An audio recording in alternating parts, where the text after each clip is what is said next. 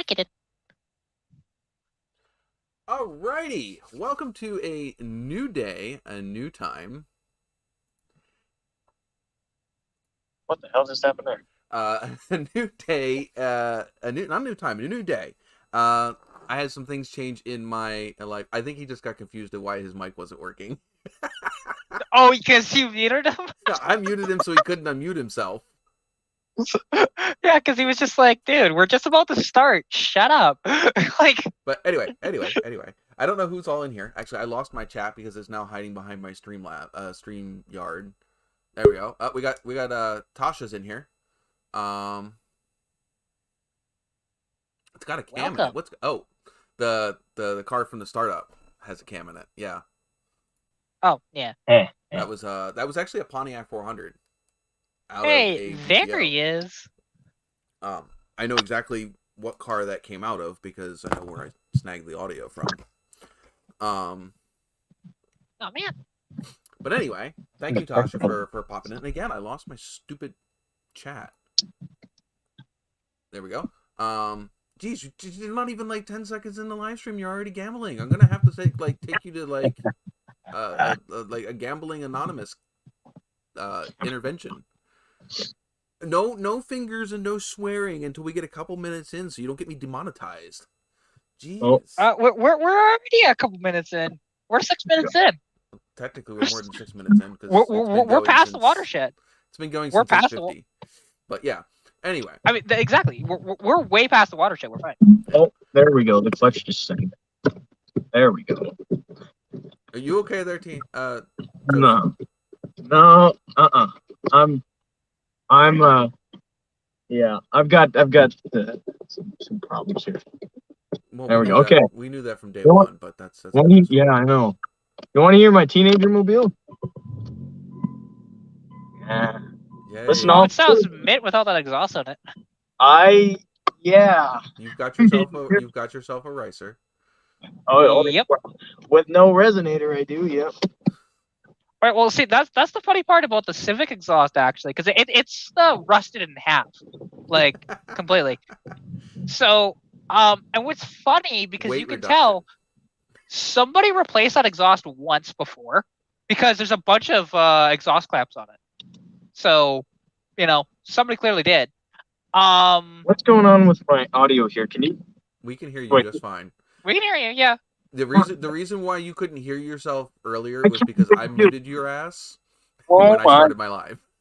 This sounds so bad I can't hear anything. Hang on, what's going on here? Well, I would tell you to take something out of when your you mouth, turn up your thing, that's there. When you're turning up your phone, look in the other settings because you might be turning up media versus actually turning up phone call volume because this is technically a phone call. Yeah, exactly. Yeah, that's what I ended up having to fix. But no, it was just sounded awful. You mean like your car? Yes. Oh shit. Exactly like that. There. Yeah. Well, hey, the thing is, it's funny because with the Civic though, so obviously it's essentially straight pipe, but it's not because the resonator is still there up front. But that's all it had. It's a resonator, no cat from the factory. And yeah, I can't wait to actually drive that thing because actually, today what I did, there's a video that will be uploaded overnight and probably available tomorrow for people on my channel, is showing a sort of thing of, hey, how did it drain essentially the fuel tank in a first gen Civic, which actually this can be used all the way up to an EG Civic as well. There you go. Without taking the tank out, so it's kind of convenient. Because it's got a petcock. It's got a drain plug. A petcock. It's quite convenient. But then what I did, because unfortunately, trying to jack it up in my driveway because it's gravel and there's a bunch of ice right now too. Ooh. The jack was just sliding and trying to fall. So it's like, yeah, this is sketchy. I'm not going to do that. So what we had to do was actually had to get a run at it. We put it up on the maintenance ramp on that side.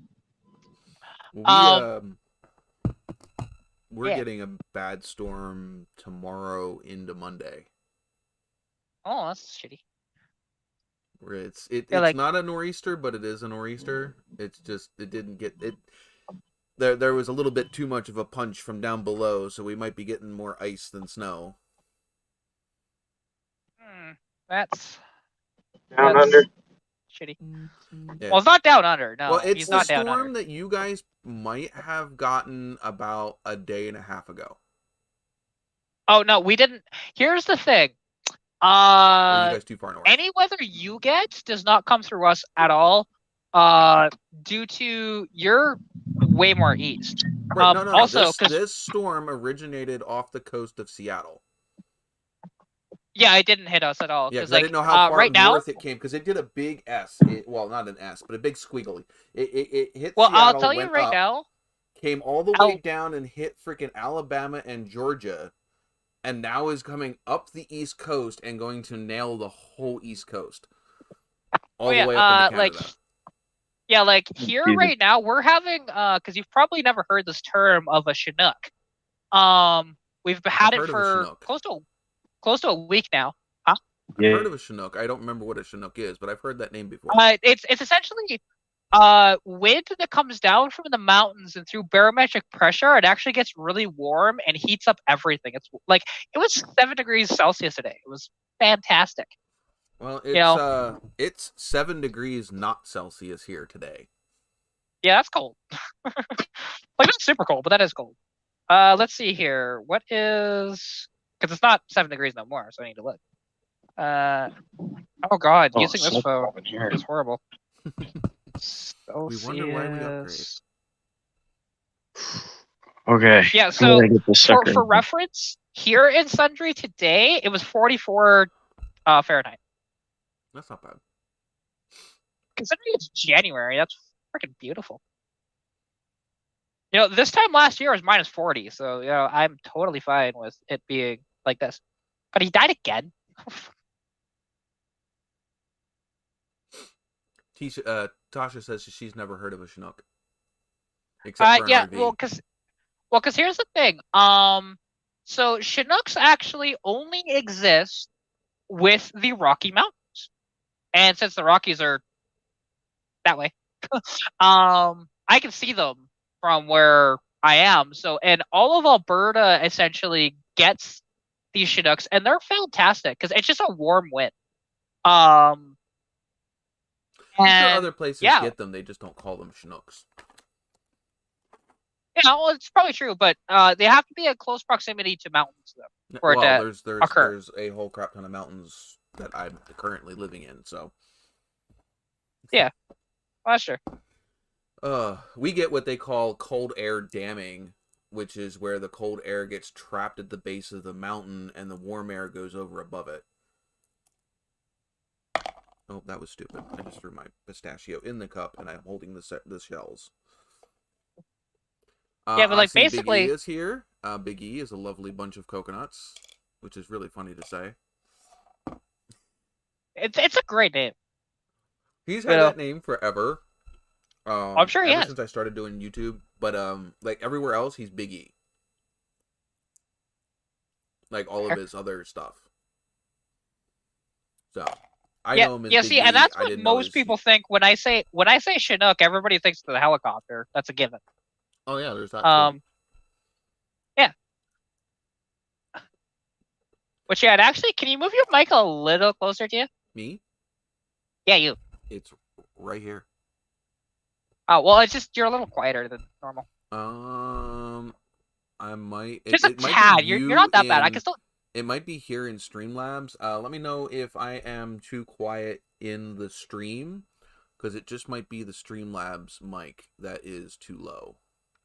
Okay. Like the because I can still hear you and everything. You're just a lot quieter. That's all. I'm also might not be talking with my yeah, I just gotta listen a little harder to hear you. Listen a little harder. Yeah. Let me see if I can turn that up. Audio. Oh, he says you're quiet on the stream too. Okay. I turned it up there. And I can turn it up here. Actually, no, I can't. It's all the way up.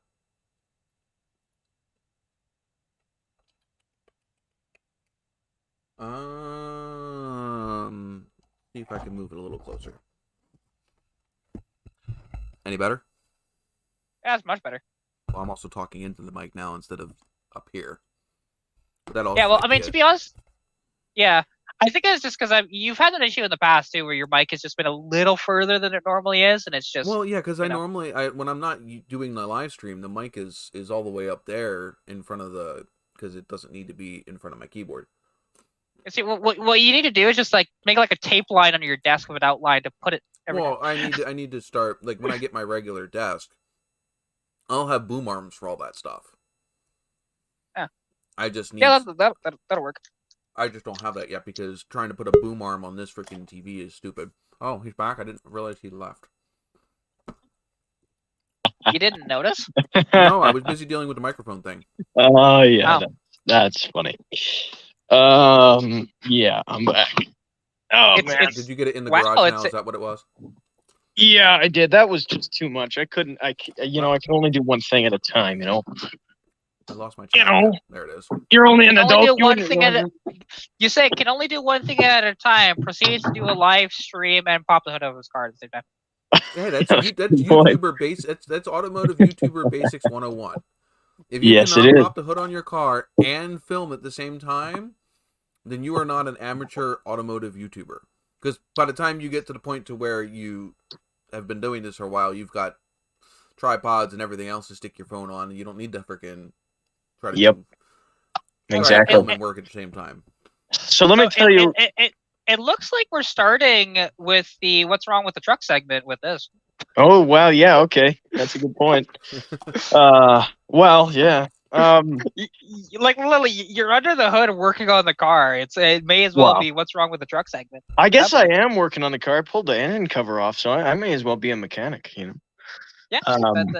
that's sometimes the qualification of like C grade. Exactly. This is a 2-liter though. This is well, it's not. I think this is going to be a Duratec 2.0, and this is a great motor. The chain is going to be fine, but these things these aren't keyed. Like the cams and the crank is not keyed, so it's an absolute. Well, actually, maybe it is. I don't remember what year they switched to that. The 2-liter Duratec might be keyed. I'm not sure, but either way, it'll be fine. Yeah, I know more of the 2.3s versus the 2-liter. So. Yeah. No, this is a great motor. I know these pretty well. My dad's Fusion had one, and this is a good one. But there's lots of plastic crap falling apart everywhere. But okay. It's a girl's car. Yeah, it is absolutely guaranteed. Yeah, absolutely. I agree with you 100%. That's my workbench. Isn't that always the workbench? Yeah, well, actually, you guys are getting this exclusive look here. That is underlay on top of it. That's a roll of underlay for carpet. And there's just miscellaneous crap on it. I got to get it off. You're all over the place today. Oh yeah, I am. But no, this thing. Honestly, I don't know. I gotta figure out what's going because the fluid is still full, but the clutch sometimes just sinks and won't come back up. But then if you pump it enough, it'll come back up. So I'm losing fluid pressure somewhere. I imagine the clutch, either that or just the clutch piston is hanging up. That's possible. I don't know. I'm just praying this clutch isn't covered in brake fluid. That would be nice. What? It should be covered the Mustang in brake Turbo fluid. 4's cousin. Yeah. That's not me. That was Big E. Yeah, and he's not wrong actually. So here's the thing. The 2.3 EcoBoost is the same motor as a Mazda Speed 3 and Speed 6. Yeah, the Speed 6 was a sedan, and they were actually all-wheel drive. What, you don't think that Ford pulled a V6 turbo out of its butthole, did you? Oh, no. The V6, I believe, is their design, but the 4 cylinders are Mazda. Look what I found. Nice. What the hell is that? Was that the resonator? That's a resonator right there. So maybe they didn't cut. Maybe they didn't steal it. Maybe it fell off. No, well, yeah, maybe. Yeah, you tell me. Or somebody cut it off. Yeah. That was a piss poor cut job. Like, how did they round off the cuts? That's impressive. Yeah, well, except for right there. Yeah, one little sharp spot. But it's like usually at least you have somewhat of a uniform line, or like it's jagged. But the fact it's like rounded, it's like, okay, so clearly you cut from one end, and then your blade wasn't long enough, so you went from the other end too. That's Well, that the one, only no, way to that do one's that. just baloney cut. It's Look just at cut Yeah, at an that one angle. is, but the other side looked different. The other side looks That's like they cut it from two amazing. different sides. Yeah, that's amazing. That's amazing to me. Wow. Okay. I also have some dinner. I've got like the guy gave me some. Yeah. Oh, Wow. Okay. And this was connected. He had a whole sub system and whatever back here. I haven't even tried out the stereo. I'm gonna do that, but probably you can't do that here. no, I'm not gonna do that. Trust me. It came on while it was. The first thing I did was mute my mic. I'm not. I'm not gonna relive any sort of traumatic stuff. So. We have to put you in the naughty corner again. Oh God. I'm gonna get this up on a jack, and yeah, I don't know. I'm curious. I don't know. Like this is the first time really doing anything with it. So. Oh, and this thing's been hit too, in the back. Like if you look at this, I noticed this here. There's some Bondo, and that could just be paint, is what he said, but that's Bondo. Yeah. So, and look at this bumper too. So it's been hit, and this has no rust, except for that dog leg, has no rust. And I don't know how much you guys know about Mazdas, but this it has no visible rust. Oh no, it's got no rust. Have you taken a magnet back there? I haven't. Thank you for reminding me. That's what I was gonna do. It probably has no rust because the rust is covered up by Bondo. Yeah, I mean, that's from the repair of the accident. Yeah, it's possible. Like I know people hide rust really bad, and like, and something I did on accident. No, this was not shown on camera. Is I was jacking up the car, like on the Civic, not paying attention, and I crushed the rocker. Luckily, that's a rusty rocker, anyways. It's gonna get replaced, but still. Oh boy. Yep. Yeah. That's how it goes. On a different note, I took the shock out of my Matador today. Check this out. Yeah, kind of to be expected. Yeah, that's not working very well. Not really, but a whole lot of rebound on that shock. No, I mean it. Yeah, I don't know. I think that's the new Dyna Ride. Something. Come on, that's a competition. See, you just need to hook electricity up to it. It's one of them electric actuated shocks. Yeah, there you go. Like from Pilot's Cadillac. Oh yeah, yeah, yeah. That's true. Yeah, except it's not. By the way, it's not the shock causing that squeak. I was recording a video on it today. It's the spring perch, roller spring perch. So I gotta find one of those. Okay. But yeah, so I used a Widowmaker today, actually, on camera. One of the Widow. You can't see it, but you know what I mean. Spring compressor Widowmaker. And you don't just lift the car up and put some ratchet straps on it, and then shut the car down and pull the spring out. Yeah, I like that idea. I'll do that. That's a little bit more living on the edge than what you did. Oh, come on, just I mean, technically, you did it the right way. Yeah, yeah. See, now, I do have a question. Did you have a ratchet strap through those freaking through the spring while you were compressing it? No, you should. I didn't. Yeah. Well, you know what? Just in case it let go, then it has nowhere to go. In hindsight, what I would have done is let it, I would have turned the wheel. I would have put the Widowmaker on there, and then I would have lifted the car up, and I would see if it would just hold, and then a ratchet strap would have been a much better idea to have on there. Come on! Why didn't you just grab a oxyacetylene torch and just torch them off? Come on now. Wow, that's what I should have done. Yeah. God, you guys are full of great ideas, eh? Come along to a tree. Giant pry bar. Yeah, that's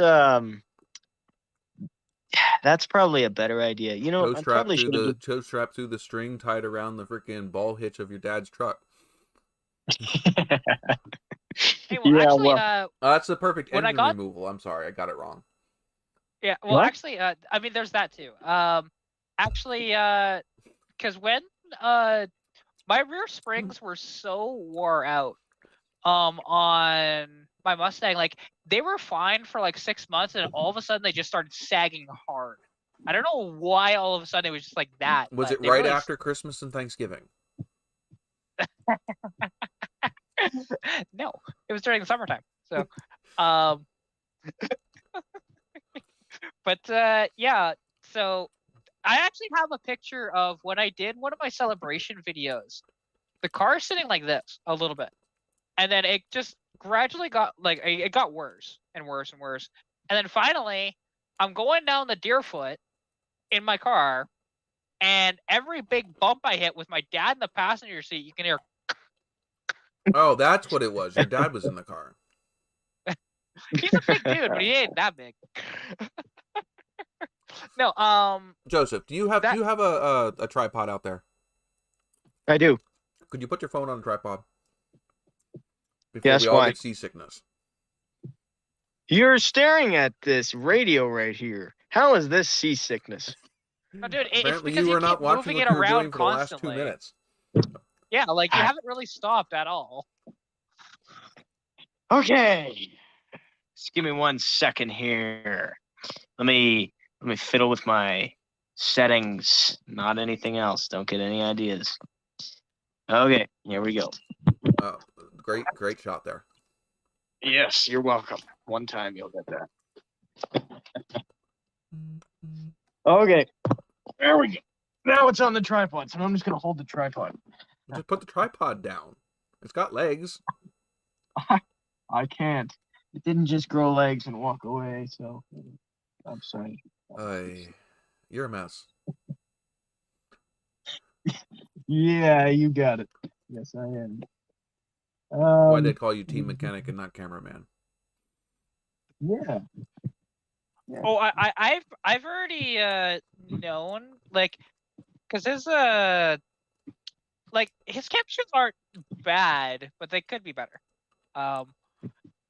Like, and something that he does a lot more because of he bounces around constantly, so a lot of the time you're not seeing the full details of what he's doing. That's why you gotta you either gotta get one of those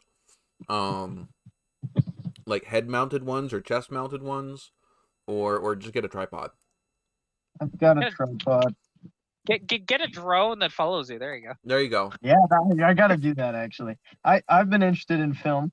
Just So, just $500 to $1,000 just right there. Well, like the thing is, my uncle has a drone that's like $3,000, and it's the drone I want. It's his. Is it Maverick? Because I don't remember what it's called. But here's the thing. It will go up to 70 kilometers an hour while circling whatever you're doing at the same time. Yeah, it's one of the ones that follow It's the cars impressive. too. Well, it Yeah, follows like- your phone, and if you put your phone in the car, then it'll follow that. Yeah. Oh yeah. Well, you can with this one you can set it to follow whatever it is, whether it's a GPS signal or if it's a certain thing like a car. Yeah, but it's got to They'll have do that too. something to track with it, doesn't it? I mean, don't they use don't you have like something that you would stick in the card for it to track, or can it literally track the object? I don't believe so. Actually, I think it just uses the cameras itself to figure that out. Oh, that's pretty cool. I haven't looked that much into them because they're out of my price range, so I haven't bothered yet. Oh yeah, they're way out of mine too. But I would love that thing so much. Some good stuff. Oh, I got a French fry. I don't know if you can read that because of the shine from the light. I mean, I can't read it from back here anyway, so it's fine. Let's see. What way do I need to? Oh, there's no joints in the console. Oh, it's called Dreamlit or something. Oh. The fact that I just heard that is hilarious. What? What did you just hear that I didn't hear? There's no joints in the console. There's no joints in the console? That's what he said. Oh. There we go. Oh no. Hang But on. anyway, we are now almost a half hour into the live stream. We don't even have the reason why I had to change the date. Yeah, why? Who needs that? Like, come on now. Because I am no longer jobless. Really? It's all good. And I have to be at work at like 6 o'clock in the morning on Monday, so Sunday nights don't work anymore.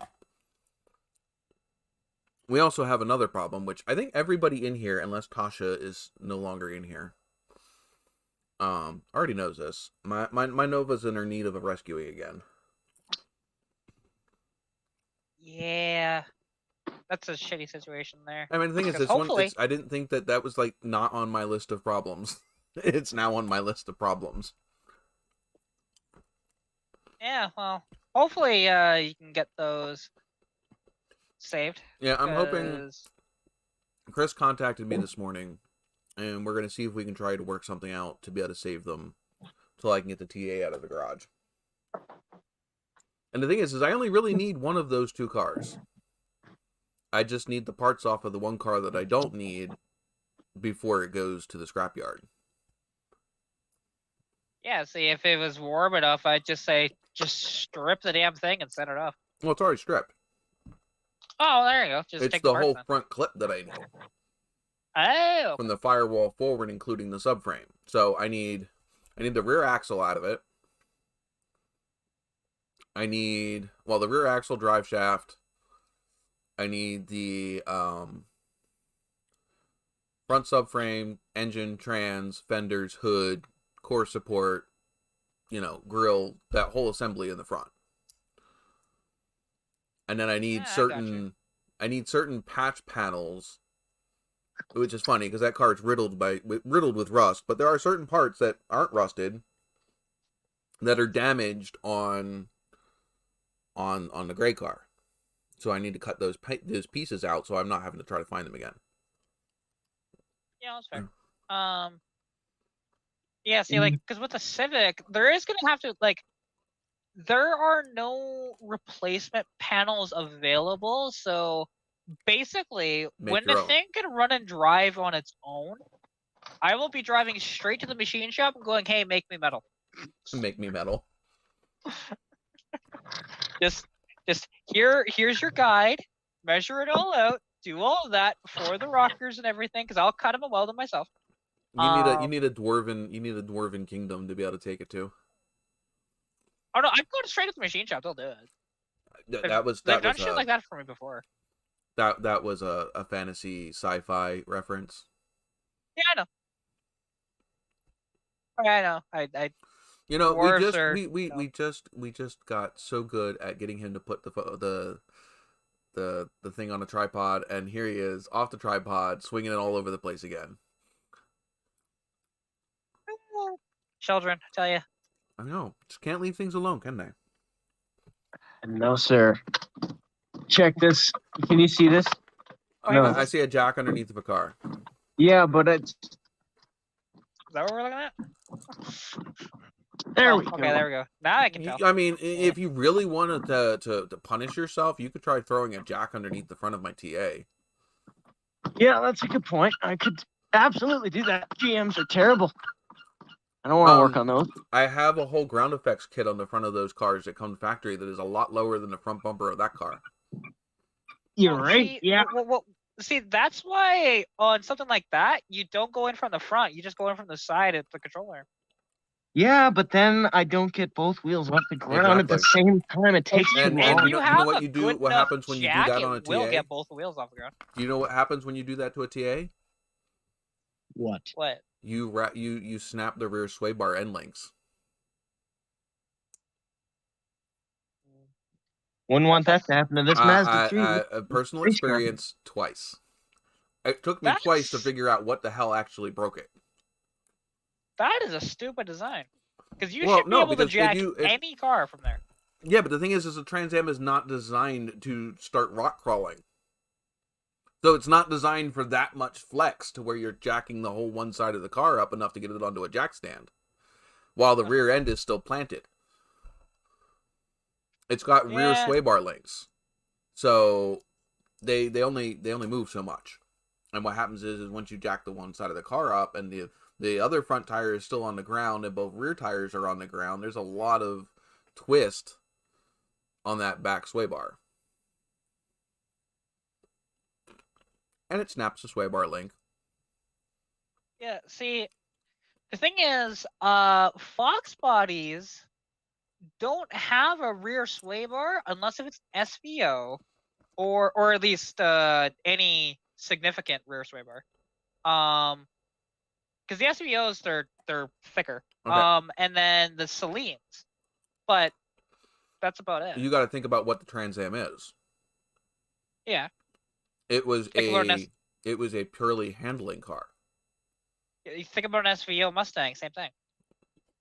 Right. The SVO Mustangs was the Special Vehicles Operation. So they morphed into SVT, but those things, they have a completely different suspension on them. They're 5-lug instead of 4. And they have really big sway bars on them. Mm-hmm. You got to control that body roll, and you got to think about it. How heavy is those Trans Ams, and how much body roll do you think they have? I mean, that's true too. Your Trans Am is a pig. So they had to curb that body roll somehow, and it's a rear leaf spring setup. I don't know what the Mustangs have. Coils. Yeah, so they're coil and swing arms. Yeah. Yeah, whereas the Trans Am is leaf springs. Yeah, see, you still think you'd be able to do it, but I guess not. But yeah, what happens is it ends up compressing it'll compress the opposite corner really far down and lift the other side, and it the sway bar doesn't like it. Oh yeah, I can do that. Yeah, you should be able to. You're a mod, so you should be able to do that. Hey, give me a second, I'll find it. Yeah, Tasha, she's got a great channel. She has one Mustang and a Civic, and she has a bunch of content with another Mustang that she doesn't have currently. Yeah, which might be getting that back. Yeah, I didn't want to announce something you didn't want to announce. So. Oh, it's already been announced. It's fine. And it's looking like because my friend is like 95% sure he can get me the money, so I can borrow it off of him. Because I can't come up with $3,600 in 2 weeks. It's not gonna happen. And for a convertible Mustang with a new 302 in it, that's a pretty good deal. Wait, so this car, okay. That was the one that blew up the engine before you sold it, right? It wasn't fully blown up, but it was close. It didn't have long for this world. So that Mustang it's a 1986 LX convertible, pretty much fully loaded. It just did not have power seats, and it did not have leather, and it did not have power. Actually, no, it did have power mirrors. No, did it? I can't remember. Anyways, had most of the other options on this car though, and it had a 3.8 V6 with the horrific CFI system on it, which is, hey, let's see Chevrolet's TBI system that works really well. Oh, look at that. We're just going to reverse engineer it and make it cheaper. And that's where it goes down the toilet. Anytime you try to make something cheaper, it just always is crap. Well, duh. Like, it acted like a carburetor. And it never ran right. Although it's had a bitchin' sound for a V6. And I never wanted to sell the car in the first place. But unfortunately, with the engine the way it was, I just ended up selling it, and it did a lot of good. Like, to be honest, it made it so that I could get around a lot in the summertime and go to all the shows and stuff like that. It got me a ton of content for my channel. Sometimes it is worth selling. So it's actually a good thing. If I had somebody to sell the Novas to that I figured that I could possibly get it back from them at some point, I would. Oh yeah, that was the condition but I don't of have selling that. it to this guy. I don't have anybody. If I sold it to somebody, it would probably be gone. Yeah, there's a good chance. Like, because that Mustang, because I told him when I delivered it, because I actually ended up delivering it to him, which I gave him a pretty good deal on it too, because I sold it for $2,700 to him with delivery, which was about an hour and a half drive. So, which you getting it back for $1,000 more with a new engine. Not even. It's actually $900 more. And now the thing is, it's a $900 engine installed. You didn't actually get rid of it. You just you sent it to a shop to get an engine put in it, and now you're taking it back. Yeah. Now it needs 2 things done to it. Since then. Tasha said she subbed. Oh, and by the way, we have to Yeah, introduce Jesse. Jesse has joined the stream. He has found us on our off night. Mongol's Garage has also decided to just pop in. Thank you for joining. oh, sorry to hear that you're feeling under the weather there, Mongrel. Oh, I didn't even realize. I didn't read the whole message. Yeah, I did. Cause and he's one of my subscribers actually. I have an update on Chris too, if anybody is wondering.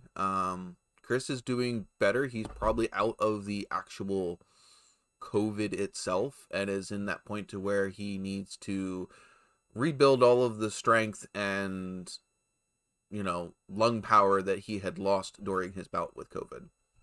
Oh, I know that all too well. I'm still dealing with that. Like, I don't have COVID right now, but the thing is, it lasted 16 days for me. Yeah. So it was a lot, but now I'm at about 85%. So he says he's having trouble. He's feeling winded going up a flight of stairs. Oh yeah, I mean, I feel that anyways because I'm asthmatic, but yeah, that is a thing that does happen. The thing is, what I'm more having issues with now, because I still have the shortness of breath that I had before. So because again, asthma, but it's if I like bend down, get back up, bend down, get back up kind of thing, multiple times, that my head will start to get really lightheaded and stuff like that, and it's not a blood good pressure thing. issues. Yeah, and this was an issue before COVID, but it's much worse now. So, for this new job that I just picked up, I had to go take a obviously I have to do a drug test, a physical, and what they call a lift test. Now, I had to take a lift test at my last job, which consisted of lifting up different amount of weights and going up and down a ladder or different things, right? I didn't realize that I was going to a full on gym routine. They literally put me on a freaking treadmill, had me on a heart monitor, had me do all this freaking shit for like an hour straight. And anytime that my heart went above a certain heart, beats per minute, I had to stop and let it go back down before I could continue. But yeah, I was like, all right, yeah, I can lift 50 pounds. That's freaking easy. I know it's like, just whatever. I wasn't expecting the whole heart monitor and freaking, everything else. But yeah, so it should, I passed it obviously. And, like I said, that's the reason why we are doing the live stream tonight. It'll be, it's still up in the air whether the live stream will be Thursday night, Friday night, or Saturday night. I'm trying tonight to see if tonight is a good night. Obviously, I'm going to have to give it a couple weeks to get people to realize that I'm on Saturday and not Sunday. Well, here's the thing. You're already at 6 in the thing. Well, yeah. Which is... It's about average. That's pretty... I mean, yeah, but usually you're not getting 6 for another hour. Maybe. So you have this a lot earlier than you usually do. And Pilot isn't here yet. So, yeah, there's no Pilot. I don't know if anybody knows Pilot's in. I asked Chris if he could message Pilot because I know that he has his phone number, but yes, definitely. In fact, actually, I can cheese that here for a hot minute. Let's see. Yeah, see, Saturday for me, like, there we go. Because the thing is, either day works just fine for me. Thank you, Mongrel. Go ahead. It's just because when you mentioned Fridays, just like, well, when we start doing our car meets, I'm SOL on Fridays. Well, and that's the other thing is I don't know how this is going to affect if different things, because Jess works basically, well, it shouldn't mess up because Jess should normally be home Sunday mornings. It's either Sunday mornings or Saturday nights. And my job is Monday through Thursday, and then her job is Friday through Saturday or Sunday, which only gives us Sundays to do things anyway. So Sundays wouldn't have worked anyway. But the other thing is we may end up having a lot of these out in the garage. I may end up setting up my old computers out in the garage. I don't know how that would work. I'd have to figure something out. Yeah. It'd be kind of cool to do it in there, but yeah. You know. Hey. I mean, there could be a few things. I can open up StreamYard in here, just not put myself in it, and then use a webcam out in a garage to join by, because I can control Streamlabs through my phone. Oh yeah. But I'd have to get the stuff set up out in the garage first. Yeah, because something I've considered doing, because I don't know how well it works with bringing people in and the connectivity when you're trying to do it off of a phone. So StreamYard, as long as you're streaming straight from StreamYard to YouTube, it doesn't care whether you're doing it on your phone or on the PC. Oh, well, see, something that I was thinking of doing, it sounds a little convoluted, but actually it makes sense just because having my phone for, like typing in the chat and looking at the chat, whatever, is much nicer. And I can have the computer actually up to where there's no camera, no sound from the computer, and then I just join off of my phone onto it. I would do it the way I do it, where you use your computer to do the StreamYard, so your camera is attached to your computer. All of that's handled through that, and then you just join the live stream. Well, I don't know. I guess because I mean I get my comments off of YouTube, not through StreamYard, because I don't ever actually go live through StreamYard. Yeah, see, well, I've only ever gone live off of YouTube. Like I've attempted some things. Like I attempted once to do a live through StreamYard, and it just wasn't working that well because, again, you can't go off of the window on your phone to look at the chat, so I didn't end up doing it that way. That's why I was just saying do it through the computer, join through my phone. Well, I would do, if you want to add other people to your live stream, do the StreamYard through the computer, right? Take your phone through the computer. I mean, not the camera through the computer. Do your StreamYard that way, and then I mean, the thing is if you're live streaming through StreamYard on your computer, the chat's right there too. You don't even need your phone. The chat's right there on the side. Well, the thing is, I don't have a computer, or I don't have a camera. You don't have for webcam. My computer, so. You can use your phone as a webcam. I do that with these ones. I use an app that sends a Wi-Fi signal to my computer, and I can my computer thinks that it's a like a USB webcam, but in fact it's a Bluetooth to my phone's camera. Oh, I'll have to look into that. But yeah, that's what I do with this setup when I'm doing the model stuff, which I haven't done because it's been sitting up there because yeah. I need a warm place to do it. Right now I'm using the heater that I was using up in that room that I was painting in. I'm using it down in the basement because it got cold enough that it set off the smart water heater flood detector. Because not only it senses moisture, and it also senses air temperature. And it yelled at us saying that it was too cold. So I threw the heater down in the basement. Just to bring it up warm enough that it doesn't freeze the pipes. But yeah. So we got a lot of crap going on. I'm probably gonna do a video within the next week with an update on the Trans Am and the Novas and that stuff.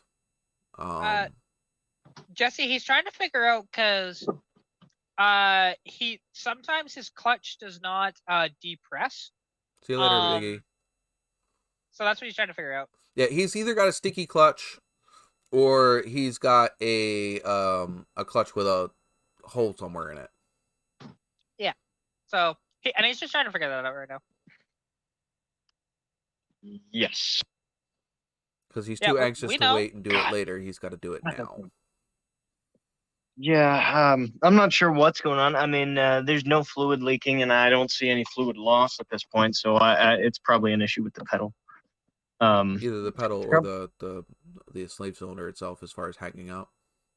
Yeah, for sure. But Well, actually, in those, is the slave cylinder pressure activated or is it electric? is it pressure or what? Is it direct hydraulic or is there an electric assist? I assume it's probably electric assisted, but I don't know. It's no weight. It could be just directly. It could be just hydraulic. I really don't know. You might have to just take it apart. I would check the forums before you start taking shit apart. Yeah. Well, all I did was take the wheel off. I hope I can get it back on. Mongrels is giving you props for the body work on the AMC. Yeah, what? Didn't do any body work on it. Mongrel says, I'm admiring the body work team did on the AMC. Looks way different. Oh, I think he's being a smartass. Yeah, he's being a smartass. Because he's just saying it looks very different. Yeah, it's because it's one of the ugliest cars ever produced. That's the way of saying that. Okay. Fair enough. Hey, I see. You know it is okay. It's cool, but it is an ugly car. You know that. Yes, I do. I'm fine with that. Hi, Sylvia. I totally get that. Hang on, let me put this. Sylvia has decided she no longer wants to sit out in the other room by herself. Well, as you can tell, I've got this fluffy thing on my lap. I'm not sure if I can. She is down there. Oh, look what I see up there. A dog? Oh, you can't see. No. You know, we're seeing your face, not what you're looking at. Yeah, I know. I just if I can't have the flashlight and the other camera on at the same time. Okay, I'm gonna see if I can find my flashlight because that's worth looking at. Is it a leak? Torchlight lying around? Like, hang on a second. Do the mechanics still have flashlights, or did we just use our phones? No, the proper mechanics actually have flashlight. Like so I'm not a proper mechanic because I don't have a flashlight. You should have a proper one though, because like I have a flashlight. Flashlight. Well,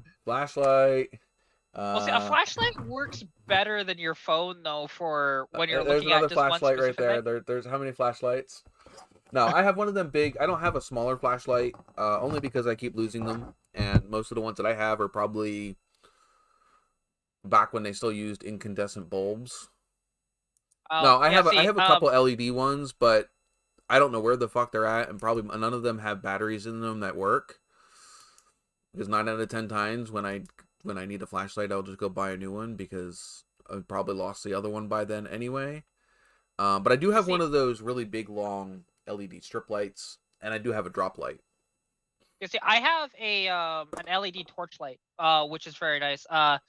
You know, it's only about that long, and the light itself is only about that, but it has clips on either side, so you can, like hang it on the supports of a hood. That's what my big long strip light is. It's a round tube. It's about that big, but it's about 4 feet long, and it's long enough to hang directly underneath from one side of a hood to the other. The only problem I have with it is the battery. The light does not last very long, and that's what's annoying. Yeah, see, mine lasts like 8 hours. I get like an hour or two out of it, and it dies. It's one of those Harbor Freight ones. Oh, yeah. See, this one is an Ultra Pro from Napa. So, this one, it was on sale. I only paid $40 for it. They usually retail for like 120. So, it was nice. Jesse says just don't use it to weld. No, I have. Where the hell is that? I use this one when welding, and I have a case that it goes into, and that's right side up, but there's no light on it. I've never showed welding on my channel. So. I did. I welded the front rad support for the TA. I made one rad support out of 2 rad supports. Because I pulled the one out of the junkyard. The whole top half of the one in the junkyard was destroyed, but the bottom half of it was good. And the one that was in my car, the bottom half of it was gone, and the top half was good. So I took it out and I made 2 into 1. I drilled all the spot welds out and put and re-welded it together. It's not a permanent fix, but it got the car. It got the obviously it let me put the front end back together. Oh yeah, I mean. I have a few of those fixes on my car. Like, well, not too many. Like my floor mount, which is not proper, but it works. It's not gonna fall apart, so it's fine. He said that he used the selfie camera to see what he was Yeah, welding that'll happen. because he just needed to tack something. Yeah, no. Hot metal and plastic and glass, that's not the best things in the world. You like yeah, and that's one of the reasons why, but mind you, yeah, because there are some things that I could record welding, but I haven't done it yet. The only things that I've recorded when it comes to that is grinding. I was grinding on my old exhaust because I was trying to grind off the old welds so I could put new ones on it, but I ended up abandoning that exhaust. I still have it, but I am just not using it anymore. Yeah. I used to weld all the time when I was younger. I haven't had a welder to play with in a long time. I technically have one currently, but it's only one of those stupid 110 spot welders. Oh yeah, it's not really gonna do much for you there. Yeah, no, it's not very good. It doesn't get hot enough that I would consider wanting to use it for body work. Yeah, mine is a 110 as well. It doesn't have a proper temperature control, which is an issue. Yeah, they just got high and low on those 110s. Yeah, well, you can get 110 Mastercrafts that do have the proper temperature control, just mine doesn't. And yeah, like I've got voltage though. I can change the voltage, but I can't change the actual temperature itself. Which is fine. It works. I've used it because it's a MIG / flux core welder. So I've never used it with gas as a proper MIG. I've only ever used it as a flux core. You have to swap the wires around inside of it to use it for MIG. No, you don't actually. Not with that one. It's using the wire that it has can be used for both. Well, no. Well, no. When you have those little 110 welders that you can use gas with, you'll if you read the instructions, you have to swap one of the wires inside of the unit to be able to use it with gas. They're all like that. Actually, this one, all it is, it's just a switch inside. It's not. Okay, so they have it switched. They have a switch inside. It's still doing the same thing as switching the wires. You're just doing it with a switch instead of actually changing the wires. Yeah, which is much. Jesse says it's the ground wire. You have to change where the ground wire goes. Yeah, and that's pretty simple. And I will eventually get gas and use it as a MIG and see. Because my welding skills are actually pretty good if I have gas. Flux core, you're never going to get a nice weld out of flux core. You can get a decent weld out of flex core, but you're not going to get a nice weld out of flex core. Although, because the thing is, with my seat mount, first time, because I needed to fix it fast, and the only welder that I had access to was a crappy little, it was like $100 welder. Like, it wasn't great at all for a flux core even. So it was a power fist. That's what it was. And I'm using it, and the weld immediately snapped when my dad drove it to the shop. And he's like, "Oh, you got shit me." So okay, fine. Jesse's got skills. He says that he can get a decent weld out of a flex skill. Flex. Oh, the thing is, I can make it. I can make a flux core look okay. That's right. You can get a decent weld, but you can't get a nice weld. No. I'm not gonna get a hermetically, sealed weld with a flux, but too many contaminants. and it depends on the flux welder though too, because there are some flux welders that are actually pretty good. Like my Mastercraft, it's a decent little welder, to be honest. I do enjoy using it, and it's way better than that power fist that I use. Because the welds didn't even stick with the power fist at all. With this Mastercraft, I don't know when I was doing the exhaust, but I screwed up doing the exhaust, to be honest. I didn't take into account, you should widen the frickin' thing so you can put the tubes into each other and then weld it. I was just being a dumbass and putting 2 and 2 together and welding. It doesn't work that way in exhaust. You have to inlay them into each other. Right. Sorry, I was checking There you go. That's the way to do it. I was checking my messages real quick to see if Chris got a hold of Pilot. Oh, okay. And I saw Jesse's message saying that it was that he would be on, which he's here. So yeah, no, the live stream will be, at least for the next couple of lives, will be Saturday night until I see, obviously, if it gets to the point that especially the regulars can't join, or it doesn't work for me, then we'll switch it. But for the foreseeable future, it'll be Saturday nights at 9. Because I think that's a good time. Yeah, it works, I think. Because and oddly enough, like, I would think this time Saturday works better for most people, just because, well, you don't have to worry about work the next day for 99% of people. Yeah. So, and especially like because you start your lives for like East Coasters a lot later. Like, it's not that late, but you know what I mean, 9 o'clock. Well, I can't do it much earlier than 9 either. Yeah. Oh no, that's fair. Like, I'm not saying it's a bad thing. Like, it works really well for me because over here in the West, it's 7 o'clock. So just like, okay, I get a chance to just eat and then jump online. So it's quite convenient. And that's also why I tend to run it later, like longer, because that lets, people that are on the West Coast, if they, if it's too early to join at 7, like you said, then they have, if we're on till 12 or 1, obviously that's a little bit later for them, and they can join when they're winding their night down. Yeah. Show.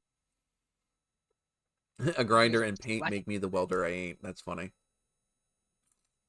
Yeah, we'll see. When it becomes closer to summertime, like, I'll be visiting down where Mongrels is and seeing his collection and stuff like that, because he's got some cool stuff.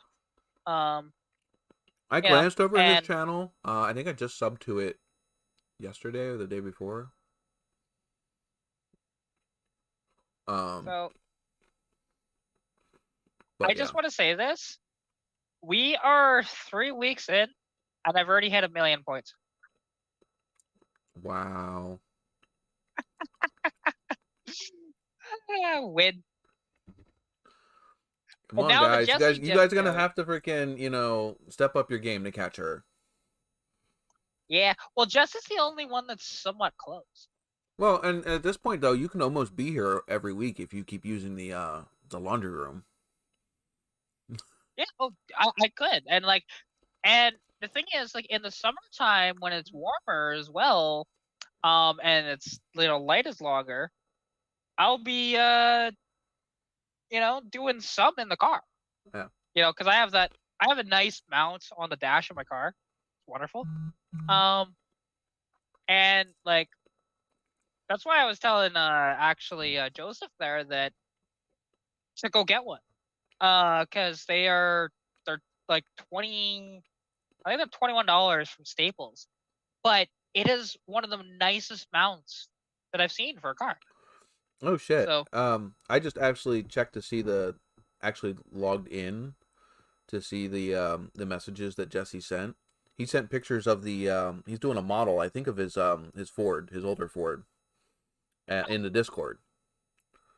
And he posted them in there. I don't know, Jesse, if you know there is an actual like hobby/modeling tab in the NOVAtazz Discord, which would be a great place to post that stuff. Not that the general tab isn't, but I did start up a hobby tab for people that wants to share like the hobbies that they're into. Yeah, that's what I thought. See, and I was gonna say, is that Mongrel? Is that the white convertible that you have? Is that the one that he's doing? That's the only one that I saw that he had, isn't it? I think so. I mean, he might have more though, because he's got a lot of vehicles.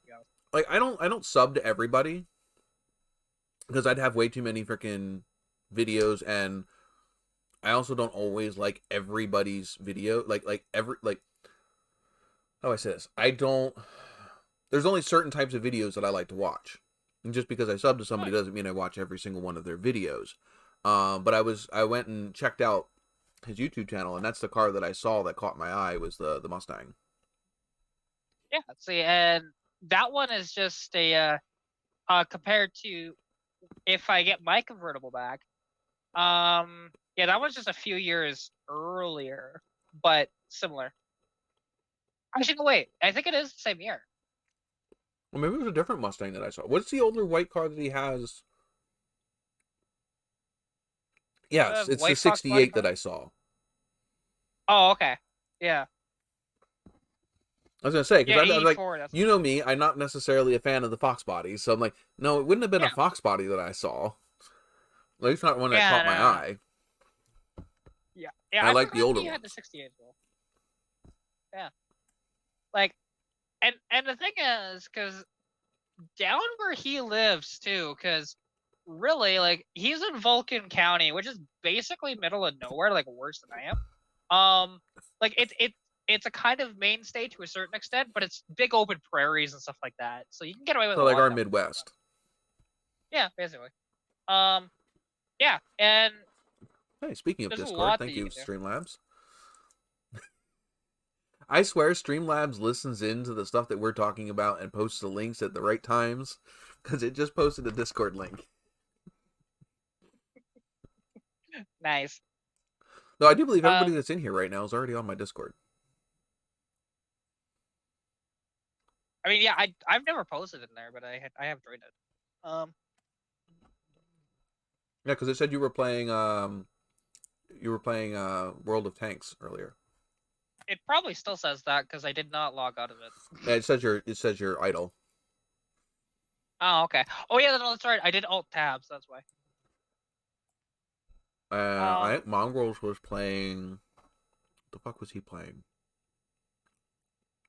Was it Mongrels that was playing something? I'm pretty sure it was.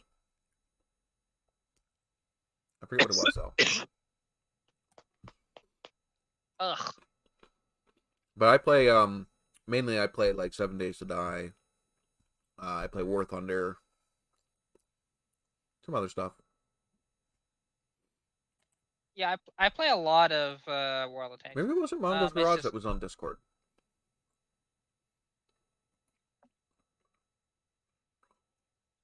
Yeah. Star Trek Online. Isn't that let me see.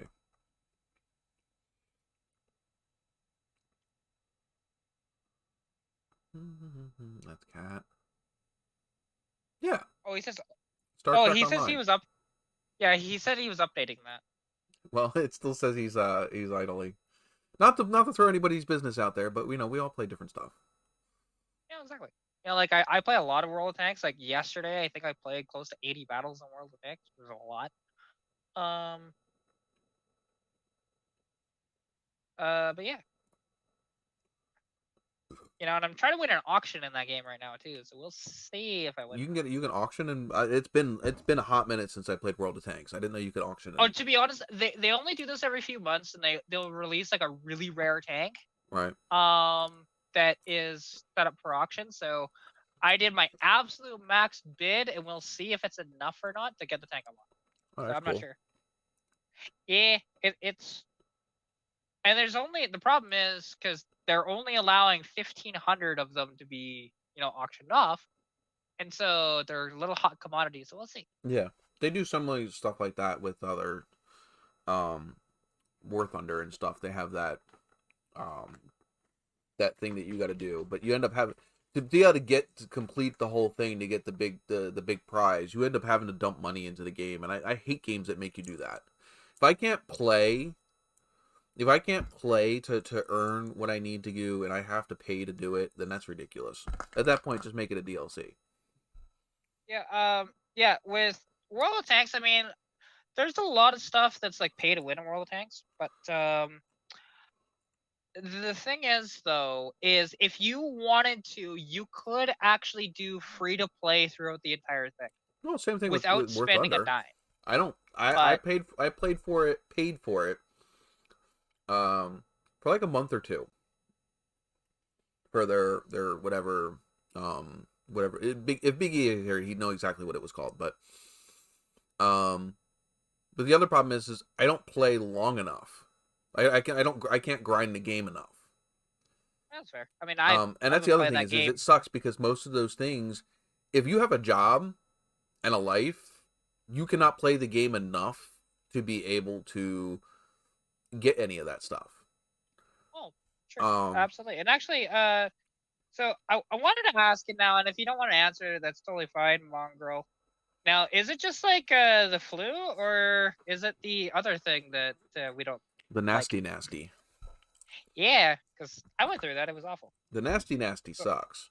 I worked in healthcare up until October, and I got to see a few people have the nasty. It's not fun. You know, no, do I consider it any more worse than a really, really bad case of flu or pneumonia or something like that? I don't think so. That's basically like, that's what it turned into by the end of it. The start of it was just, oh god. It was like those first 5 days. I mean, I think, did we do? Yeah. Actually, I need to look. You have not missed a live stream since you got COVID. This is true. Yeah. I was coughing like crazy that 1 week. So. Poor Chris, on the other hand, it kicked his ass. Yeah, okay. He thinks it's just a flu. Still have smell, breathe fine. Yeah, but that's the other funny thing is like ever since COVID started, it's like nobody ever gets anything else. It's like, well, what happened to all the other illnesses? Did it just disappear? Well, see, you know, the sad part is, it's like, okay, so a week prior to me getting COVID, I got sick for a couple of days. Didn't think anything of it. Just like it was just a mild cold. It was okay, cool, whatever. I know kind of what was the cause of that, or at least not the cause, but made it worse. Did you go outside without your jacket on? No, what I did was I drove up to Edmonton when it was -15 with barely any heat, and then also I was outside when it was -20 filming a video. I gotta do that on Monday. We're at that big snowstorm that's coming in through. Alan just popped in. He says doing Saturdays now. Yes, I have to do Saturdays now. I have a job to go to first thing Monday mornings, and Sunday nights is no longer feasible.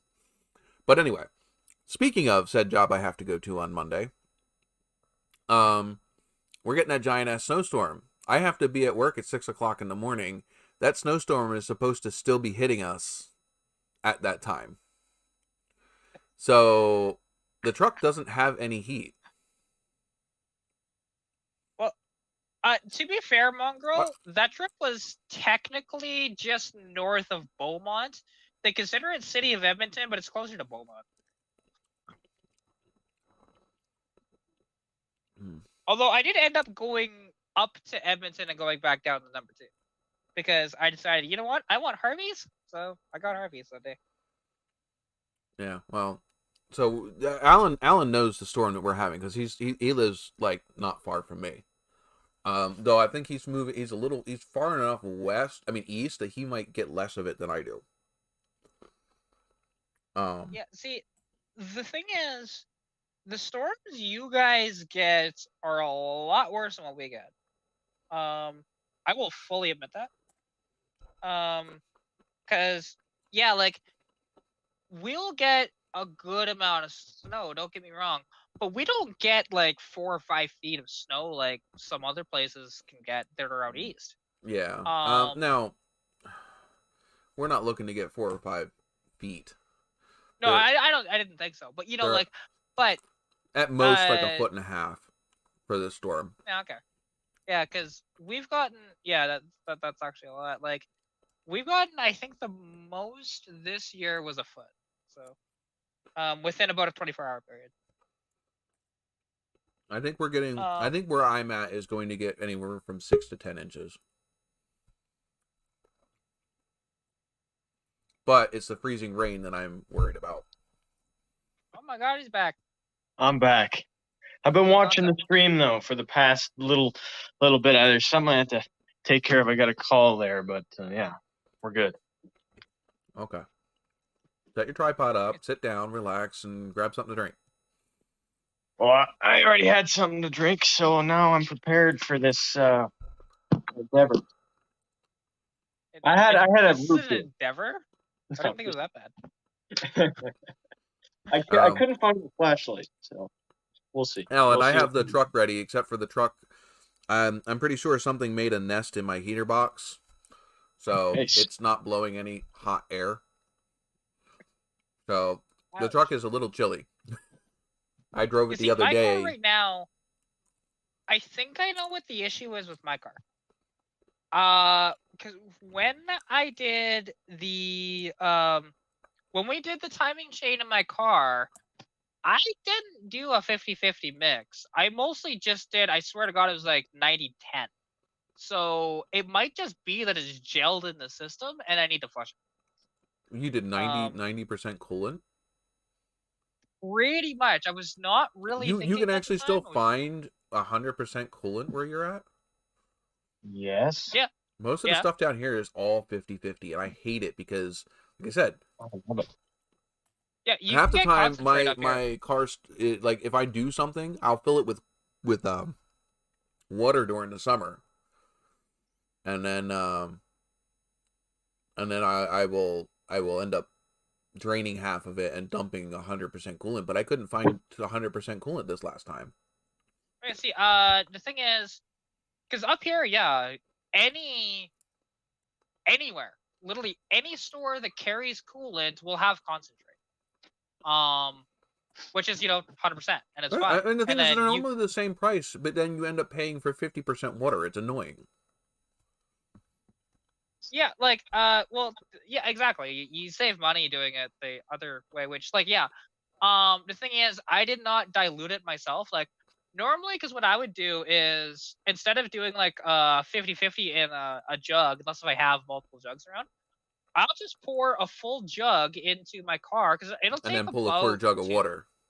Yeah, just pour a jug of water. I normally pull a half a jug. I normally put a half a jug of coolant in, and then take a bucket and pour water in.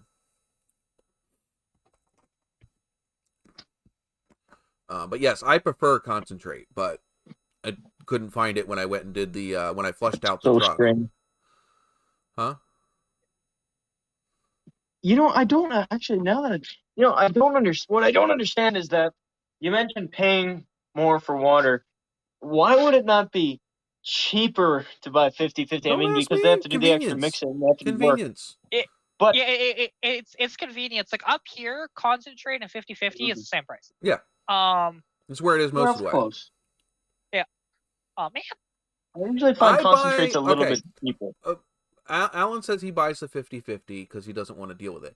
If I have one that I'm just throwing in the truck or in the car for that just in case emergency, that one I will have as 50-50. But what I want in the shop that I have at home is concentrate. The one that's out on the road, yeah, you want it already pre-mixed because you don't know if you're going to have access to water wherever you break down. If I overheat somewhere and I need to put more coolant in the car, I may not have access to water as well. Because I used to always keep a 50-50 in the Nova because the Nova used to overheat if it sat in traffic too long.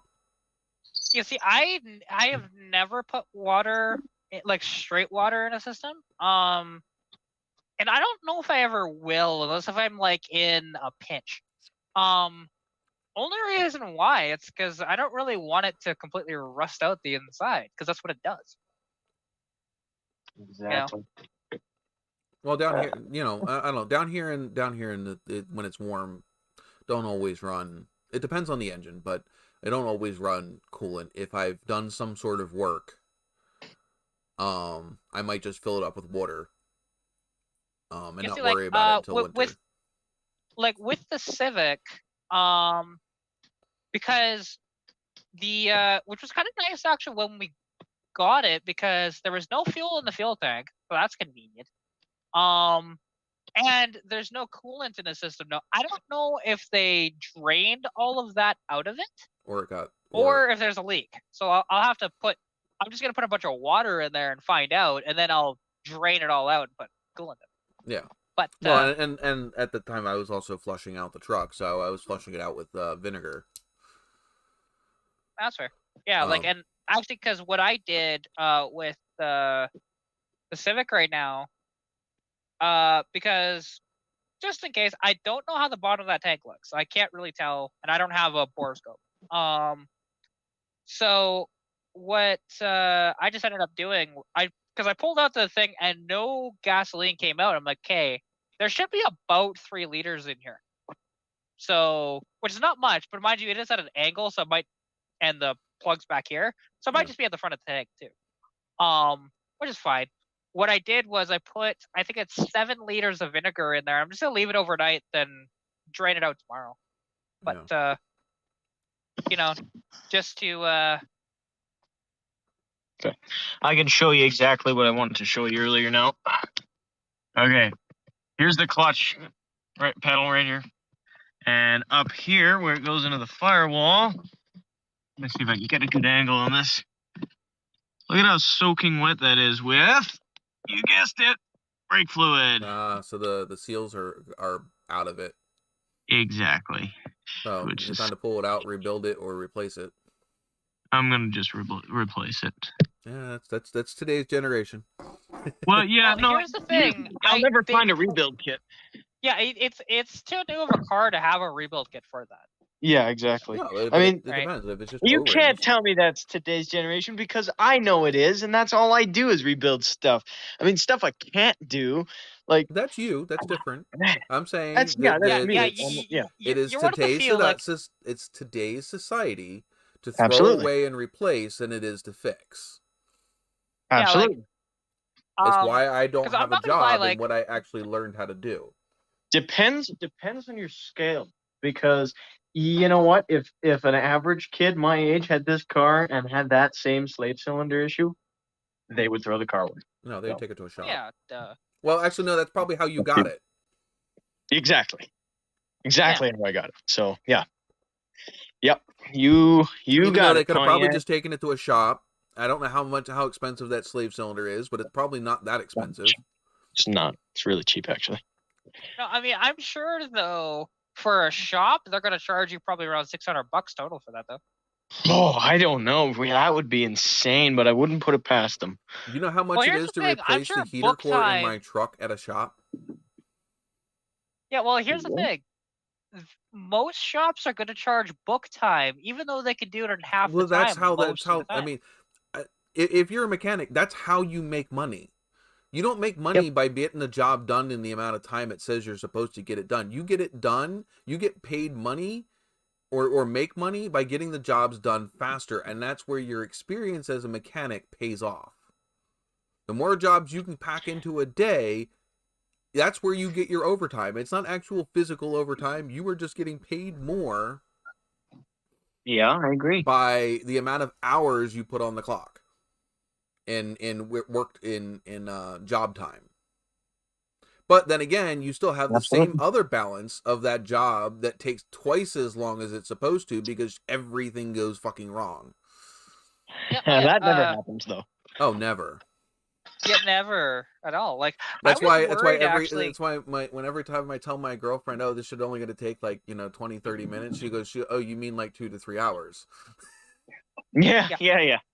Absolutely. Wait, well, draining that fuel tank shouldn't have taken as long as it did, but that's just because jacking it was sketch. That's the only reason why. Well, I mean, you always have that stuff, especially with the stuff that we work on that isn't new. It's old.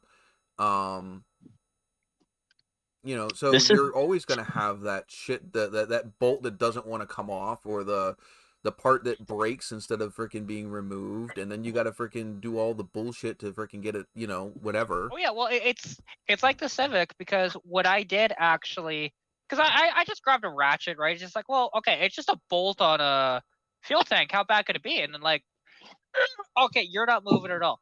So I ended up grabbing my impact and just went really quick, and it came off with.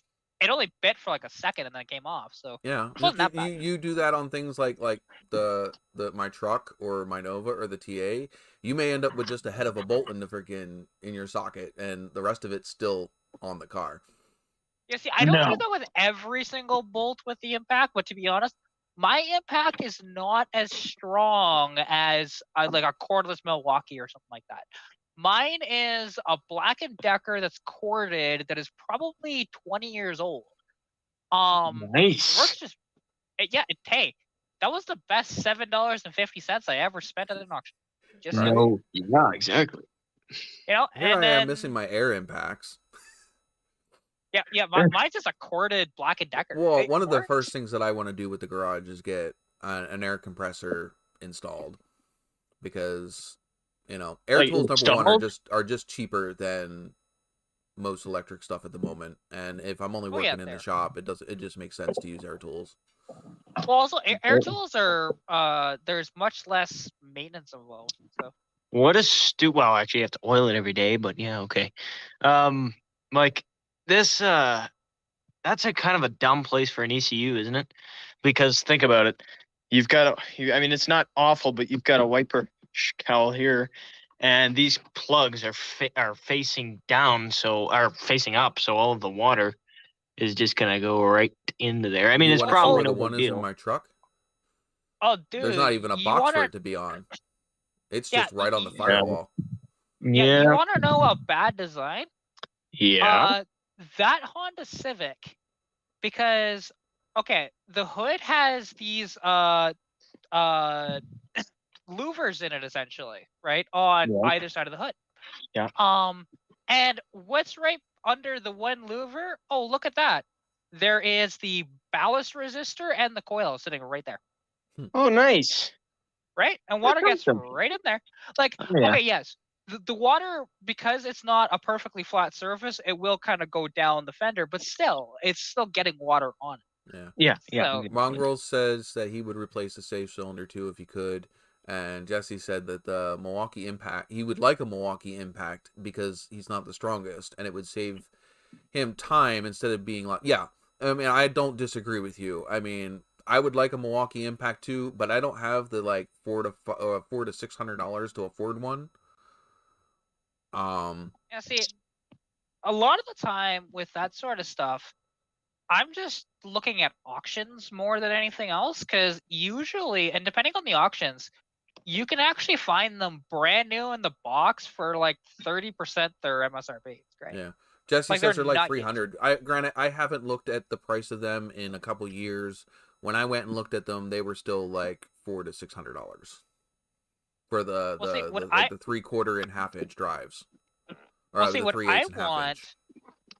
I would absolutely love to get a helicoil, but they're like $300. So I could justify it. Don't get me wrong, but I don't have the money right now. So I could justify it now that I have a shop, but then again, there's many other things that I would much rather have than that. I would much rather spend the money, get the air compressor, which I can use for so many different things, not just an impact. Impacts are useless. There's no arguing that. Huh? I love my impact. I said impacts are useless. There's no arguing that. They're not useless. Like I said. But what I'm saying is I can buy a cheaper 1/2 inch drive air impact, or even 3/8 drive air impact, and still have money for other tools, instead of spending all of that money on an electric impact. Like I've looked into it because I do have an air compressor. The only thing is, it doesn't have the correct fittings on the hose. So to actually connect, I have some air tools, not very many. I only have like an air chuck and just to fill tires, and that's pretty much it. But like today, I wasn't gonna do the fuel system. I was gonna do the brakes today, because to be honest, right now the brakes are more important than the fuel system. Just because, hey, I have 0 brakes. The brake is, hey, putting it in gear. That's my brake right now. So and I know that the reason why there's no brakes is because there's a blockage in the line somewhere. So get rid of that, and I'm pretty sure I'll have brakes out of that. And I got the drum unstuck when we got it. I just smacked it with a sledgehammer like 10 times, and it came loose. So I have a question. Is that right? See these two lines right here and right here? Is that for the... That doesn't look like that's for the clutch. I can't find the damn clutch lines. Like, it's not a cable. That's the thing. I just can't find anything under here. It's just like... And I don't want to go start Your taking this clutch should ECU. literally the slave cylinder should literally be on the other side of that firewall. The slave cylinder is this. It's mixed with the brake master cylinder. Yeah. And then your lines check the transmission. Yeah, that's what I'm trying to see, but it's all just spaghetti under here. I can't see anything. Well, get Like yourself this plastic crap everywhere. Just take yourself a second, hit the Google, and find yourself a PDF manual and go download it. Why would I do that?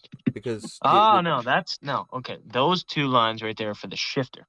And that's what that's for. So, if that's the case, then I still haven't found it.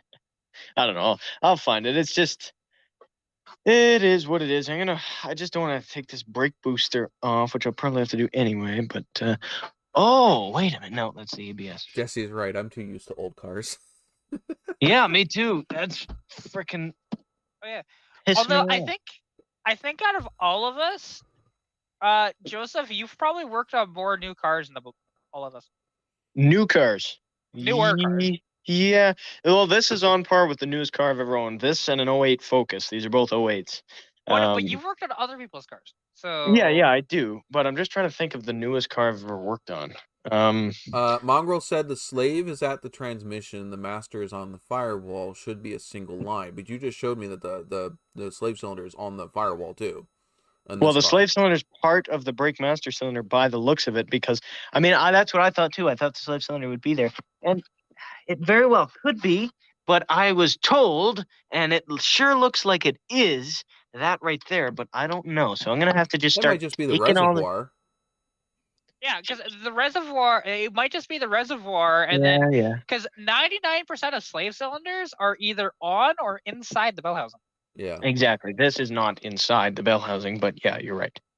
Yeah, like because any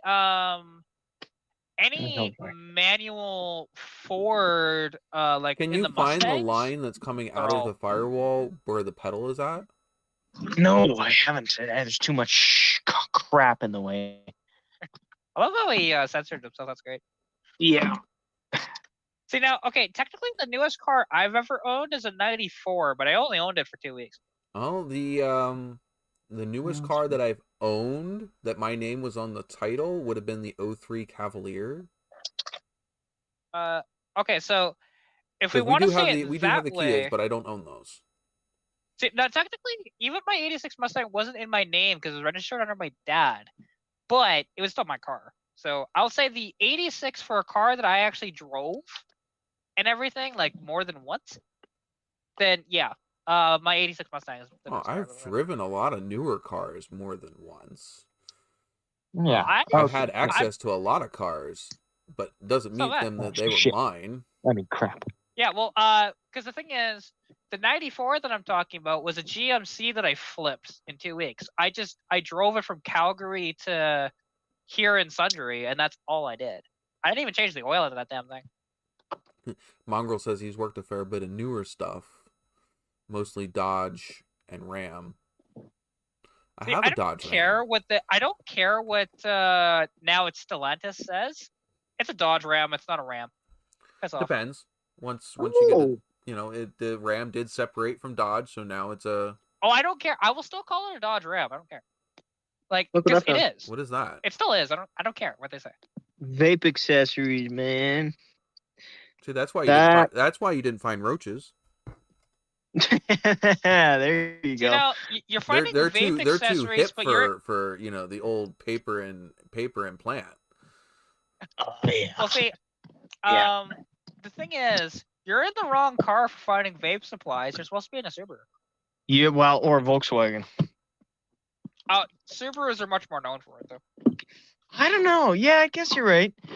But look at go join any of the millennial car groups, and you'll see it everywhere. Well, actually, more Zennial as opposed to millennial. But what the hell is that different? What the hell is I that? would be millennial, and you ain't. Yeah, no. You're a millennial, Sean? Technically. Yeah, he's a millennial. I'm a millennial too. I'm the Technically, last I am. year of I am at the millennials. very, very beginning of what would have been a millennial because I was born That's in '83. insane. Now, That's do I and think and act like a millennial? No, I don't. I'm well, definitely. the thing is, Well, you do if you as are one. well, the thing is, the older we get now for millennials, it's like, okay, all the stuff that people say, hey, that's a millennial thing. Actually, that's Zennials, which is a generation after. Yeah, they're gonna But get the thing is, confused. like, I was born in '96. I am the cutoff for millennial. I'm the last of the millennials, and then '97 was the start of the Zennials. So, and now I think they have a new generation for the really babies now, but I can't remember what they're called. Yeah, I don't But- know. I don't act like a lot of the people that were supposed to be from my generation. But then again, I was also the very tailing end of the generation before me, and was raised probably a little differently. Yeah, because you're probably closer to a Gen Xer, I would say. Probably. My mom was only like 16 or 17 when she had me, and well, so was my dad. But yeah, I don't know. I don't necessarily connect with the people that are supposed to be from my generation. I don't connect with very many of them. What the hell's that smell? I smell burning. Well, that's always a great smell with a new car. Yeah. Yeah, especially when you just parked it inside your garage, I just next yeah, to your exactly. Cadillac. I just heard the cops kid from The Simpsons. It smells like burning. Oh no, it tastes like burning, I think is what he says, or something like that. Yeah. What is it? Yeah, Neville? Ralph. Is that the kid's name? Ralph. Ralph. Ralph. That's it, Ralph. Yeah. What the Yeah, hell Where's is Neville that? from? What the fuck is Neville from? Harry Potter. Carly, probably. Huh? Harry Potter. No, is it? Maybe. Yeah, Neville is Harry Potter, dude. Yeah, probably. I thought it was from another TV show when I was younger too. Oh, I mean, maybe. shoot. Probably. You know what I watched when I was young, like really young? So like yesterday. iCarly. Yes. see, You were yeah. you were The thing dating is- yourself. Just letting you Yeah, know. see, You were, like, you yeah, were majorly you were dating yourself because, like, the thing is, I've heard of it, but that wasn't even a show until I was in my teens, I think. What? What show? What? You said iCarly. Yeah, iCarly. Oh, iCarly. Yeah. No, I think it started in like what, 06 or I was 07 or already something. graduated by then. Yeah, I was just entering 10 or junior high. 11. Yep. So, I was entering grade 7 in 2000. Actually, no, I was in grade 6 in 2007. So, Well, I'm not saying I haven't watched it. I have younger sisters, but younger sisters and brothers. I'm the oldest of 5 kids. Hey, Okay. you just got an answer from Mongrel. Your master is right below your reservoir. You need to remove your battery tray to get at it. It's okay. He's busy. He's busy Yeah, ripping out I freaking know. stereo Oh, wires at the damn it. moment. Yeah, that's what I'm. Yeah, that's some amp wiring right there. Yep. Here's the fuse. Some nice zero gauge. See, I'm the opposite of most kids. You have to know that. Yeah. Like, We know this. most kids are working their ass off trying to put that in there, and I'm trying to work my ass off pulling it out. All this plastic crap. Although what's really funny is one of the first things you did on the Monaco was put in an aftermarket stereo. Yeah, I did that. I did that because I had never actually technically done it before. Oh no, it's just hilarious though. You're just like, hey, I don't do that. The Hey, first thing you know, did. then I don't know. Maybe it's just me, but my Nova and the Trans Am both have a full stereo in them. Oh yeah, no, I just it's put not one a in the bad truck. thing. I was just saying what he just said. Yeah, And because you know, now it just my Nova had a Kedwood head unit in it. It had 2, what is it, 5 1/4 speeder, tweeter / mids in the doors. Which, if you know Novas, they didn't come with speakers there. No. Um, I know that. I put 2 5x7s right above the rear armrests in the back seat. Again, Nice. there's no speaker that goes there. And then I had 2 16x9s in the rear package tray. And 2 8-inch subs in the trunk. Nice. Yeah. See, whenever I do the sound systems in my cars, like, you're not going to be able to tell that anything was done because I'm not going to put a subwoofer in it, because if you have nice enough speakers, you don't need a subwoofer. I hate disagree. subwoofers. I disagree. You cannot get a decent low range sound out of a set of standard speakers.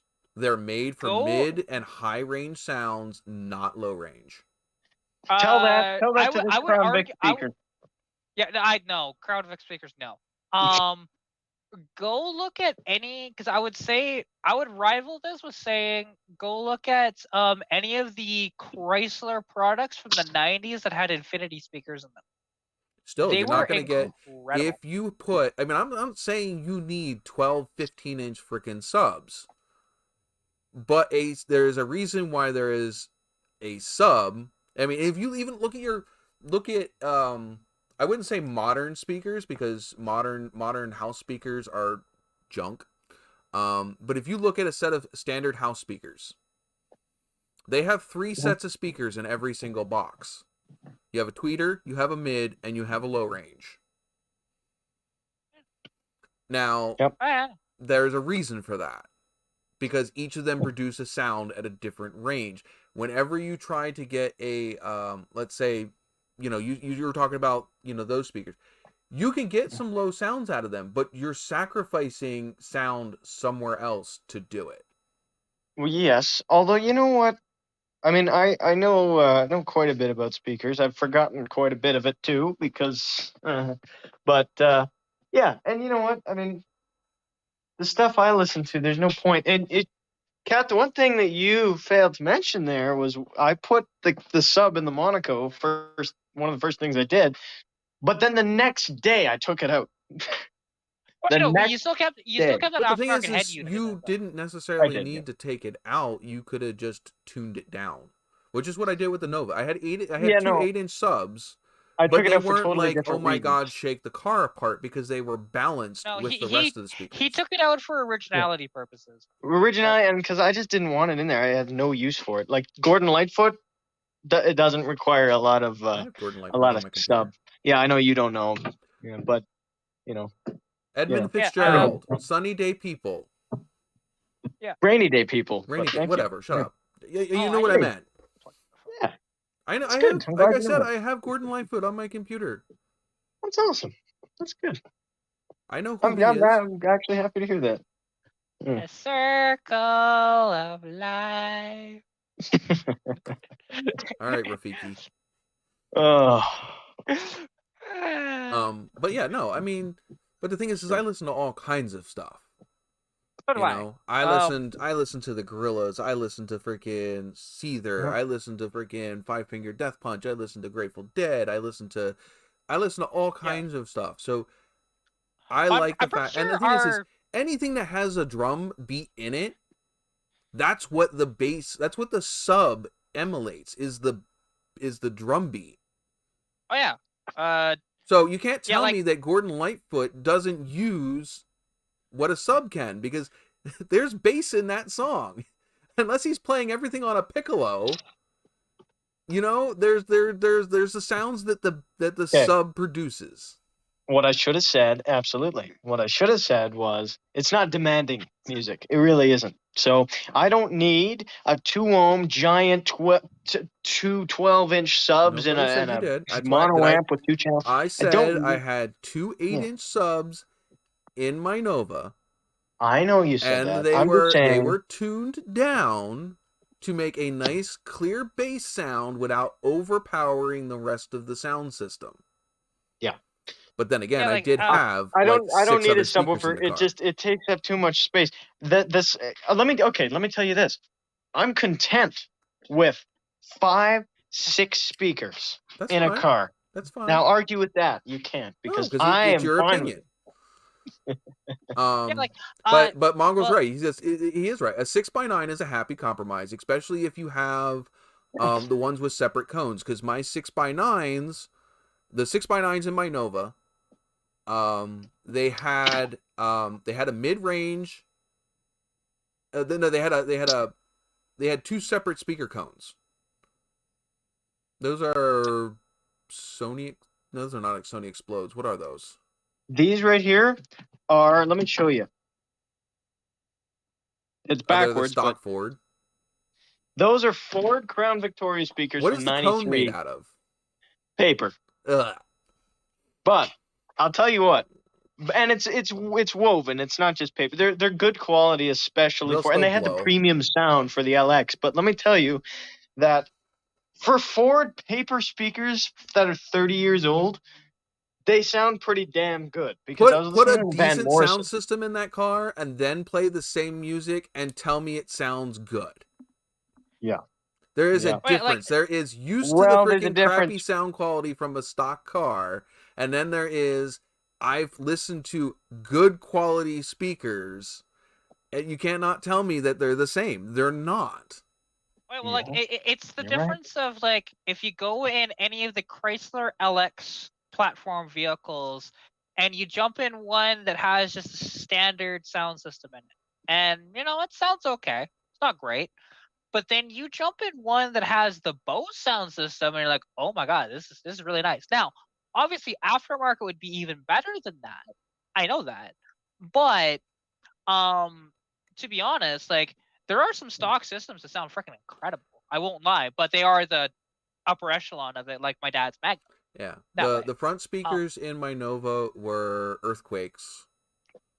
Oh, right there. All the other the 5x7s and the 6x9s were Kenwoods.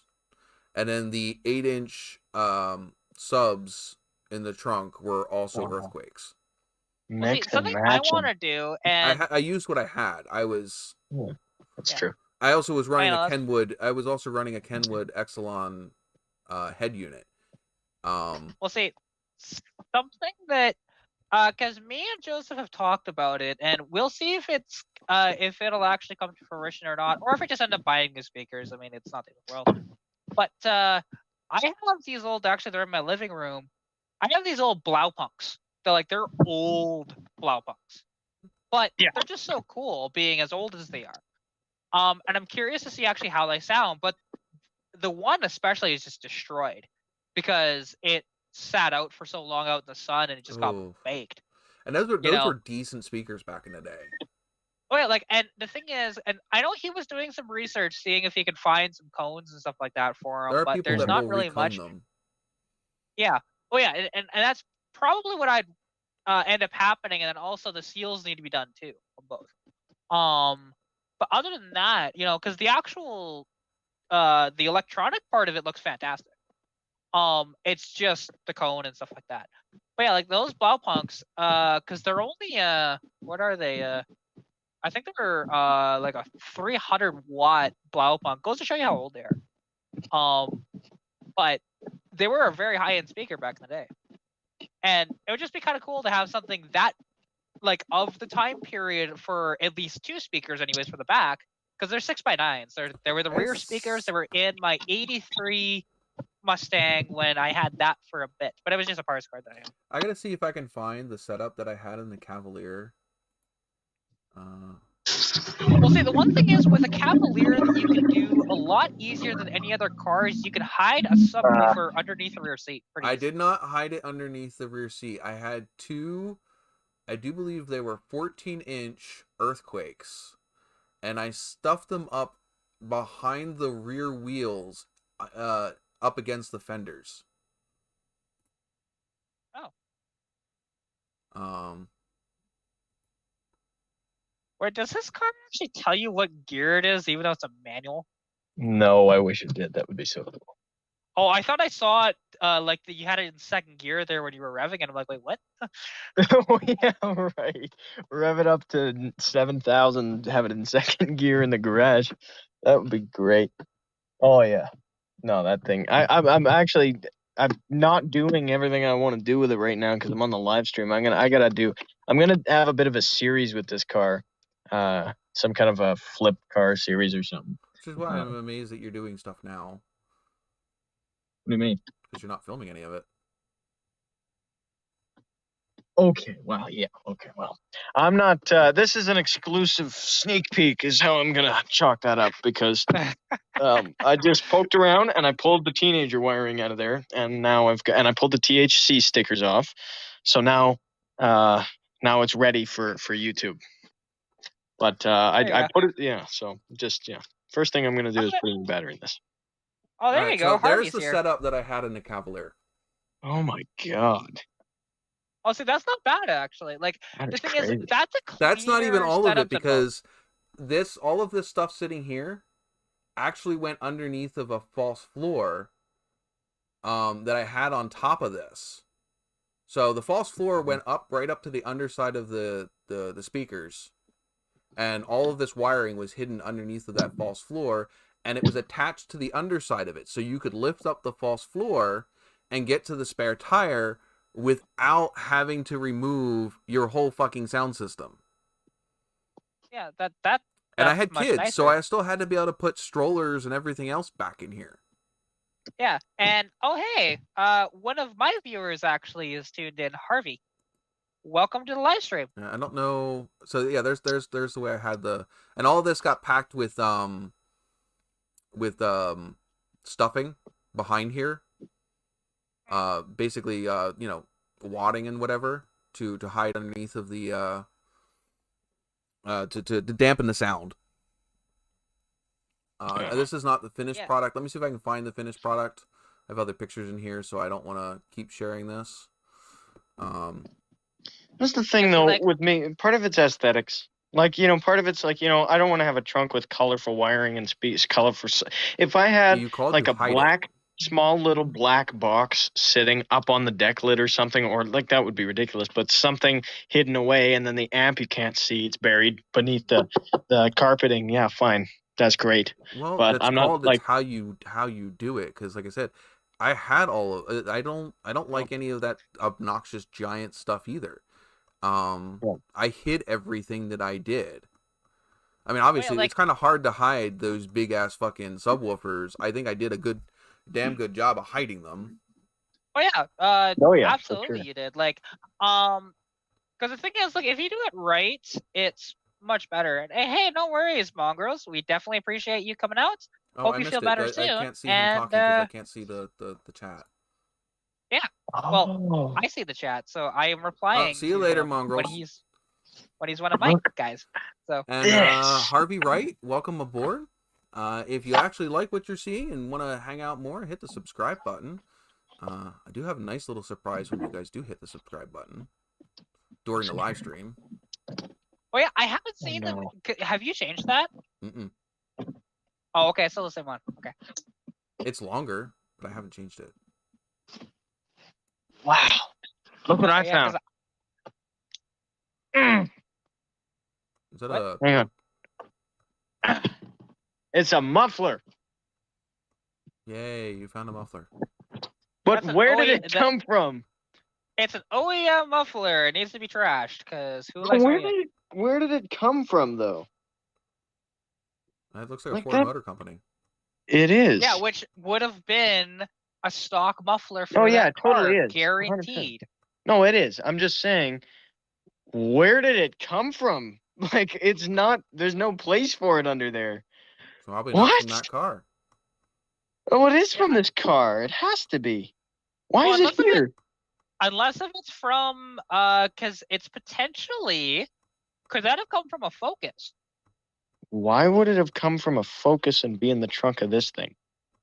You seem to forget that they have the same engine and stuff like that, and somebody thought, hey, it might fit. I don't, but the guy said he called this an exhaust tip, and I didn't open the bag. I just, like, it was in a white bag back there, and I assumed it was either an exhaust tip, like he said, or something that I would just hope it wouldn't be, something I just wouldn't want to find.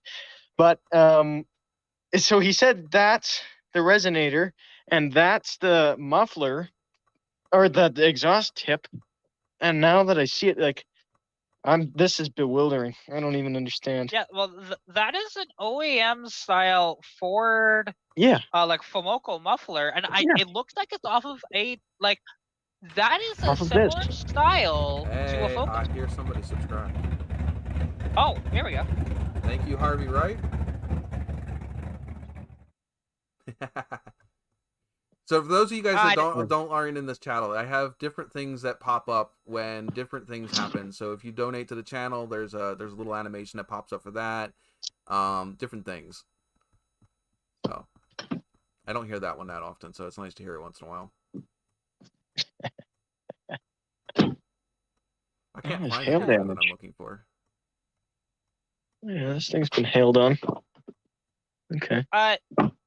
Dude, it's a car in Calgary. If it doesn't have hail damage, that's weird. Yeah, I know. I just didn't. I was kind of expecting it. And I just hadn't seen it yet, but now I'm seeing it. Yeah. Yeah, like That's how it goes. because of that mass. Well, actually, you've had a few of those throughout the years. So. Oh yeah, smashed out both windshields. Like I had a Civic that this was just like a piece of paper with a hole in it sagging on the dash. It was insane. Yeah, I've had some ones that look like they just came out of a crime scene with crossfire. Ew. Yeah, see, Chrysler and like, crossfire. and for reference for people, because he lives in Calgary, Alberta, Canada, and they have some of the harshest climate there when it comes to storms.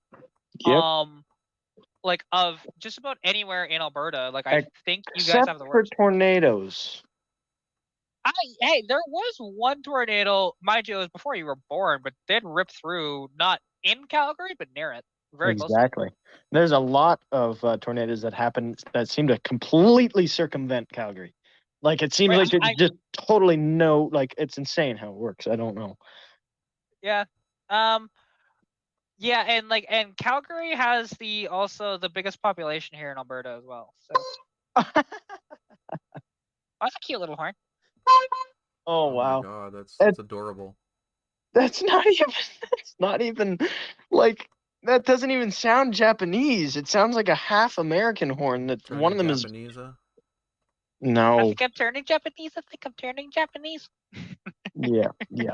That's all I'll sing to that song. I wonder if this song this car. The car, well, I don't know. It's halfway to Japanese. Not sure. I can't find the picture of after I put the subfloor. You can see that. Well, I mean, it's still because actually, depending now. Look at its expression. You tell me. Is that full on Japanese or is that half Japanese? You tell me. Is it turning Japanese yet? Is the eye I squinting don't think enough? so. It's not squinting enough yet. No. Yeah. But yeah, and Red Deer is as well. Yes. Although I think Calgary is worse because they have the reservoir there that floods too. So Red Deer doesn't have that as much. This doesn't even have broken tabs. That's amazing. Yeah, those ones get smacked in the front. At least like even just a minor accident that damages those tabs. Exactly. And yeah, because Harvey is one of my subscribers actually. And he's chatted in a couple of the live streams and put a few comments in the videos and stuff like that. He's a loyal subscriber, so which is nice. We always There like don't have those to be loyal loyal people. It's just a lot of random people. It all depends on what you do for your life, for your channel. Depends on whether or not you have continued subscribers or if you have people that just drop in for here and there. Yeah, and I do, like, to be honest, I know that whenever I do a video on the Civic, I get a bunch of new views compared to regular channel subscription. But it makes sense because most of the people are there because of the Mustangs. So I noticed that Harvey's subscription only put a small dent in Pilot's stream boss. Yeah, well, he did he killed it, the big one. So yeah, he just flat out killed it. So also, yeah, if you donate to the live stream or you sub during the live, there's a certain amount of points you get for each one, and if you look down in the bottom right hand corner where it says Pilot, and then it has a health status with a bar, that is called the stream boss, and if you kick it, your channel name or whatever will go up there to replace his. So once his health bar goes all the way down to 0, whoever takes the last point gets to replace him there. I actually want to see if he's broken into the top 10 with that. because you get a decent amount of points for subscribing. You do. Let's Yeah, see. he's an He 8. is. There you go. Okay. So he can gamble now. 2,510 points. He's got Yeah, money to gamble. Yeah, you could. I think I'm gonna take off. I think I want to try out the stereo on this Mazda, and I think I'm gonna start a video. Okay. So yeah, I think Anyways. I can take off, but I'm gonna keep watching the live. I'm sure I'll tune back in. Okay. Have fun. But yeah. Okay. Thank you very much. Thanks for having me on. Yeah. Harvey, we have also just moved these live streams to Sunday nights. We used to do we were on Sunday nights. We've just moved them to Saturday nights. Jeez, I still got to get used to that. And a bunch of different stuff. Like Kat's channel, I work on classic cars. I build scale models, do some woodworking. It's a mixed bag with this channel. But we do have a live stream every weekend, and it's just random chit chat. Whether it's something that we're all dealing with automotive wise, like Team Mechanic with his new car that he just picked up, or you have a problem with your vehicle and we just talk about it. Whatever it is, kind of just talk about whatever the chat and conversation leads. I don't have an actual itinerary, I would say. Yeah, there is no proper structure to your lives. No. It's just random. I like it that way. No, exactly. Suits my mind. Like, and now every once in a while we do have other segments, but we usually do that when we have, like 4 of us up here or so. When there's a bunch of people up here on the screen and there's a good decent amount of people in the chat, otherwise the segments don't make much sense. Like, we have one that I can do real quick. Because there's a decent amount of people in the chat. We'll do this one. We have a segment called What's in the Cup. Team Mechanics does have a nice AMC. A little newer than the AMCs that I like, but it's not a bad looking car. But anyway, so what's in the cup? You got anything to drink, Kat? Or we dry? I got water. We got water. I'm a healthy girl.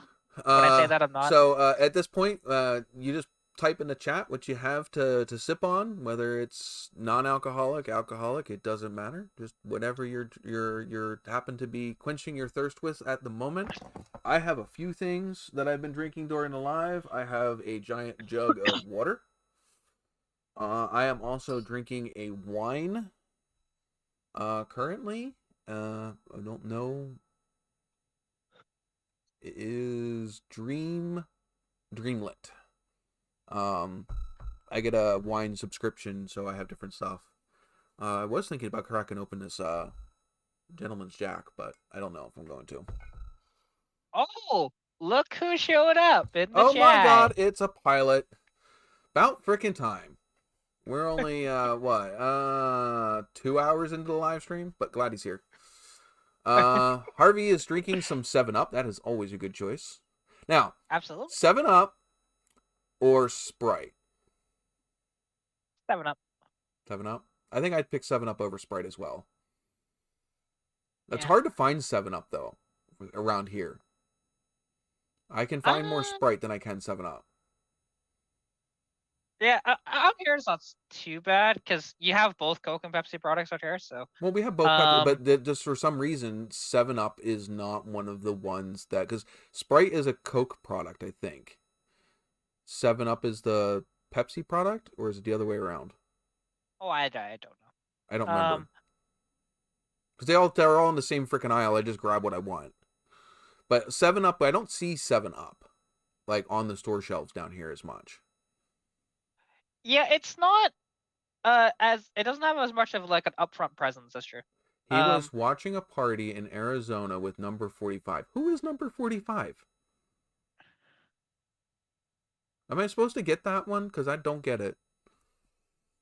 Yeah, I don't understand that. Jesse, what are you drinking? Because you haven't piped up. He's just waiting to gamble, and that's all he's doing tonight. Probably. Also, Harvey, if you have any questions or want to know anything, anybody with a blue wrench should be able to answer your questions. They're my bouncers. Oh, okay. Jesse is drinking nothing. That's why. Drinking nothing. It is a I mean, Pepsi pretty soon company. I'm gonna be out of water, and I might have to go on a run to go get some more. Do you have another bottle But, next to you? I thought. Or was that one yeah, empty? I do. It's only half a bottle that I drank last night. So, Hey, that it's all in your perspective. I know. It's half full. It is a mixture of oxygen and water. No, that's straight up O2, man. It is sailboat fuel. There you go. Jesse's a There water you go. drinker. Like I said, I have this is a 64 ounce. I have a full well, it's not full. Jeez, that was freaking loud. Could you guys hear that? Yeah, I heard that. Oh yeah. I think it's a dirt bike. Was, It's either a dirt bike or a four wheeler. it sounded like a two-stroke, so yeah. It's just how fast it's moving. I want to say it's probably a four wheeler because it did not seem like it was revving as quickly as a dirt bike would have. Well, I mean, regardless, it was a two-stroke, though. I heard. Yeah, it was. That obvious sound of a two-stroke is great. Right? Yeah, like, because the thing is, there are certain sounds that I think every automotive enthusiast can pick out, or at least majority of us. Well, to where you can tell a two-stroke from its sound, you can tell a flathead from its sound, and you can tell a Ford starter from its sound. I think the Pontiac 400 has a very distinct sound as well. See, I haven't been able to hear that as much. Like, I haven't compared it to. Let's see if I can pull one up. Because I could pull up mine. I mean, I've heard yours, but it doesn't sound that different. Like, to me, anyways. Oh, it sounds like your traditional. Like, it sounds like a traditional cammed, sort of. Well, it's not a big block, but it sounds like, right? Yeah. Technically, it's big cubic inch. I mean, there's a difference. People seem to think, oh, big block. No. It's big cubic inch. Yeah, see, and I didn't realize, because I thought that the 400 was like a big block, but it's not. Well, not in Pontiac, because there is no such thing as a big block in Pontiac. Yeah, I didn't know that. But then Chevy has both a big block and a small block 400. Wait, what was their big block 400? Because I thought it was the 402. It's a 400. It may be a 402, but it's considered the 400. But they have a big and small block 400. 70s Chrysler starters? Yeah, I will say that too. For their sound. I would say a what do you call them? New Edge Mustangs? Well, with the modulars in them? I don't know. Those late 90s, early 2000 Mustangs, they have a distinct sound with the V8 in them. See, for me, I don't really hear that because it's essentially the same motor as within a Vic. They weren't any different. Now, if you take the quad cam, or I guess it's the dual overhead cam, I should say. I don't know that much about the Mustang, so I can't tell you exactly what it is. I just know that there is a distinct sound that those later. Wait, well, it's got to be the later ones. They're closer to the sharp edged angled. Yeah, well, I can tell you why, because it's overhead cam. Compared to they have a distinct sound. Right? As long as they still have the stock, as long as they didn't mess too much with the exhaust, they have a distinct sound. I can tell when one rolls by without having to see it. Oh yeah, I've gotten good at hearing Coyotes. The 5-liter Coyote sound motors as well too. Because if you like, there's definitely a distinct sound from a Camaro to a Mustang of the newer generation. Oh yeah. That's for sure. And like, because the thing is, because the Mustangs with that distinct sound that you're talking about would have been the 96 to 2000, and I think it was they kept that same motor right up until it was, I think, 2009. 2009, 2010. Whenever the Coyote came out is what replaced it finally. Yeah, but Because that's there's like I said, there's a that's whatever they did in those because the thing is the 05 and newer Mustangs, they don't sound like, if you were to fire both of them, the older Mustang has a different sound to it. So whatever they did with the muffler, whatever combination is different. Yeah, see, the problem is I haven't compared stock ones side by side, so I don't hear that as much. There's a lot of them down here on the regular highways, so I don't even need to, you know what I mean? It's just if I hear that sound, I look up and yeah, it's one of those. It's not a newer Mustang. It's not it's one of those. Yeah. Oh yeah. And like the thing is, so for that would have been the 96 to 2004, because it was when they started the SN90. The SN95 started in 94 technically, but they got rid of the 5-liter after 95. In 96, the 4.6 modular overhead cam motor came out. Yeah. So at least for the Mustangs, they used that motor earlier in other vehicles. But you know, because yeah, like the ones for me that have a unique sound for those modulars are the dual overhead cams that like the Lincoln Mark 8s had, as well as the Cobra Mustangs. So, which yeah, and I wanted to convince my buddy Cody actually, because he bought I think it's a 98 SN95 Mustang. It's honestly, I don't even know if he could technically register it because I think there's something wrong with the VIN or something. I can't remember. But anyways, it's just a pile of crap car. He's probably going to turn into like a drift car or something. And he's leaning towards doing a modular build, which is cool. But or doing, yeah, I think he wants to put a 4.6 in it. And I told him he should get one out of the Lincoln because they're dual overhead cam and they're just a much more unique engine for that. They'd be much cooler. Oh, I didn't keep but that I don't know one. if he will or not. I'm deleted, not answering that. I deleted that banner last week, and I went to go grab it again, and I forgot that I had deleted it.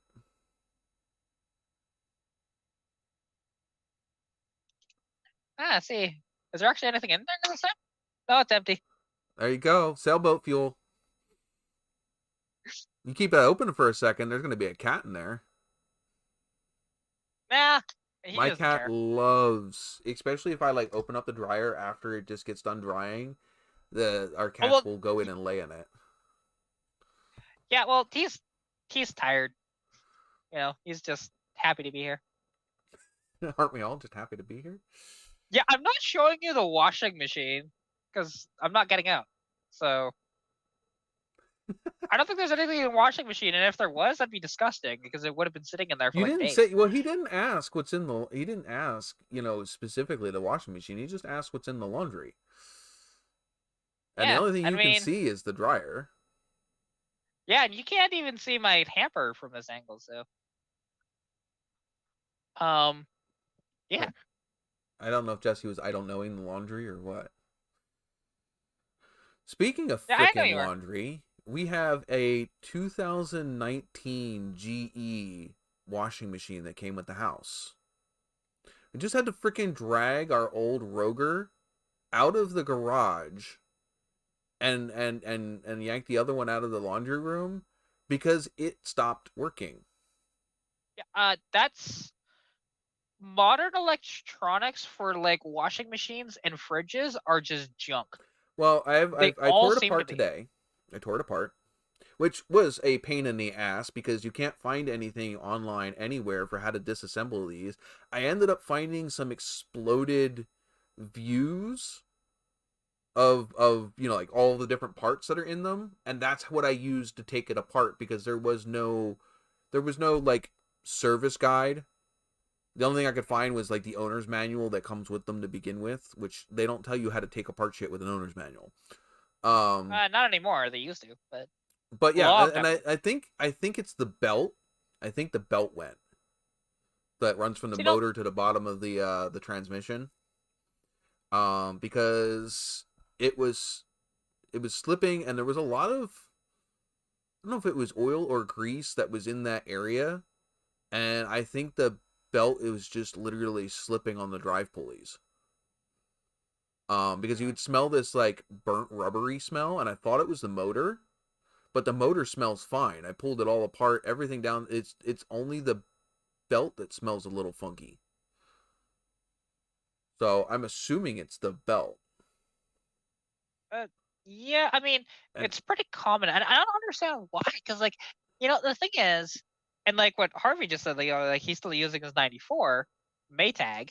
All of I mean, I don't know how old these are. These are newer, but they're not new. Like I think our Rogers are probably mid 2000s. Yeah, like that's what these are. I think, to be honest, probably 05-ish. Like this is a well, it's a Kenmore Special Edition, whatever the hell that means. It's a frickin' dryer. It's just gimmick words. I know, it's just funny though. Like usually Special Edition, it's like, hey, there's something. You mean you're gonna paint it black? Does it come in black with gold stripes? I mean, maybe this one isn't though. I mean, it'd be dope if there was. I know what you're referencing there, by the way. But hey, there you go. Yeah, if this came black with gold pinstriping all around it, it would be dope. Another $500. Worth it. There you go. Oh, actually, how bad would that be? Because with a dryer, especially with how hot they get, could you actually wrap a dryer? I don't know. Like, I'm curious about that now. No, you should be able to, just not the back. The sides and the front don't get that hot. Oh, this one does. Like, well, I mean, I say that, but it's not like, oh my god, super hot to the touch, but it is warm. Yeah. Quite warm. Well, you got to think about it. You could put a torch, not direct long heat, but you can put a torch to fucking vinyl, and it won't destroy it right the fuck away. You're not wrong. The torch is a lot fucking hotter than that dryer can ever get. Yeah, like, yeah, a wrap is okay in the sun, yeah, but this is going to have more concentrated heat compared to, say, the sun. I would think a black wrap on a car out in the freaking sun is going to be a hell of a lot hotter than that dryer will ever get. You might be right. Trust me. You might be right. I have a black car that isn't a wrap. Yeah. You cannot put your hand. You cannot put your hand up on the freaking windowsill. Don't even try it, and do not get in that car if it's been sitting in direct sunlight unless you have a towel with you. Oh yeah. Well. Instant at least second-degree burns. I've had that issue with my 81 Mustang. It's got chrome door handles, like, so at least on the outside. So try to grab those at times when it's really hot. It's like, I've never like burnt myself, but if I didn't just quickly go, I would have been screwed. Pilot says he's got a microwave oven from when his father passed away in '89, and it still works. Yeah, and that doesn't shock me. No, like, because back then stuff was still built to somewhat last.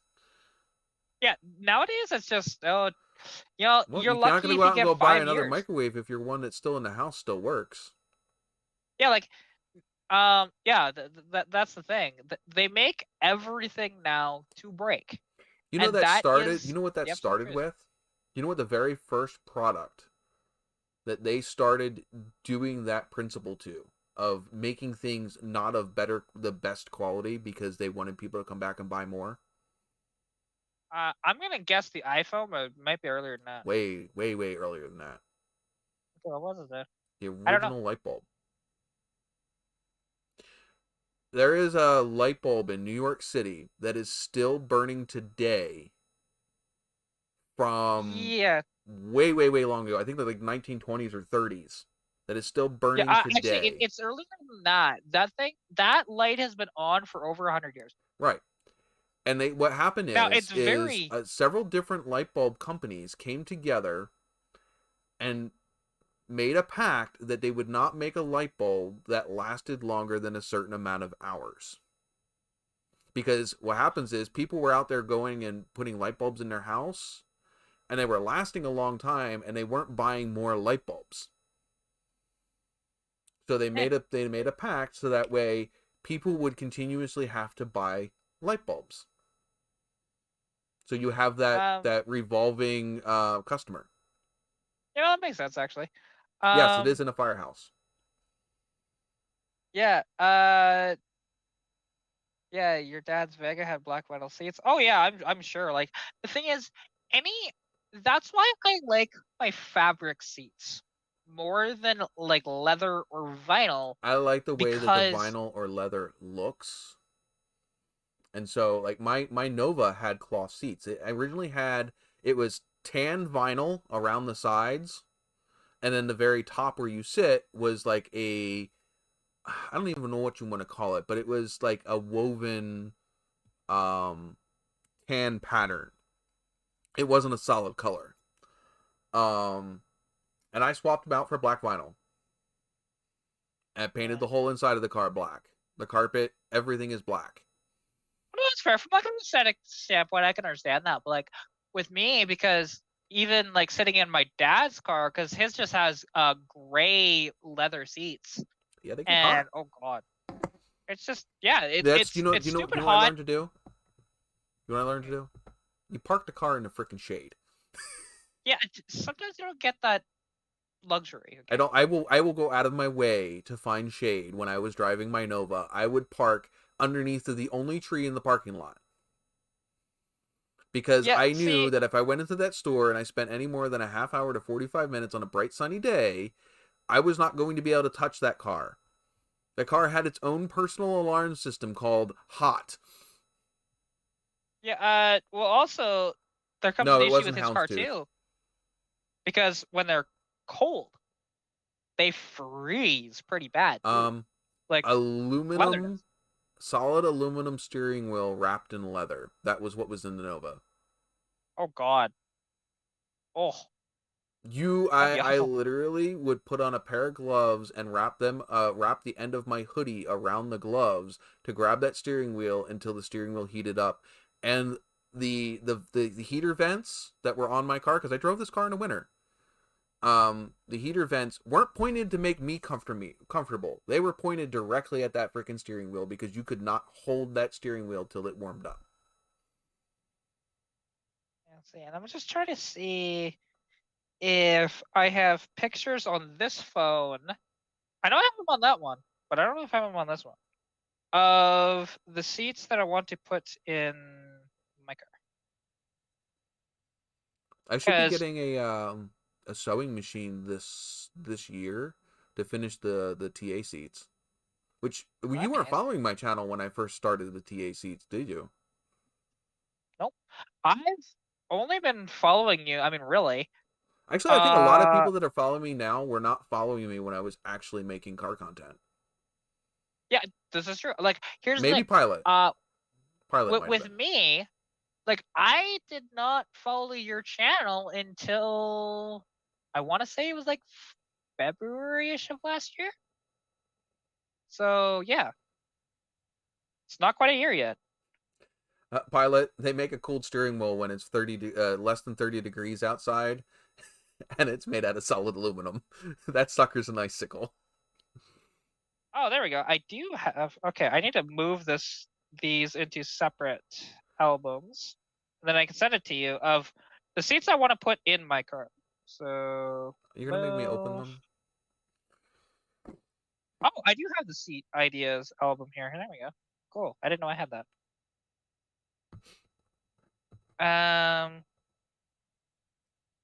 Oh, you know what? I got the question of the day.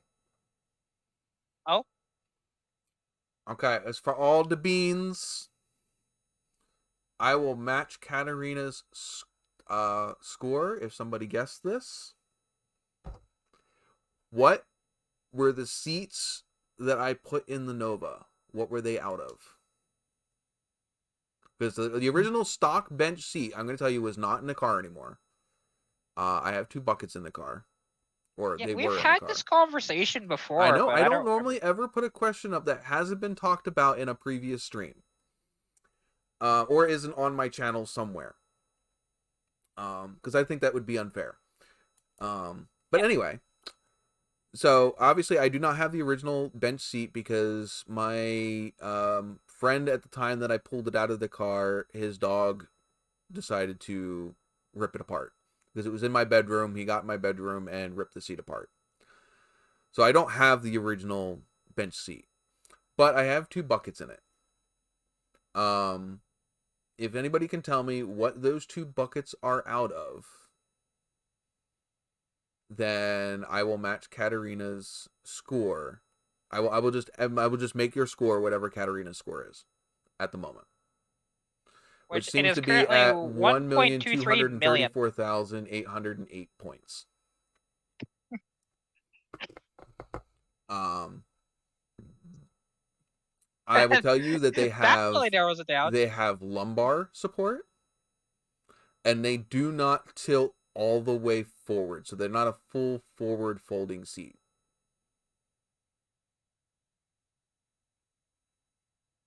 Yeah, like, clearly not that. You can't be that vague, Jesse. I'm not gonna say one way or the other.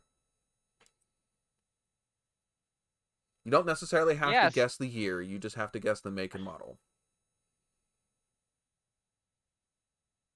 Yeah. Wait, you had the engine out of one of those. Could it have been that? Engine out of what? I don't think so. You had a 500 Caddy. Did you happen to take the seats out of that? I'm guessing no. I had the 500 Caddy long before I ever owned the Nova. Okay. That's why I asked, because I'm just like, that would be one of those where it's just like, potentially has lumbar support, depending on which Caddy it is. But, yeah. I love how he's just... Yeah, he's just spam rattling guessing. off. Yeah, he's just spam guessing. Like, I'm not... I mean, I won't be able to figure it out either, because, I could double my points. It'd be great. But, yeah, I have no idea on that one. I do believe we just had this conversation last live stream. Was it last either year last or the one before it? It was this year. I mean, to be fair, the one before that, I don't really remember much from that. I was coughing my head off. But yeah, anybody that rewatches we were just that happy is just to have you because you weren't going to show up. Yeah. Well, actually, no, that one it was. It was the one last week that you weren't going to show up. You showed up like halfway through it. Yeah. Actually, not even halfway through it because we went till like 3 o'clock in the morning. You showed up like an hour and a half into it. Yeah, it was an hour and a half. And the thing is, I want to like, see some other people besides Jesse guess. You just give a guess. I mean, the worst you can do is just not guess right. You're not losing anything. Yeah, oh yeah, yeah, because I can't even think of what you might got those out of. Like, because clearly, yeah, Nova's never had adjustable lumbar, so it wasn't out of that. So it has to be new enough that it had lumbar support. Yeah, and like,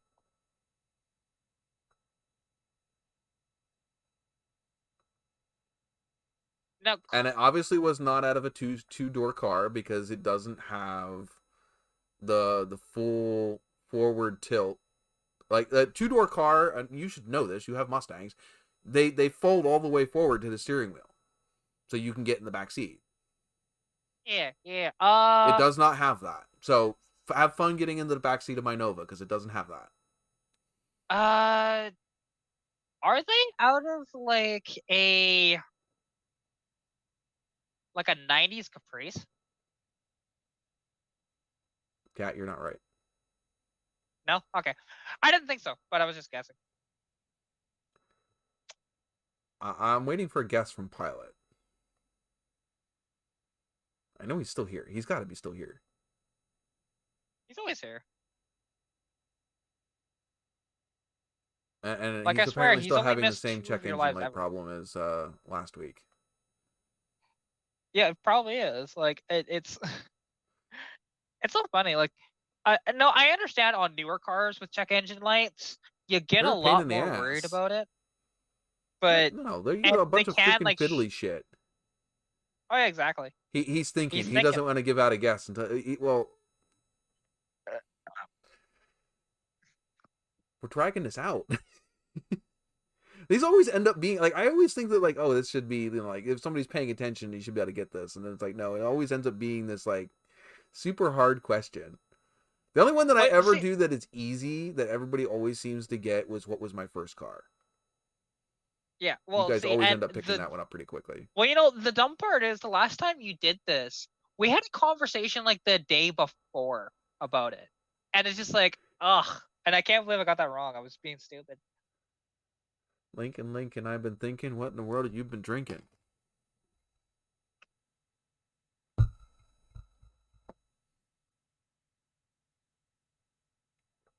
Yeah, I couldn't tell you. But, all right, Pilot, throw in your guess. Wait a couple minutes for him to type something up. Yeah, he's at a Tahoe. Oh, we did? Oh, it didn't pop up for me yet. No. Technically, I guess Jesse got it, but it's only because he spammed the crap out of it. It was a 94 4-door S10 Blazer. See, I was gonna guess something like that. So technically, I mean, he said S10, but that could have been the truck. It could have been a Blazer, because they made several different they made the S10 Blazer, they made the S10 pickup truck. So I wasn't going to I wasn't going to go with that. The Blazer one, though, that's pretty correct. Though I technically should have accepted S10 Blazer because there was 2 different Blazers in 94. You had a full size and you had an S10. Yeah. Yeah, so really, that's not really a win. You just don't want him to match the points. Though. Yeah, I mean, I didn't say I was going to give him as many points as you have. I said I would just match your points. I know. I don't want him to catch up that quickly. No. Well, he did. He just caught up. He's even with you. Like, don't get me wrong. I will probably still end up winning in the end because I'm here more than him. He's here just about every week. I would not put it past him. Yeah, but you forget. I'm here at the very beginning. Right, but you have to talk in the chat and everything. I don't know. Let's see. Yeah. Let's refresh this. Because by the beginning of this live stream, you had 924,648. That's what I had? That's what you had at the beginning of this live. So you've gained 300,000 points. This without donating anything, you gained 300,000 points this live. I think, if I had it Jesse, right. you put a few too many zeros in that. Well, you had 1,000. You're at 1,223,000, right? Yeah, although now I'm at 264. What? I just did it. Oh, so I just would you stop? I gotta refresh the page again. Okay. Well, you were at 900,000. You are now at 1,200,000. That's 300,000. Yeah. You gained 300,000 points in one live stream without donating. Oh, well, Jesse, if you just type in give that to Pilot, then it literally gives your points. But no, he just put in give to Pilot. He didn't say Waka Pilot. You know, his actual you got to put in the full name. User. Yeah. So Harvey, how the gambling thing works is, so we all have channel points. Like right now, especially after you subscribe to the channel, you actually had at the time about 2,500. You're probably around 2,600 points right now. And what you can do is if you put the exclamation point gamble, you can gamble as many points as you want, up to 10,000 points. And at the end of the year, when we're all done, whoever is I think it's top 2 get prizes. Top 3. So, is it top 3? Okay, I can't remember top 2, top 3. But whether or not I ever follow through and actually give those prizes, because I still technically, yeah, I'm still owed, and you still owe me that damn book. I found it. It's in my garage. I've been waiting for that book for 6 months. I know, right? You're gonna be able to fucking read it on the sidewalks by the time I end up getting it to you. You know, shit, I'll probably pirate it somewhere online. But it won't be signed. I will. Yeah, I can't. I don't know. So technically, Jesse is ahead of you now. What? No. Yeah, Jesse is technically ahead of you because he has more watch hours. Oh, that's because it tabulates it stupidly. Right. Yeah. Because I you don't guys like both how they have the same tabulate amount that. of points, but he has 6.92 hours and you have 6.5 hours. Yeah, that's because he's typing more. I'm just gambling in the chat. You are actually third in line for watch hours. You Who's want to ahead of guess me? who's Pilot? above you? Pilot? Pilot. Yeah. I was gonna say he's got to be ahead of me. Yeah. So he won last year for watch time. So yeah, he did. Because he's always talking. Yeah, and actually, because what I actually sent to you on Messenger, the seats that I want to put in my Mustang. These front means seats. you're gonna make me have to freaking pull them up. I'm sorry.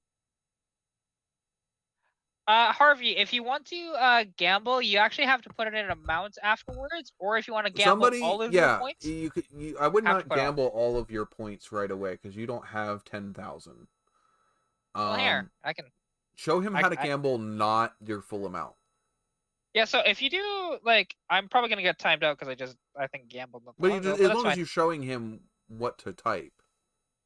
Yeah, so if you do something like that right now, because you don't have a lot of points, you know, like that's just 1,000, but you have to put the number afterwards, unless if you're wanting to do the full amount. Yeah, if you want to max bet, gamble all is max bet.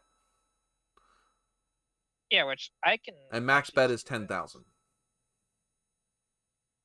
Which, as soon as any of these guys get a decent amount, that's all they freaking do is max bet it. Which is why they end up with like 1,000,000 fucking points. I don't know what you're talking about. I mean, the thing is the winner last year was what? A couple billion points? Yeah. You guys were up to a couple billion points. Yeah. I was for sure over 1 billion. I don't think you have... Oh, you just gave him a bunch of points. Okay. I just did now, but he actually won his first gamble. So there you go. You just about doubled. Yeah, and you just about doubled your amount of points. Yeah. And then now I just gave him 20,000. So, you know, he's now he can gamble all and be pretty safe. So yeah, he's 1, 2, 3, 4, 5, 6. He's 7th now. That's funny. He creeped above me. I still love that. I've got a half hour of watch time on my own live stream. Oh, Jesse just had to outdo me. What did he do? Just give him a bunch too? He gave 30,000. I gave 20,000. You guys are all so generous. But what's that? Whose line is it anyway? Quote about where the points don't matter and something or other. I wish I know that there's a way where I can make certain thingies pop up when I want them to. Like I could put in a command and it'll pop up in the live as a certain thing. That might be one of the ones that I do is the points don't matter freaking bit. I mean, no, technically it's just more for fun to keep you guys chatting and keep the comments going. Keeps you guys engaged up here. Gives you guys something fun to do. I mean, we have the gamble thingy. There's the magic 8 ball. There's the heist. There's the duel. There's the slots. I think that's all of them. I can do a poll in the question in the comments if I wanted to. I don't have anything to do a poll for, but I think we need more than like 6 or 7 people in here for it to be worthwhile. So wait, you actually gave Jesse the points even though he spammed it? Yeah. Because he did technically get it. He got it twice, technically, because he put S10 and Blazer. His first guess was S10. Yeah, but he didn't say S10 Blazer. Well, he didn't say S10 truck either. Are you really complaining? You know you're just going to outpoint him anyway. I just lost twice in a row. That's fun. Because I lost the gamble slots? and then I lost the slots. If you want to join her heist, which is actually a fun little game, type in ! Is it join? It's heist. You just put in heist again? It's just press, Don't you have to put an amount after that too? Yes, you do. So if you want to play the heist, it goes like this. Well, it's the exact same thing that I put in. Right. Is it I first? Now, and the heist only goes to 2,500 points, though, if I remember correctly. It's not 10,000.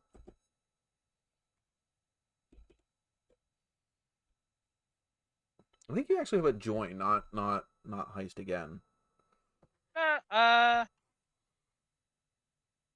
it says type heist and amount. No, you're right. I got it. I've joined. And there is a cooldown timer for the gamble. You could only gamble once, I think, every 2 minutes. Yeah, it's once every 300 seconds. Which is... Actually, it's like 4 minutes, 5 minutes. Is it? 4 minutes? Yeah, well, think about it. 60 seconds is a minute. You're asking me to brain? That'd be... Actually, what is it? Hang on. So 2 of them, that's 120, plus 120. So that is... Oh, there we go. Yeah, that's 5 minutes. Yeah. The crew of pirates and raiders check their flintlocks and sharpen their cutlasses as they disembark on Blackheart's Island. I lost again? God damn it! Poisonous sends half the crew to Davy Jones' locker. The rest escape with a handful of plunder and a tale of plenty. Oh my god. I'm hurting here. I lost too, apparently, because I am now down to 2674. Well, no, that's what you got out of that. Oh, okay, I got that much. Okay. Let me refresh my thing. Yeah. Oh, hey, Nick. We are just up here having Nick. Fun. You see stuff before I do. Oh, Nikolai. Yeah, I shouldn't. You should see it before I do. No, I see it after you. I don't know. I see it as I have it on. I have my YouTube, and you've every time you've seen it before it's popped up on my screen. So you must see it a fraction of a second sooner than I do. We're just over here gambling and going on treasure hunts and doing stupid shit. Because that's what the live stream is dissolved down into. Because we don't have a specific topic we're talking about right now. Nope. I don't know. I mean, we could talk about anything. It doesn't really matter. Yeah, but because those seats that I sent you, though, because those are really fun, awesome seats. Is that a pizza? So much. That looks like pizza. Yes. It's pizza. It is pizza. You're making me hungry. I have not had pizza. Jess is on this freaking keto crap. You know, I've had like 2 or 3 slices during live. I haven't noticed.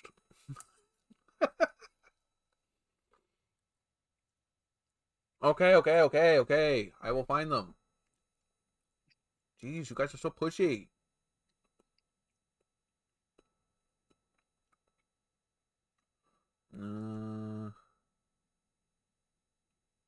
New window. Facebook.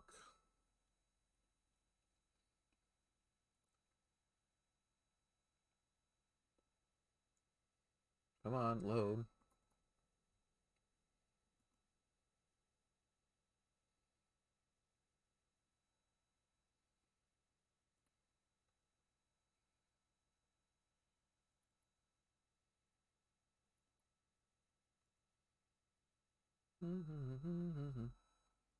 You guys still here? Yeah.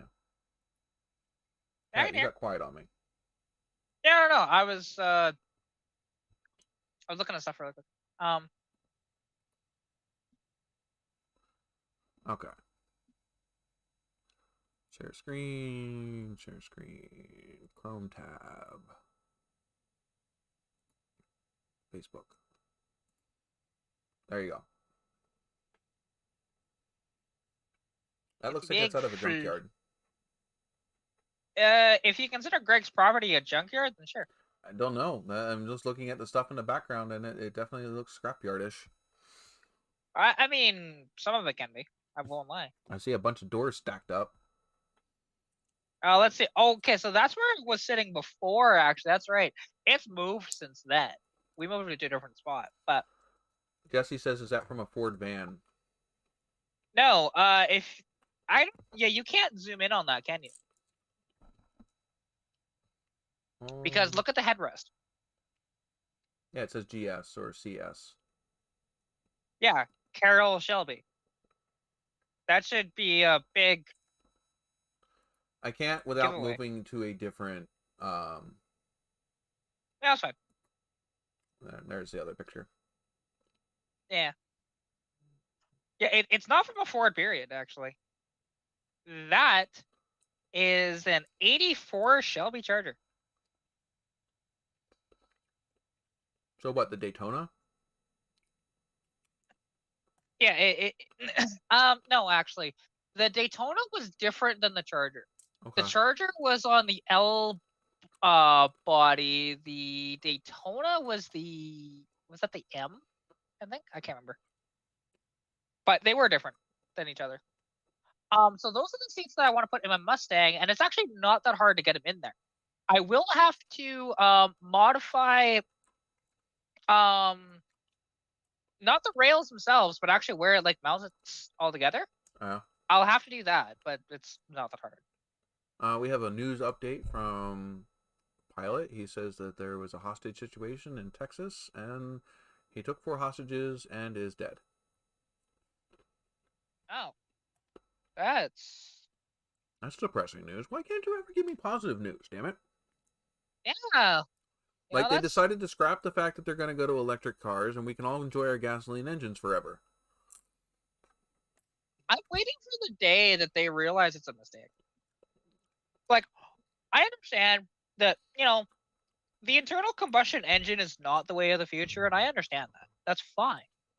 But electric is not battery the way to go electric either. is... It's great for cities. Like, the battery... I'm not going to lie. Yeah. Electric cars in the city? Sure.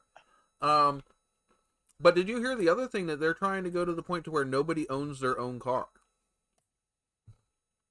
I didn't hear that. Oh, yeah. They're apparently trying to do it over in Germany and England, I think. No, I did not hear that. Everything will be public transportation or some sort of like Uber or taxi service. I'm gonna assume that's France, because they've always had that issue, but also I understand why in France. Like, it's weird, but I understand it. Because in France, actually, they have an issue of pollution. So how they combat that right now is, okay, if you are on an even number plate for your car, you can drive it on X amount of days. It's like Monday, Tuesday, Wednesday, or something like that, right? I'm sorry, but it's my property. I own it. I shouldn't have to be told when I can drive it. Oh, exactly. It is dumb. It is definitely dumb. That's the whole point of having my own car, is I can get up and go when I want to go. Yeah, because that little Charger, it doesn't run. It's not in that bad a shape, but it needs a new lock cylinder. It's also missing a distributor, so there's that.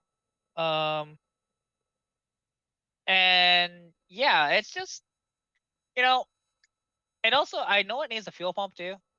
But little things like that, but it's just like, it's stuff that I don't want to do to it. It's a cool car, but it ain't that cool. Like, I'm gonna congratulate Nick. He got the hobby stock done.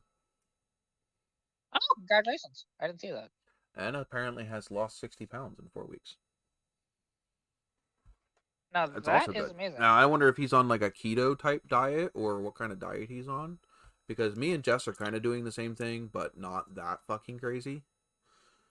Yeah. Well, I just have a high metabolism, so I don't have to worry about that as much. Excuse me. I used to have one of those. Yeah. And then I hit my 30s. Yeah. The thing is, my mother still has a high metabolism, and she is... So does my mom. My mom weighs 100 pounds. Yeah, well, I look like if I do full makeup. I look identical to my mother. It's kind of scary, actually.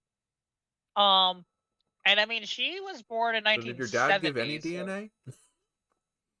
I mean, I look like my dad without makeup. Does that count? And the thing is that it was so funny actually because okay, I have a sister. She is a lot older than I am actually. We didn't really know that she existed until she found my dad on Facebook. Oh. This was quite a number of years ago. This was like 2008 or so. And the thing is, we weren't 100% sure, like, even when she met, just like, okay, are you ours? Me and her have the exact same mole on her chin, and that's how we knew. Okay, yeah, we're siblings. Hers is just on the opposite side of her chin. One boy had a heck of a bar mitzvah. Okay, that's out of nowhere. Yeah, I didn't understand that one either.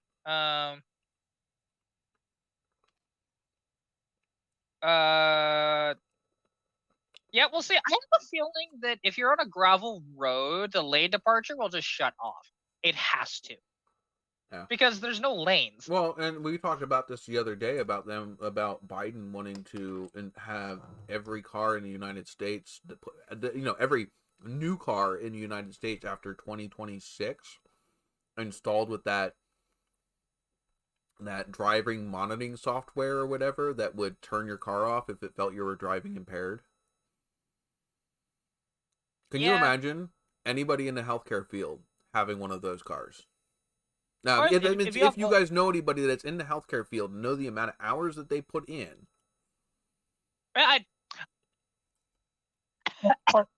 Don't die on us, Cal. Ow, wrong tube. There we go. I'm good. I'm not dying on camera, I promise.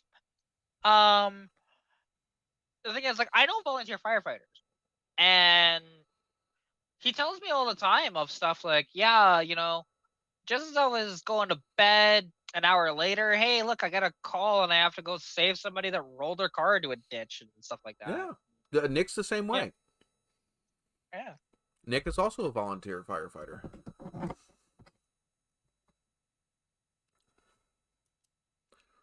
I didn't even consider that. Yeah. With construction. Holy crap. I didn't know. Well, there's the same thing here. You have that lanes you have to cross and all that shit around here because Pennsylvania's always freaking got construction going on. Oh, yeah. That is ridiculous. But the roads never seem to get better. Yeah, well, I mean, especially where he is, where there's over 1.3 million people that live there, the roads are being driven on all the time, so they have to get construction every year. Well, see, here's the thing with the park assist thing, where it'll just like parallel park your car for you. I would trust that more than say like a lane departure assist, though. Not that I want to use that system, but yeah. If I wanted to fucking drive a car that I'm not driving, I would get a cab. Yeah. Oh, I mean, you're not wrong. Like, I'm the same way. Like, I like to drive my car. I want to drive my car. I don't want to sit there and watch it drive itself. That kind of defeats the purpose of the fun of driving. Yeah. Yeah, absolutely. Like, don't get me wrong. There are some vehicles where I think for that park assist, it's actually not a terrible idea with these brand new pickup trucks that are, 22 feet long. I can understand in that situation if those vehicles have it. Just because it's going to be a little harder to parallel park that vehicle. That's a given, right? Or to trailer, to hook a trailer up or back a trailer up. Yeah, I can understand the assist. Yeah, exactly. Like, that's totally fine. And I wouldn't say like do it for you, but if you're about to smack the curb, it yells at you or something, right? Like that would be a terrible thing, I don't think. But having it to where, hey, look, your little Chevy Spark has it. It's just like, dude, your car is 14 feet long. Like, really? You could pick it up and put it in the spot. Yeah, like, right. It's just it's ridiculous. Like, although it would be funny if if a Smart for 2 had it, because it's the smallest car currently on the market right now. But By the way, Mr. Mach 1 has showed up. Welcome aboard. I saw that. Do we have a pirate ship or something? Because I keep telling everybody welcome aboard, like they're climbing into something. I mean, I don't know. Oh, actually, no. You don't own it. I don't know. Your Trans Am is big enough for it could be considered a boat. 17 feet long. It's a big coupe. Well, I mean, the thing is the Kia Soul is 14 feet long. Yeah, your Soul is around the same size as my Mustang. The Nova is, I think, 16 feet long. Yeah, but again, I know that those Camaros and Trans Ams are just slightly bigger than the Camaros because of the nose that they have. Yeah, but do you ever try looking out the back window of one of those? No. You have that much window. Yeah, I mean, I know they're a small window. Well, they're small to begin with, and then you add the rear spoiler on the back of the car. Most of what you see in that rear view mirror is rear spoiler. That's bad, because I put the one on mine, and on my Mustang, and it's not that bad. Really. Oh, and the other thing is then you got to think about the side mirrors too. The side mirrors are only like this big. They're really tiny, right? And looking down the side of the car, you can see to the back of the door, and everything past the back of the door, the car goes in, so you see none of it. You cannot see the rear of that car through the rear view mirror. Wait, the panels go inward and not out? That's weird. And because the wheel is the widest part on that car.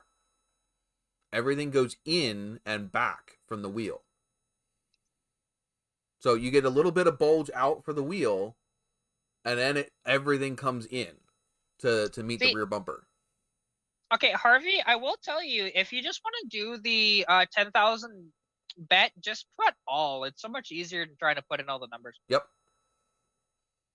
If you're going to bet 10,000, just put gamble all. Yep. Because it will not gamble everything you have. The max bet is 10K. Yep. Saturday night shows might get Pilot drunk. Well, I don't know if we want to... I mean, is drunk Pilot better than sober Pilot? I mean, you probably get more jokes out of them. Might. They might get really bad. Because, I mean, sometimes they're pretty bad when he's sober. We never said this was 100% family friendly. No, I know this. I don't want it to be 100% family friendly. Oh my but God, I would still like to be monetized. I keep losing my gambles. Huh? I'm gonna jump off a bridge. I keep losing gambles. You jinxed yourself. The cooldown's about 4 to 5 minutes, I think we figured out. Yeah. Do you guys like the Saturday show over the Sunday show? Because, I mean, like I said, I have a choice between Thursday, Friday, or Saturday. Those are the 3 days that I can do them now. I thought Saturday might be the best choice, but I gotta see how the views go and how many people can join. Because I think there's a lot more competition on live streams from other channels on Saturdays. Yeah, there is more competition on Saturdays. However, the thing is, okay, look at Teen Mechanic there in the chat. Yeah, he has to go to bed already. School on Mondays. Yeah, right. Well, it's just like me having to go to work. Stay. Yeah, and most people have to go to work. Saturday is the one day of the week that you have where, especially in the evening, where typically people don't have anything going on. So there's some people that do, but not very many. It's usually if you're a partier, you go out Friday night. Or any of the car events, weirdly, they seem to be Thursday or Friday orient. We've been bouncing between 4 and 6 people. If we can get this up higher, that'd be freaking awesome. If we could sit here around 10 people consistently, that would be fucking awesome. So if you guys like the show and you want to get more people in here, you have people that are funny, that are you know, have a nice sense of humor, whatever, share the live stream. Let other people know, get people in here. Let's get some new ideas, I want to breathe new life into this live stream. Yeah, but I don't want, I why... also don't want to push away or lose anybody that's currently been watching. So I just want to make it bigger. I want to get more people involved. Wait, and that's why, you know, like every time, whenever you put out the link for the live stream, I will immediately share it. Yeah, you have been very good at that. Yeah, I've been doing that the past couple of times now. If you guys are subscribed to the channel and you've hit the notification bell, you guys should get notified when I go live. Again, it's going to be the same time every year. I mean, every year. Wow. Every week. It'll be the same time. So yeah, if you guys, I can try to get the link out sooner. I just been in the habit of not putting it up to the day that I go live, but I could put it up a lot earlier than that. I just find that a lot of people forgot. Like if I put it up like tomorrow, by the time that Saturday rolls around, a lot of people already have gotten the notification like the day before or whatever, and then forget on the day. So I don't know. Well, actually, he works afternoons, makes it hard for him to make all the streams. Yeah, and I don't expect everybody to be here every week. Yes, it's going to be every Saturday. Every Saturday at 9 p.m. Eastern, unless Saturday doesn't work. Like if obviously if something comes up and it doesn't work for me. But for right now, we're going to try every Saturday at 9. Which means I got to change my banner, because my banner says Sunday. The banner on YouTube that's up at the top. Yeah, oh yeah, I know. But the thing is, actually seeing the steady numbers this stream compared to, say, last stream. We're later right now than what we'd usually be on a Sunday with more viewers. Yeah, I would say. That's normally down, well, normally down around we're normally down around 5, between 5 and 3. Yeah. And right now we're at 5. Right now we currently have 5, but we had 6 and we had 7. Yeah. Like not too long. I don't know where they went. Yeah, that did happen. Or they're just not chatting, so it's not actually showing that they're I don't know. No, because it should still tell me everybody that's viewing. Because you still can't see it because... Oh, you have the metrics. So, yeah. Yeah, I have the metrics sitting here. Yeah. I can tell you, viewer activity. I can tell how many people are talking. Depends on what I switch this to. Chat rate, like right now, our chat rate is around 4 to 8 chats a minute. No, not a minute. I don't know what this is going by. I don't know. Our highest was 12. But yeah, I can look at different things. Playbacks. We're up to 57 playbacks. Oh, I guess Jesse took pity on me. He just gave me 30,000 points. Come on, give me. I want to change the thing. There we go. Concurrent viewers. Concurrent viewers is how many people are currently viewing live at this time. That's where the little metric in the top left-hand corner comes from, where it says 5.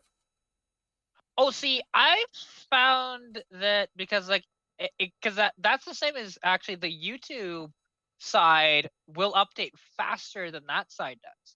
Oh yeah, well it does. It has to get it from YouTube before it puts it up. But YouTube Lives, I found that out about that because I have done a live stream where there was 5 people chatting in the chat and it said I had 0 viewers. That's weird. Yeah, I have had that happen. And sometimes they'll show viewers that aren't there. Like, so that's why I'm saying they might still be here. It's just not showing it. Like, see, now we're back up. By the way, if you have not hit that like button yet, please do. It does actually very much help me. It also lets me go back and look at different lives in the past and see which ones did, which ones look like they did better over others. Yeah. I need to edit this one. This needs to say Saturday. Which I know at times I am bad for not pressing the like button. But... I do it too, and that's why sometimes people need to be reminded. People need to be remembered? Yeah, we tend to lose people some days. It's mostly my mind, but yeah. I mean, it's... Especially lately, that's normal. There we go. I fixed it. Congratulations. Graduations? I've been edumacated. Yes, I know my 1, 2 C's and AB3s. AB3s. I haven't heard that one. That's good. It's 1, 2 C's and AB3s. I got my edumacation. I graduated. Nice. I got the schooling.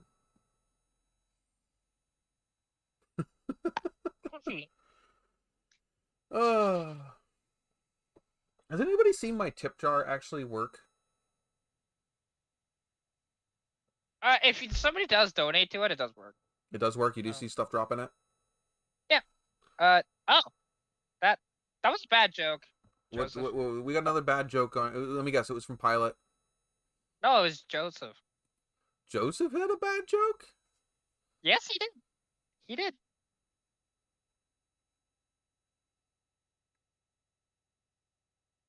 Oh my god, that was a bad joke. Yeah, I even took the time to read that. That's bad.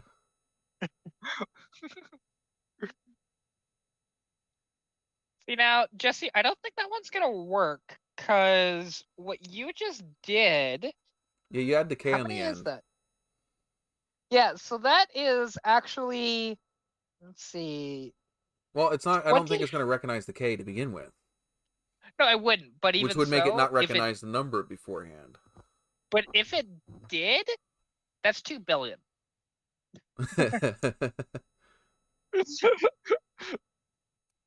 So... and Pilot, you need to take it to the dealer. Let the dealer tell you what's wrong, because unless you hook up a computer, you're not going to know what that check engine light is. Unless for some reason your vehicle has lost a little bit of weight, and then it might not be there.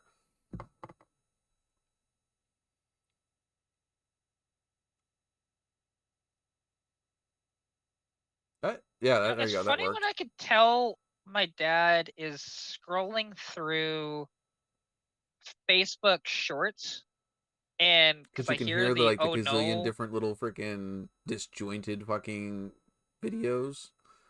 Oh no! Well, I just heard what you normally hear on TikTok, which is the "Oh No" song. You know? Oh no! I'm sure you've heard it. Oh no! No! Yeah, I just heard it. So. Yeah, I'm waiting for that to come back and bite some channels' metrics. Only because it's a false sense, because of the views and everything that you get. It's a false sense. It's not. It's one of those things of like quick grab now that you suffer in the long run kind of things. Well, TikTok is one of those. TikTok's different. TikTok, that's what it's designed for. I'm talking about the YouTube ones. Oh, yeah. I mean, YouTube Shorts tend to not have longevity unless if your channel is aimed around that. But I don't think you're gonna get the. I don't think you're gonna get the money out of them. Oh no, actually, YouTube Shorts you don't get anything from. I don't think. Right. Like, you can monetize the videos, but it doesn't do anything. Right. I don't think you're going to. I think it's going to end up hurting a lot of channels. I think.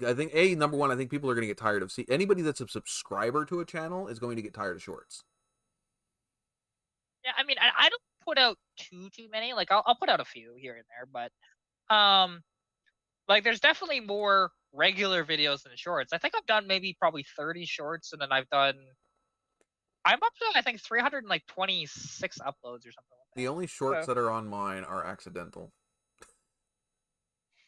Well, hold your phone like this, not like this. No. It's more of it was maybe something that I recorded, not necessarily for Facebook or whatever. And it was before the stuff I uploaded before there was shorts. You know, it was like quick little video. Because we got to remember what YouTube used to be before you had the longer videos. Not necessarily before you had longer videos, but people didn't used to edit them. They just used to, film a little bit, upload it, film a little bit, upload it. So they would be all disjointed. You wouldn't had dedicated, edited, put together videos. Yeah, which because it's interesting with I get your tongue out of your mouth, straighten it out, and put it back in. It's all tongue tied. Because like with what I do, because I do minimal editing, as you know, but at least I try and structure it to a certain degree. Like, don't get me wrong, there are some videos that are all over the place. That is a thing, but I try and at least, and especially like in my videos that are like one continuous shot, because I've done some junkyard tours that I've done that have been half hour long. Well, it's one continuous shot. I'm not really pausing typically. You're not cutting out the spot where you're walking in between vehicles. Yeah, like I don't even really do that. Like the thing is, when I did my first junkyard tour, I was using this phone here, and the problem is at the time I didn't have any editing software whatsoever. The editing software that's standard on a Huawei sucks. It's terrible. Just get Power Director. That's pretty good for phones. Yeah, that's what I use. But also like the Samsung, I almost don't need Power Director. The only reason why I use it is because I have access to so much music, really. It's really convenient. The transitions are pretty cool on Power Director. It's got a pretty good splicer. I don't use any of the transition stuff really on it. I just put videos together on there. Or Power Director is nice for me when I'm putting together picture videos, which I've done quite a few of those actually. Like when I go to car shows and stuff like that, sometimes it's either A, I don't have the time to walk around the entire car show, or they're playing copyrighted music in the background and I can't film. Oh yeah, I hate car shows because of that. 2K is 20K is the max. It's double your bet. You can lose up to the amount that you bet. You can win. Actually, no. You can win up to 5 times your bet if you roll 100. Oh, only if you roll 100. Okay. Because I know most of the time it's only 20. You can roll, like, the thing is, certain numbers, and I don't know what the thresholds is. Minimum you win is double your bet. You can also triple, quadruple, and then do the 5. See, you guys do this more than I do. I'm busy sitting here doing the live stream. You guys are betting. Exactly. You can bet up 10K, but if you just bet all, that's how it goes. So it just does the max bet for you at the 10K. You already answered that question before I even saw it. The thing is I wonder if I can see it over here faster. Well, here's the thing, Joseph. I know more about it than he does because he doesn't do it. Exactly. I do this every time. I'm trying to see which ones I see first and which one pops up first. Oh my god, I keep losing gambles. What the hell? Yeah, Jesse's winning and giving away more money. I'm cry. I won like once and I've lost like 5. What the video she did with Roy Marco? Me and Roy are supposed to do some live streams with the scale models at some point. Yeah, and I'm trying to figure out which one you said with Roy Marco, because bear in mind we've done I think 4 or 5 collabs already. Yeah. So I have sat here and looked. Both my YouTube, both my Streamlabs and my YouTube are updating at the exact same time, and you're still seeing them before I do. That's funny. And I should be seeing them not as quickly because my internet's way worse than yours. I don't know. It's probably because you're on a phone. That might be it. But yeah, I don't know. I mean, it's not like my phone internet speed is a problem. Should we do what's my internet speed today? Oh, we can compare. As long it might now it might bog the stream a little here, like on my end. I don't have that worry. Yeah. Here, let's see. I will actually pull it up. Because it's fucking stupid crazy. I get a kick out of it every time I fucking see it.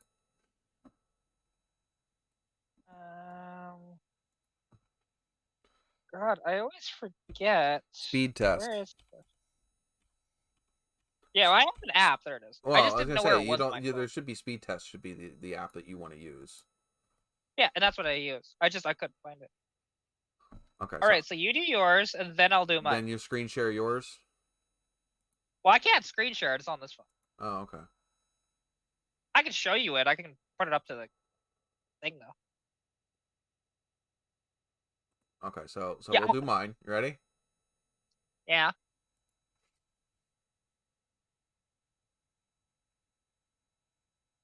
Oh my god.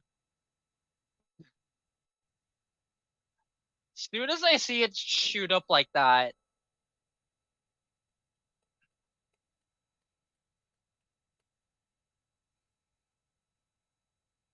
It's okay, my upload isn't any better.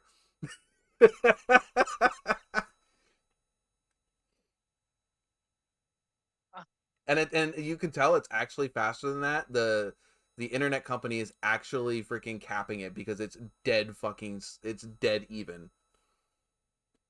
When it goes up and down, that's actually where your internet actually is. If it goes straight across like that, it's being capped by software. Okay. I can. So yours ended up 491.46.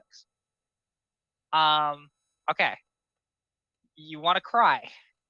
Here we go. Well, no, I've been in your shoes. I can't see that. Hold on. Let's make you big. No. Why won't it? Oh, okay, it's this one. You're at 14. And that's your download, right? That's my download, yeah. Yeah, your upload's going to be less than 1 or around 1. Oh, you got 2. 1.5. No, that's 1.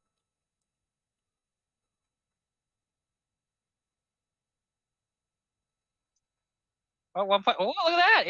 It's going up. Yeah, there you go. but the quality of your live stream is going upload. down. You were getting super pixelated. Doesn't shock me. But yeah, there we go. So that's where my internet's at. You know what? I'm just gonna lay back like this. Yeah, this is nice. Kind of. Yeah. And we didn't even get it mainly for the speed. We got it for the amount of data we're allowed to use or transmit. Because all of our TVs and everything, we don't have cable. Everything comes off of the internet. So we didn't want to have a problem where we didn't have enough internet. Yeah, see, I've never reached my cap on my internet at all. Well, you can't at that speed. I mean, if I was uploading to YouTube constantly, I might. But you got to think that we're downloading, like, some of the games and stuff that we download, they're like 60, 70, 80, 90 gigs. Oh, yeah, well, you know how long those take me to do? Take me like a couple minutes. Takes me 5-6 hours. Now the Jesse thing is getting 48 download and 12 upload. Everybody has better internet than me. You have dial-up internet. That is our dial-up internet speeds. Oh no, this is better than dial-up. I promise you that. Not by much. I mean, you could almost take your information and run it out to wherever you wanted to and come back in the amount of time. Wait, most recent tour video. Oh, was that the one on when we were doing the carburetor stuff on my car and it was on Roy Marco's channel, or the one that I did? Because if so, the last tour video I did was of his collection, which was a while back. Hey, stop licking the pillow. At least it's not licking a window. She's looking at me like I just wounded her frickin' pride. Well, maybe you did. Who knows? Harvey goes, your vehicle weight has determined your wallet is too heavy. Please lighten it at the shop of your choice, and they will try to turn your check engine light off. That is funny. But I finally won a gamble! Wow, it's been almost the whole live stream. It hasn't been that bad. But it has been, I don't know, like 5 or 6 in a row. Team Mechanic has 83 down and 62. Damn, your up is fucking high. Yeah, see, that's interesting. That is up. Now, I already know your up and your down can be the freaking same. In fact, it should be. They cap your upload speed for a reason. And it's for bandwidth issues. I think it's mainly to keep people from like live streaming like TV and shit. Yeah, well, it gets even worse for that up here too, because we have the issues of, hey, CRTC wants to come in and make it so, because anything on radio or TV has to be 30% Canadian, which is stupid. The CRTC also tried to. Just get yourself a VPN and you can watch TV anywhere. Well, no, I don't have a. Yeah. You know what? I need to have a sponsor for a VPN, man. That's what I need to do. Yeah. And there's so many out there. Like, I know, right? Yeah, I keep seeing so many ads for them on people's channels that they're just. You know what? I give everybody 10 seconds to put in the most ad that they have seen as a sponsor in somebody's video. How many of it? Wait, in one video? No, like the ones that sponsor YouTubers. So the ones that YouTubers put in the middle of their videos, you know, with the link of, if you do this, you get so much whatever off or whatever. Yeah. I can guarantee you it'll be the one that I'm guessing. I shouldn't guarantee it, but I'm going to say pretty certain the one that I'm guessing should be one of the ones that is Okay, what are you asking? Because now you're asking a different question than you were initially. What is the most popular sponsored ad in a video? Not one that YouTube puts out, but ones that creators put in their video. What? Raid Shadow Legends. Yes. Raid I hate Shadow that Legends, one. Yeah. Yeah, I see it everywhere. And it's just like, you know, and it's so stupid. Like, if your channel was a gaming channel, I could understand you taking that sponsorship. To me, I wouldn't take that one. But the thing is, 90% of sponsored ads are not something that, I mean, you have, I can tell you ones that I've seen. I've seen Manscaped, male and female channels. I've seen Keeps. Again, male and Emily Hartford has had Keeps on her channel. Most viewership is male. That's the only reason why. Yeah, exactly. The thing is most people that watch YouTube also game. Most people have a cell phone in their hands. So, yeah, it makes sense to have Raid Shadow Legends or any other kind of mobile game because most people watch YouTube on their phones. Yeah. Oh, Harvey, that was on Roy's channel, actually. That was the last time me and him actually physically saw each other. Which was a few weeks ago. So, yeah. Harvey's right. NordVPN. That's one of the ones that I see all the time. Skillshare. But again, I watch a lot of, like, skilled channels. So, you know, like makers' I see channels. a lot of Filmora Go, too. I haven't seen that one. Well, a lot of people that do a lot of editing, like, because I watch a few Pokemon channels, so they have to do a ton of editing because they have hours of gameplay that they're shrinking down to like 20-minute videos. Mm-hmm. I used to do gameplays. yeah, those get rough unless you're just uploading the full VODs. Yeah, right? because I would play with Big E for 4 or 5 hours straight, and then I would shrink that down into about a 10 or 20-minute video. Yeah. Oh, hey, old school. We're just sitting here chatting away as we normally do. Yeah. I've eaten a few slices of pizza on camera. It's been nice. I've been losing a lot of gambles. Yeah, you're losing a lot of gambles and gaining some carbs. Yeah. I had Jess's keto chicken parmesan, which was pretty good. I like her. Like, she has a couple keto things that she makes that are really good. She did make keto stuffed peppers, and so instead of rice, she used a cauliflower rice. And I told her I don't think the consistency was right, that she should have probably have used ground pork rinds instead of the rice, because I think the consistency would have been better, because it was too much. Like green peppers, they have a little bit of a crunch and a texture to them.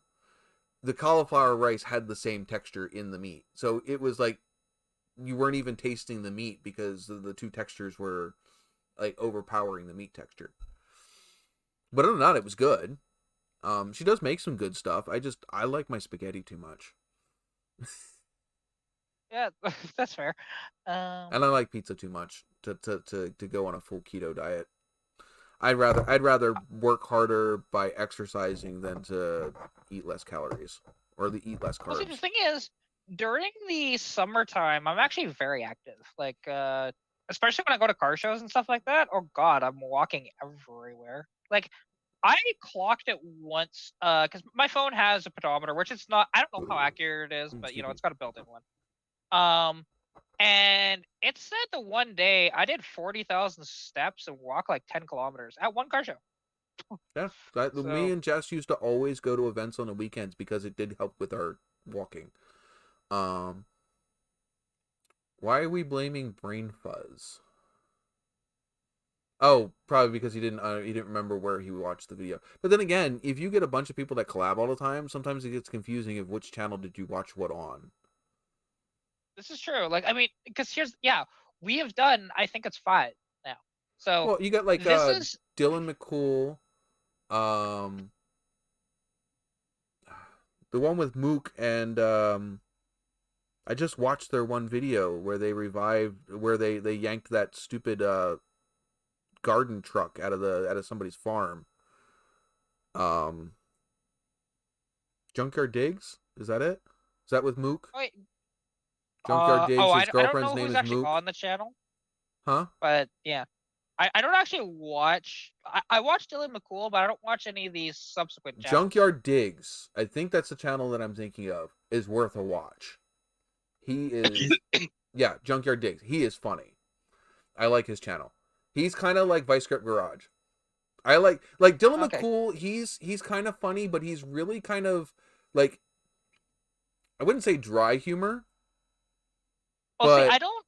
He's almost straight laced, not in a bad way.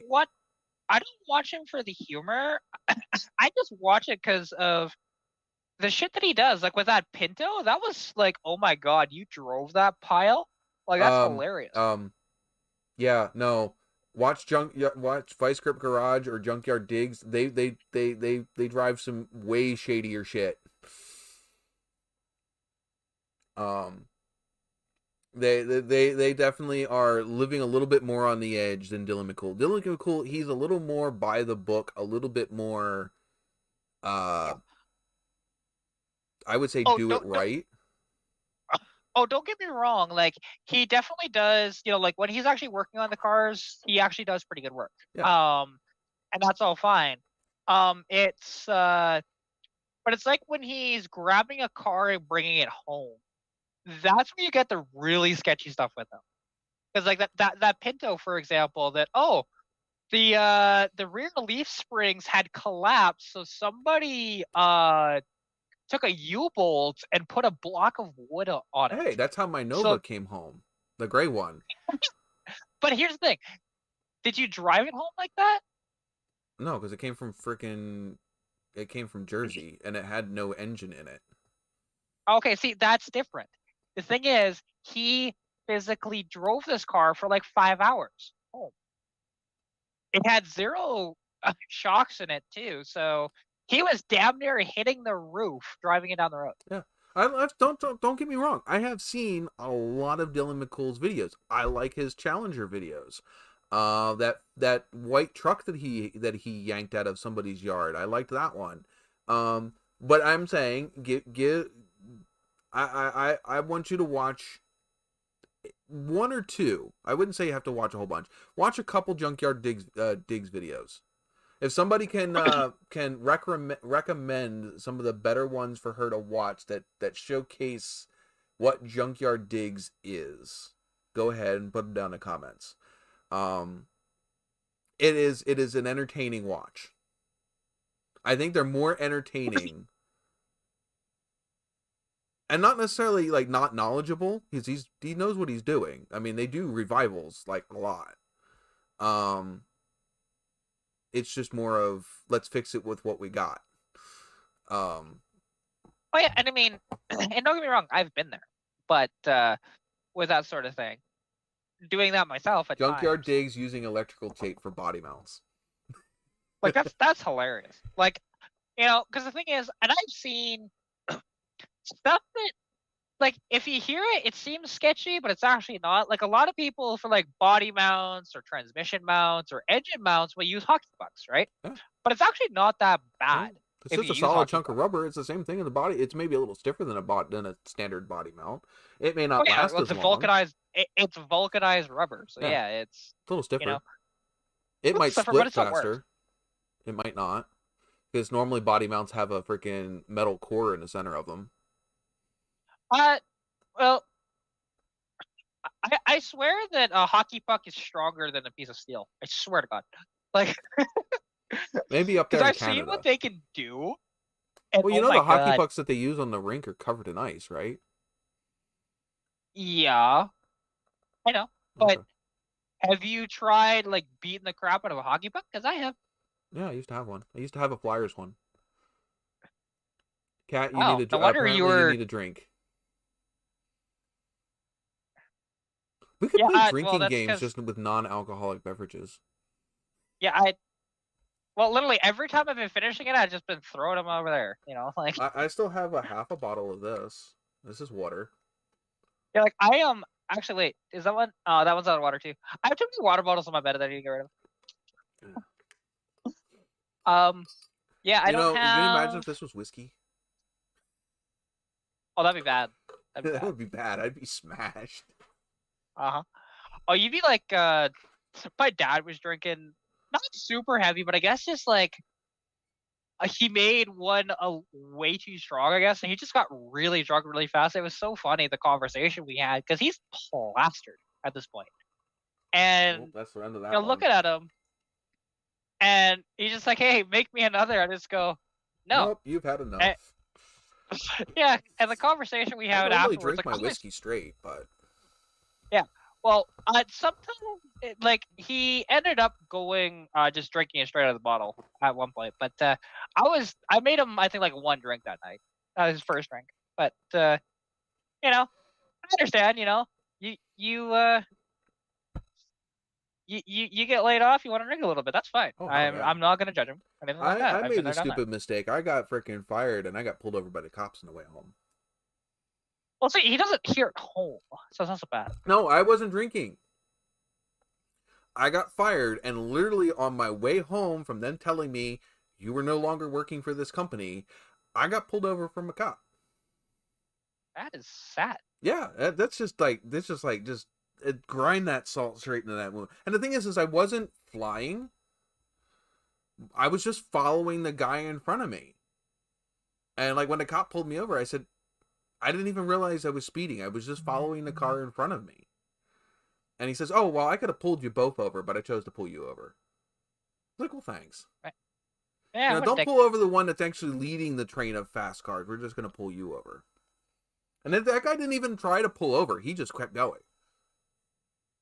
Yeah, that'll happen. I actually pulled over into the other lane And like I thought the guy in front of me was going to get somebody in front of me he was going after, so I just pulled over into the slow lane, to let the cop go by. The cop pulled in behind me, and I'm like, oh fuck.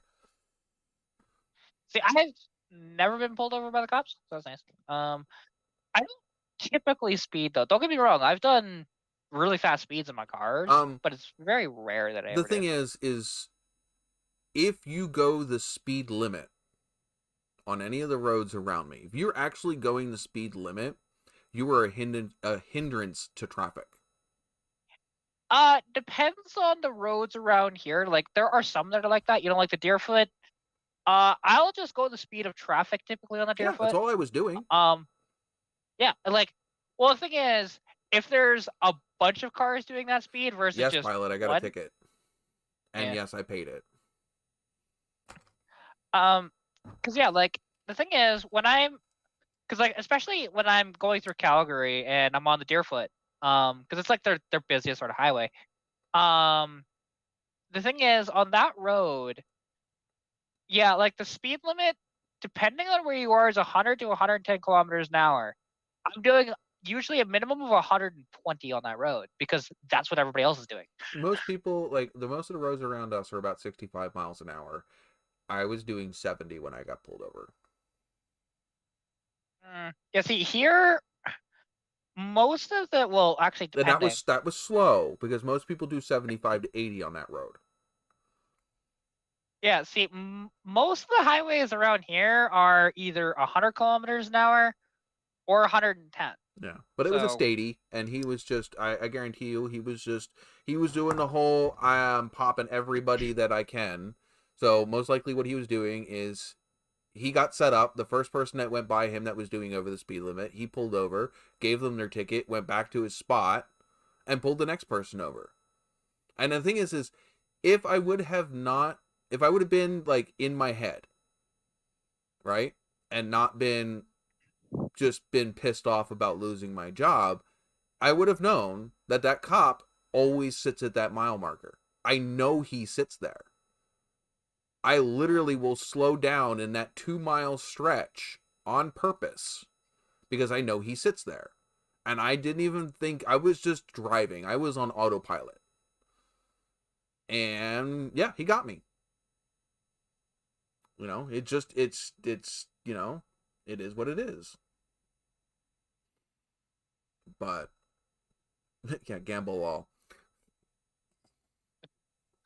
But yeah, no, it is annoying because it's not even like cops anymore. And I'm not talking bad about any particular cop or cops in general, because in general I think cops are good. But it does seem that anymore cops are more about making money than they are about actually protecting and saving lives. Oh, it's true. Well, the thing is, and that's at least here in the unfortunately US. Though.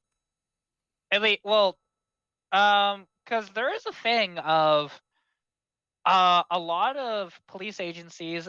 It does happen up here too, where they have quotas they have to do every month, and I'm like, you're not a You're business. more likely to get pulled over at the end of the month or at the end of around a major holiday than you are any other time of the month. A cop that'll let you sit there and go by them at 5 or 10 miles over the speed limit will more likely pull you over at the end of the month.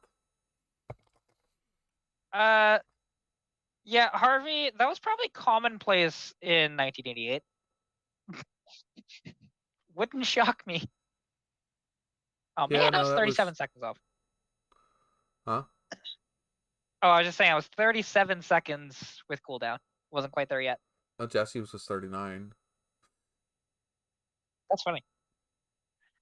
Because yeah, like the fastest I've ever driven a car, oddly enough, wasn't even my car. We're gonna say that this was not on a public road. Yes, we'll say that. We were in Mexico. That's a long way for you. There is a Mexico in Calgary too. So there's an area without a posted speed limit. Yes, that's what it is. That's exactly what they're talking about when they say go to Mexico, because Mexico doesn't have a posted speed limit. I know. Trust me. I know many people that go to Mexico in Calgary. And there's a Mexico in Edmonton. Even though they actually have a track, but some people, don't do that. Which is, I understand, because if you're going to the track every weekend, that can get expensive. Yeah. I understand that, but the highway is free until you get caught. Yeah, exactly. But I was going, actually, now I need to do the conversion for you Americans in the chat. Americans? Because I don't know, actually, how fast America? this was. Do we hear the bald eagle screeching? So, apparently Jesse says there is a speed limit in Mexico. Well, yeah, there is. It's just people say Mexico because it's known as like, hey, it's lawless and stuff like that, when it's not actually. But so the fastest I've ever driven a vehicle is actually only 111 miles per hour. Jeez, I went faster than that in a Cavalier. Yeah, well, I went faster than that in a Ford Escort. To be fair, I've owned 2 cars that are very slow. Your Cavalier and your Escort may have been faster than my cars. Actually, depending on what... 5 four-door Ford Escort. Yep, that'd probably be faster than my cars. 1.9 liter, 4-cylinder. Yeah. Yes.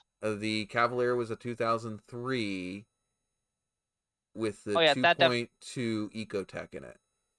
Yeah, the Cavalier for sure would be faster. The Cavalier was slower than the Ford. Oh, there you go. So yeah, then okay. Do you know why? Both your cars would be faster than the 2 cars that I've actually driven properly that have been mine. Right. It's because they both have rev limiters. The rev limiter on the Ford Escort was around 114, 115. The rev limiter on the Cavalier was at 109. Trust me, I know. I've bounced it off of it many times, and it cuts the power to the engine until you drop below 90 miles an hour, and then it adds power again. It was not the fastest vehicle that I've ever driven, though.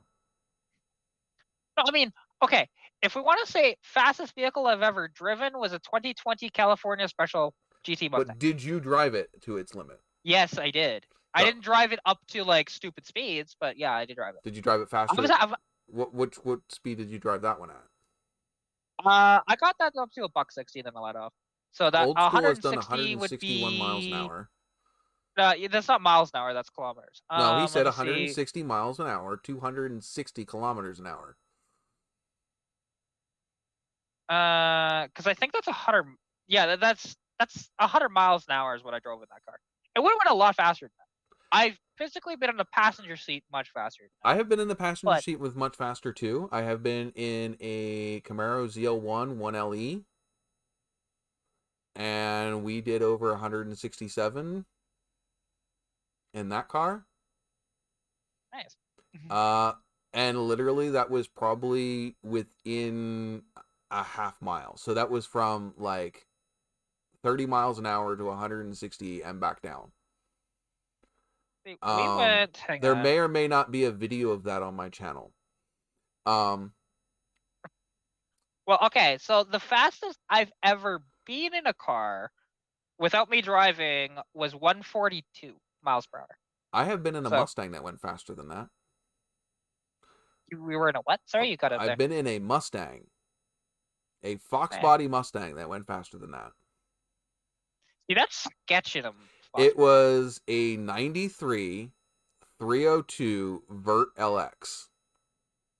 Oh. We went 163. Yeah, that's sketchy in a Fox body. I-95 south heading towards Dover for the Dover Downs race. We went up to 163. Wow. Yeah, see, the fastest I've driven in my vehicle was 133 in my Nova. I've done a hair over 100 miles per hour in Stitch. And it still had more to go. It still kept going. So, but it took forever to get there. Old School saying that the speedo was off in the Fox. No, it was a 302 5-speed manual. Yeah, the thing is, it's not that they're not It's not that they're incapable of doing that. It's just sketchy in Oh, a it was Fox body. But sketchy. mind you, yeah, like mind you, I do know it wouldn't be quite as sketchy as doing that, say, in my car, because the 93s were much more refined when it came to like aerodynamics, and their steering was a lot nicer compared to the early ones. So I will say that. But It was still sketchy. definitely, the wind and everything else was definitely playing with the car. Oh, I'm sure. Like, because I know Fox bodies in general, when there is wind at all, you get blown about. It was, you know So what? I felt more sketchy in the Nova at 130 than I did in the Fox at 160. 130, the whole car wanted to lift up on the Nova.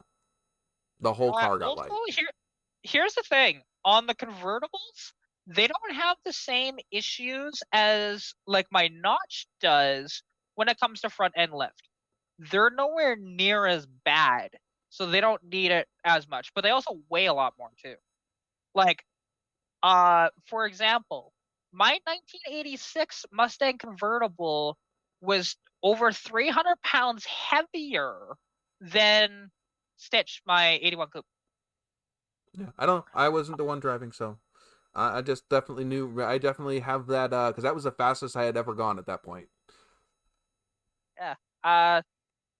Yeah, like, and the thing is, because like with my car, once I actually have like the 5-speed in it and stuff like that, it'll be a much nicer car to drive. But I don't know. I've only had my Trans Am up to about 80, 90 miles an hour. oh no, Jesse, they do fine in a quarter mile. They don't do good at speed. Trust me on that. Fox body aerodynamics are awful. The thing is, with my car, I before I mounted the whale tail on the back of it, I had front end lift at about 110 kilometers an But hour. the whale tail on the back should not stop front end lift. It should actually It make does. it worse. Actually, no, it Because it's does. pushing down on the Because back, which is going to lift up on the front. So your yeah, probably was experiencing wasn't front end lift, it was back end lift. no, well, it is actually the front suspension design on those that makes them. It does actually. They did have front end lift. And they can, contrary to popular belief, certain styles of spoilers can actually stop front end lift. It is true because it equalizes out all of the aerodynamics over the car, and that's why it does it. It's weird, but that's how it. Yeah, I promise you. I get it. Well, the aerodynamics on my Nova are much worse than your Mustang. Yeah, but you don't have as bad of a front suspension like bad front suspension It's got design. the same front suspension as my TA, but the thing is the Yeah, whole car, the air gets underneath of the car and lifts the whole car up. yeah, oh yeah, like that's you know, and yes, they do that. With yeah, because with Stitch, like I was fighting the wheel hard on the highway. Yeah. And a lot of them actually, the early ones especially, had this issue of where you're hitting basically highway speeds, which back then weren't highway speeds, but they are now. Of yeah, and you're doing this the entire freaking time. Now, to be fair, I did have a slightly loose rack at the time too. But it still had that issue. And then once I put that spoiler on the back, oh fuck, it made one hell of a difference. I can Well, cruise it's that thing at downforce just is about any speed. downforce, but yeah, there's no downforce on the Nova at all. No, You're just driving a yeah, brick through the fucking thing. So like it could have gone faster than 130, but none of us wanted to push it any faster. My windshield wipers stood straight up. The whole car got really light and butterfly-y. And yeah, we were like, no, we're not going any faster than this. yeah, and Jesse, yes, but also okay, they're going 140 to 160 in a run. Customized cars, You they're just not stock pooped out suspension and doing pooped that. back in. Yeah, my internet, man. What can I tell you? I gotta switch you back over there. Yeah, that's fine. You gotta remind me every time to make sure I put myself on the right hand of the screen because I always look like I'm looking off into wherever whenever I'm on the other side of the screen. I just look funny. I kind of like the way I look when I'm on the right hand of the screen. It looks like I'm looking more into the center of the video. Yeah, that's fine.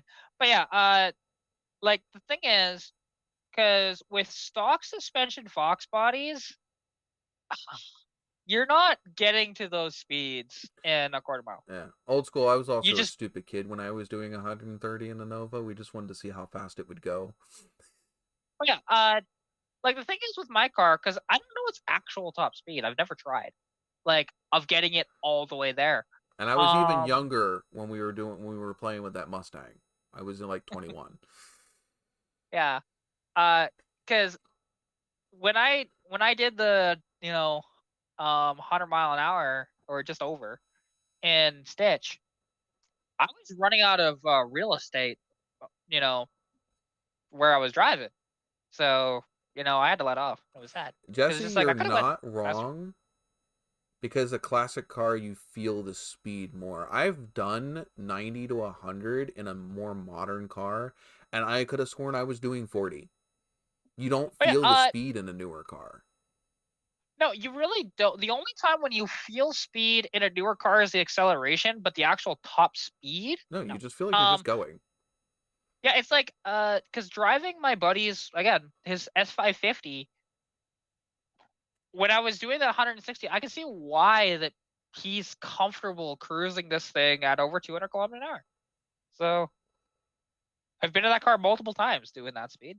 So in the passenger seat, it's well, Yeah. that's understandable in a CRX. You know, doing any Again, sort of it's still speed because it's a before 2000 car. 90s cars were yeah. not that great either. Well, the thing is, like a CRX, can bear in mind that's an 80s design on that car. Yeah. And those cars only weighed, what was it, like 1,700 pounds, maybe even less than that. Yeah. So yeah, I can understand that. Absolutely. It'd be like my Civic try to do those speeds. Like that'd be sketch. It wouldn't even get anywhere No, near there. you'd probably be lucky to get that Civic up above 60 or 70 miles per I hour. could, yeah, I could probably get it to 70, but it'll just take forever to get Kilometers there. or miles? Miles. Because the thing is, like, okay, yes, it is underpowered, but the one advantage I have compared to other Civics out there, it's got a 4-speed manual in it versus an automatic. Yeah. Because my dad's Civic had a Honda-matic, and it was just a dog slow. He had a generation after mine, but it has a little more power, but he had the 2-speed, so we might be on par with those two Civics. Although his Civic might have been faster because he had a firewall rebuilt with beer cans. Weight reduction.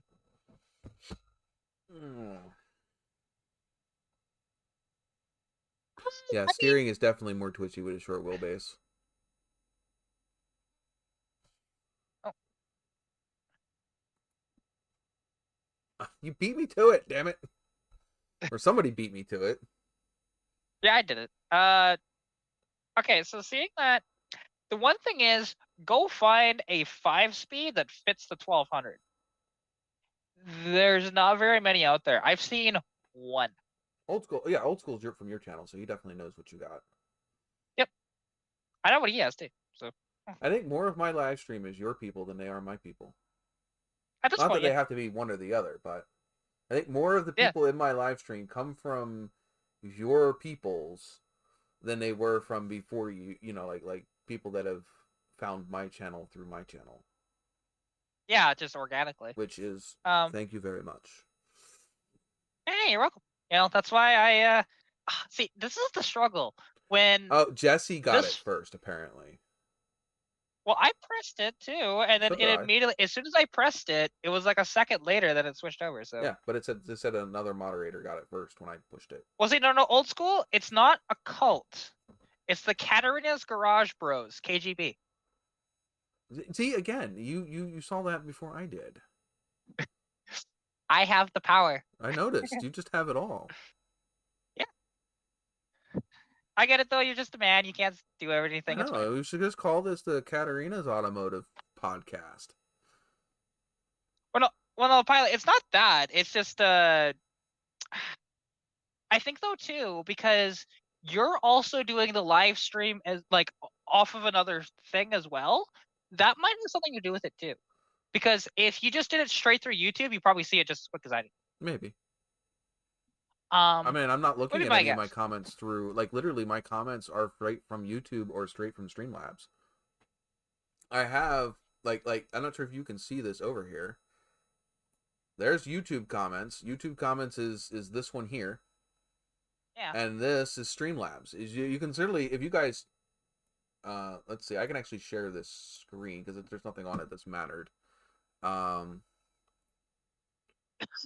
see, we'll just share that. I'm surprised he didn't have a reaction to Catarina's Garage Bros. So, like, when you guys comment, you can see. So there's one Streamlabs and one they move at the same time. Interesting. And Kat, you on StreamYard should see it almost as live as what YouTube should be seeing it because there's no delay there, whereas the delay through YouTube itself. Old school, gotta remember something though too. With a lot of live streams, there's not a lot of people that are subscribers that are watching live streams. Right. And the other thing is you got to understand where most of my subscribers come from are how-to videos. Yeah, see, where compared to mine, I don't do very many how-to videos. I've also been doing this live stream for 3 freaking years, and we're doing a hell of a lot better up until a couple months ago.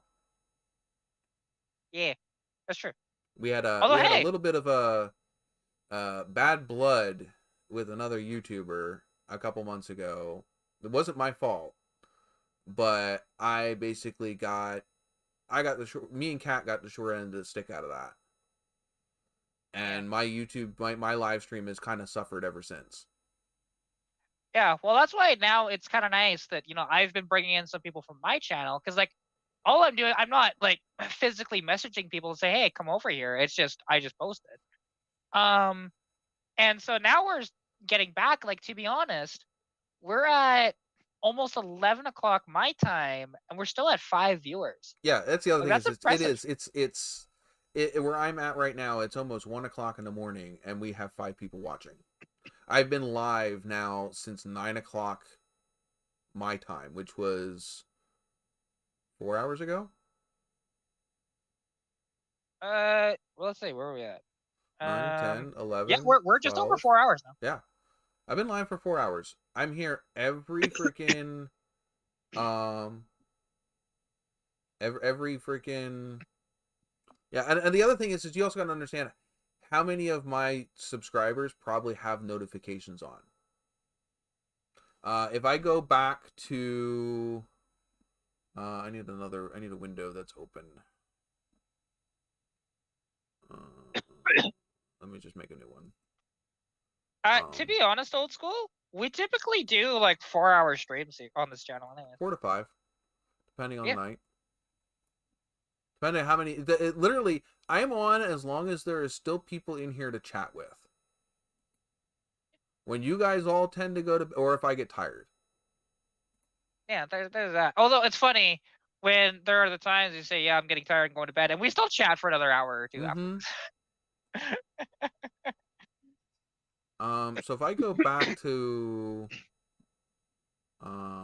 content, live streams, and I look at this one's analytics.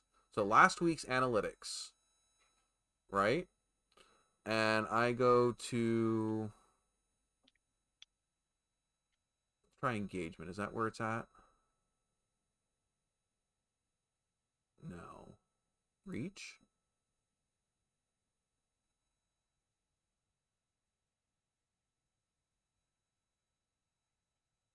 $145 of my subscribers got notifications for my last week's live stream. Oof, 145 out of 2,500. Yeah, that's not great. Now a notification click through rate, which means people that clicked on the notification to watch the video, 0.7%. Oh, is that what that stat means? Okay. Average YouTube numbers are 0.5 to 2.5% click-through rate for notifications on live streams. Yeah, see, I didn't know that's what that stat means. So I had no idea that views that I got from bell notifications, 1. So only one person out of the people that watched my video last week clicked and watched the live stream from the bell notification. See, now I need to look. View more. Oh, see, I don't get the. It's weird for You're live not going to streams, find it on your phone. This is something you have to look at on your computer. Actually, YouTube Studio for non-live streams will tell me the click-through rate. So I hate using. I have not liked the phone YouTube Studio in a while. They took away too much information. Too much information is hard to find. I can't even say whether I want to see 48 hours worth of data, 1 month, 1 year. I can't do any of that anymore, and it's annoying. Okay, but out of my last week's video, 31% found my video through browse features, which was like, recommended or basically just your home screen. 23% of my viewers found my live stream by literally going to my YouTube page, or somebody shared my video on their YouTube page. So like how you share my live stream on your community tab. Yeah. So that's what that is. Suggested videos was 21%. So that's somebody seeing one of those videos that pops up underneath of another video or on the sidebar or whatever. 10% of the people that showed up to my live stream last week was from notifications. 10% of the people that watched the video last week were notifications. 8% were YouTube search and 4% were other. You see, like, yeah, I can't look at the metrics as deep for the lives for some reason, but like for regular videos, I get the bulk of those metrics on my phone. So I don't know why they don't do the live though for that. That's kind of weird. But old school, I do make money off of this channel. It is what helps fund my. And here's the thing. Okay, what helps fund my hobbies. But also, okay, old school. Here's the thing though too. Even if you don't make money off of your channel, you do want to see your channel, like you do want to see your channel grow. So paying attention to those metrics actually lets you know what's good, what's working, and what's not. Period. Yeah, like I know that some of my it's interesting. Some of my Civic videos explode and others don't. It just depends on the video. Then you go to the metrics and you look why. You try to find out why. What did this video have that this didn't? Was it the way that I worded my title? Was it the thumbnail? Was it where I posted it or didn't post it? There's different. That's what those metrics do. They help you find that information to say, hey, this worked and this didn't. Yes, a lot of my videos that are car related, they're basically me just sharing what I'm doing. Other videos, like the podcast is here for us to all hang out. It also gets me watch time and other things. There's different reasons. It helps keep my algorithm going when I don't have content to put up. There's different things. There's reasons why we do different things. I've been on YouTube since 2013. I have been making money off of YouTube since 2017. I mean, I made money before then, but not enough to get a payout. Yeah. I've been monetized since 2014.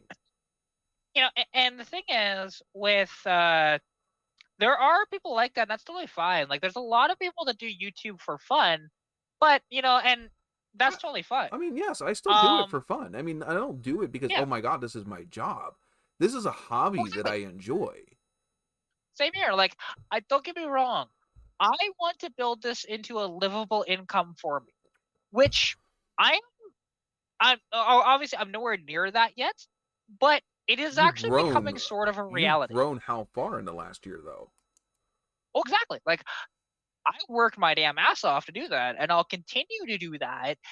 And even after that, if I get really successful, I'll probably still keep on working my butt off. So. And the thing is, it's like even if you don't get like, let's say you like playing checkers, or anything else, you like going drag racing. You may not be doing it for money. You may just be doing it for amateur. You've got a stock car or whatever. You tell me you don't look at your time slips? Yeah.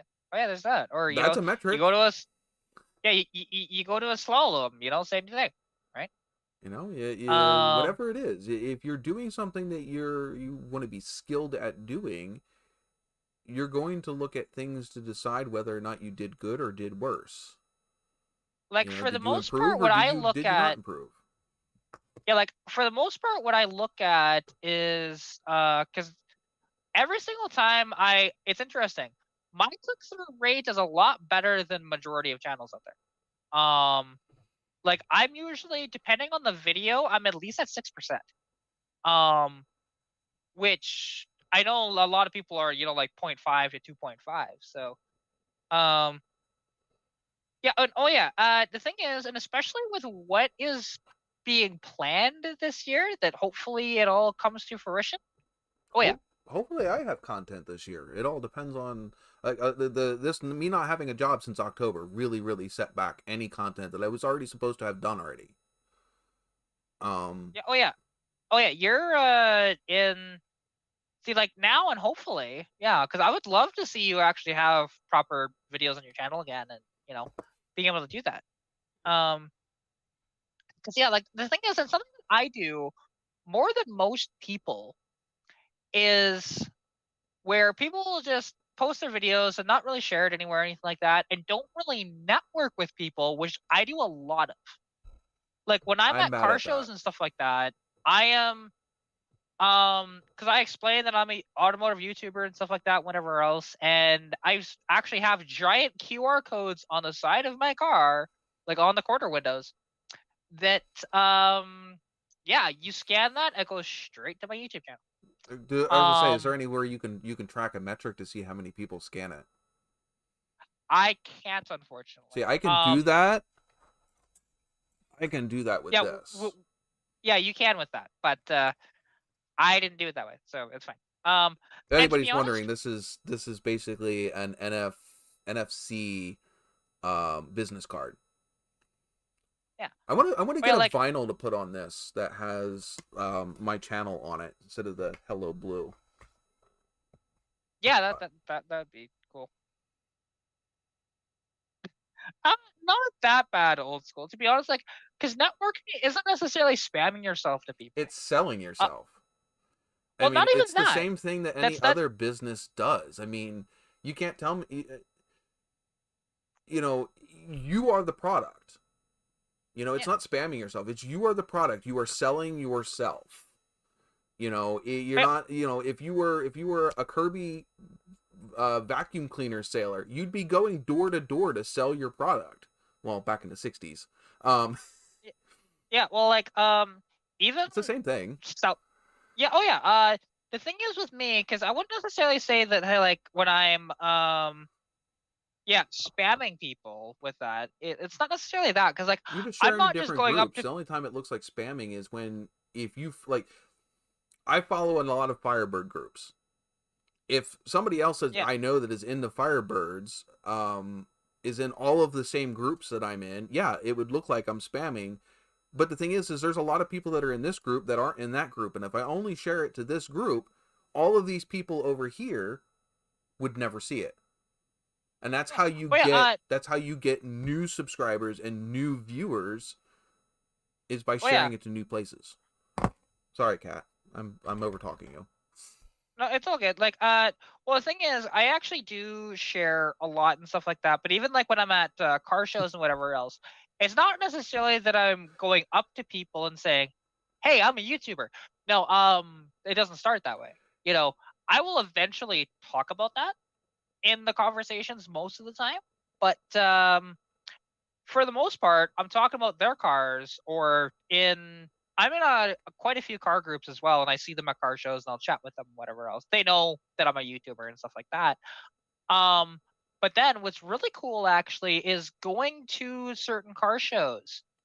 Is people start to kind of talk about, hey, that girl's a YouTuber, whatever else. And there was actually one of the car shows that I went to this last summer was really cool. One of the people that was helping run it, I don't know if what position she was, but you know, when I came into the car show and I parked, she walked up to my car and we chatted for a bit, and then like she was mentioning like, hey, I heard you're a YouTuber or whatever else. It's like, yeah, and you know, if you want a link to my channel, well, you can just scan the QR code on the side of my car or whatever else. We had like a 5-minute conversation. That was awesome. And just through word of mouth too can help you a lot. Mm-hmm. And that's one of the reasons why I go to so many car shows too. Not just for fun. I miss but going to car shows. I miss being able to take my cars. That's one of the main reasons I want this TA back on the road. I don't care if my car is the best looking there. I just want to go. I don't want to be the one that has my car out in the parking lot and I have to walk all the way up there and just walk around cars. I want to have my car there. Yeah. But Old School said a lot of people do. It's like they're on every social media platform and every single forum, et cetera, et cetera. You have to. Yeah, like, okay, the thing is, Old School, you don't realize I'm part of over 120 groups on Facebook just to promote my content. And the thing like, is, literally, think about it. Think of it. McDonald's, they're everywhere. You can't go somewhere without seeing a McDonald's logo or a reference. Every other business is like that. That's how you promote yourself. You know, again, the bigger the net, the more fish. You know, you don't want to cast a small net because you may not catch any fish. The bigger the net you cast, the more likely you are to catch fish. Yeah, like, and the thing is, I need to put this back over here because I keep looking like, over here. Like, and it shows in my metrics actually when you look at how many people find. Views. Yeah, I have the bulk of my views are external. Mm-hmm. And that's showing new people coming in. Yeah, all the time. And even if they're not new necessarily, but they clicked on my video from a link versus getting a notification. All right, hold on. Old School. Give me something that you use or that you know of. I prefer small channels too. I mean, I just got totally derailed. But the thing is there's got to be something that you use that has an ad somewhere that has been everywhere, whether it's a bank, a place, a restaurant, a piece of clothing, a fucking movie. A movie's not much different than us on YouTube. So, you know, people promoting the next Tom Cruise movie or whatever. It's the same thing. You know, you have to put yourself out there because us on YouTube, we don't have a marketing team or a producer or promoter to do it for us. We have to do it ourselves. Yeah. Everybody is influenced by ads, even if you don't know you're doing it constantly. I mean, that's like telling me, okay, you've ever heard the Oscar Mayer Wiener song or the Goldfish jingle or any of those. If you've ever heard them and you can remember them right now, you've been influenced by an ad. Just lay down right there. Don't lay down next to the phone. If you can remember the beginning of a TV show, you've been influenced by an ad. That's what an opening credits on a TV show is, and that's why they have theme songs. You don't have to buy something from an ad either. And here's the thing though too. What? Like, here's the thing though too, is any commercial out there that you think is really annoying, but guess what? You remember it. Mm-hmm. Like, a lot of the stupidest ads you remember. And the thing is, because you think of it that way. So I'm looking for, I don't know, something. If a certain business or website or whatever comes to mind without you directly looking it up, then an ad or something has influenced you. Because that's why you remembered that particular business. Yeah, that's better.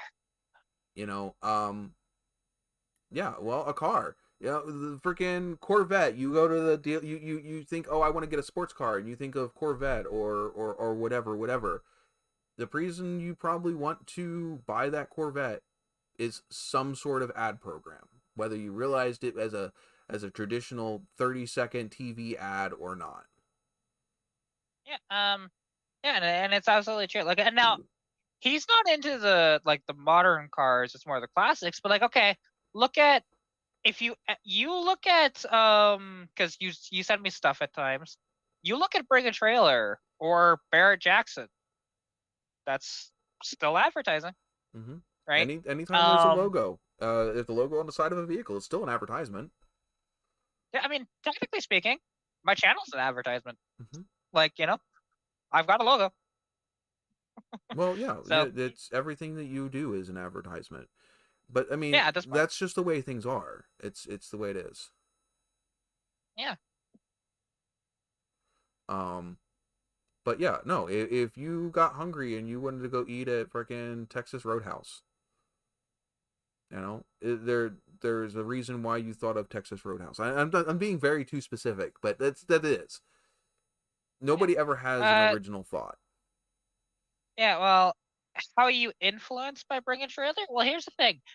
Anything that you tend to send me is either eBay or Bring a Trailer. So you're influenced by it because you're influenced by what you see it period. the most. You see it, you're gonna like, want it. Now you're gonna go find it and go get it yourself. That's being influenced. It may not be a structured ad, like, you know, in your face, I'm an ad. Yeah. But it is. The thing is, like, everything is advertisement now. Doesn't matter what it is. It's just how it works, unfortunately. And whether you're advertising yourself, whether you're advertising a company, whether it's a website, same thing. Yeah. In the end. But yeah, and we need to lighten this up a little bit. But yeah. Yeah, it's all good. The metrics is just, and at the end of the day, the metrics is just stuff that we use to find out whether or not what we're doing is working or not.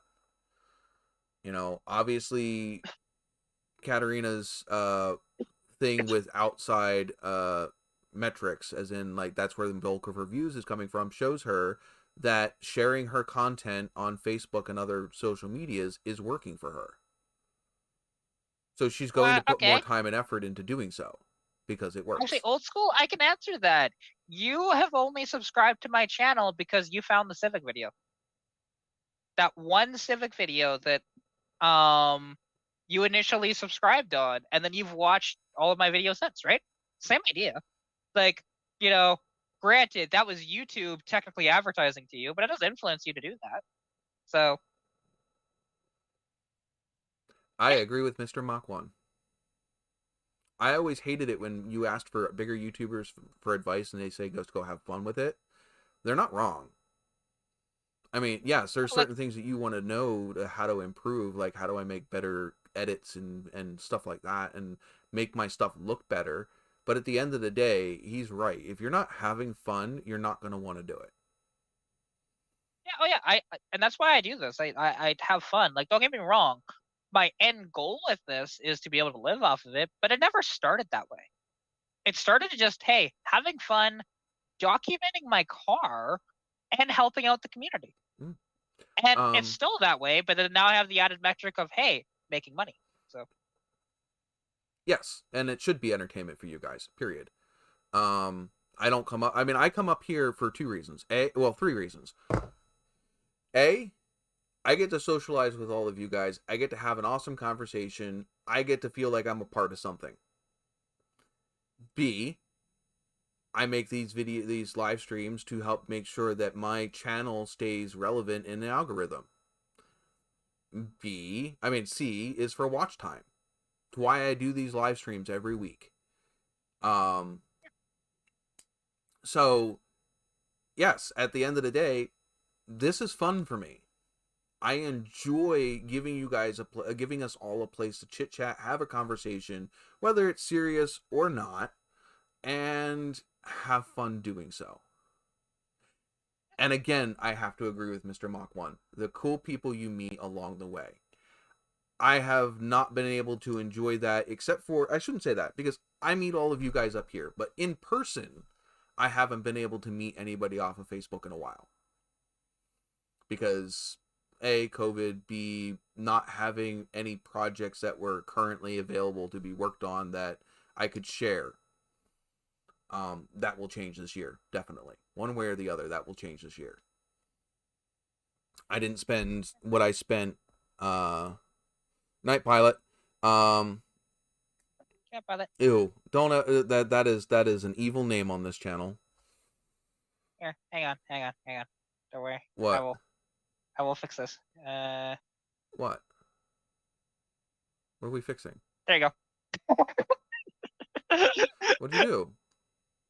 I removed it just as a joke, obviously. Oh, I didn't even see it.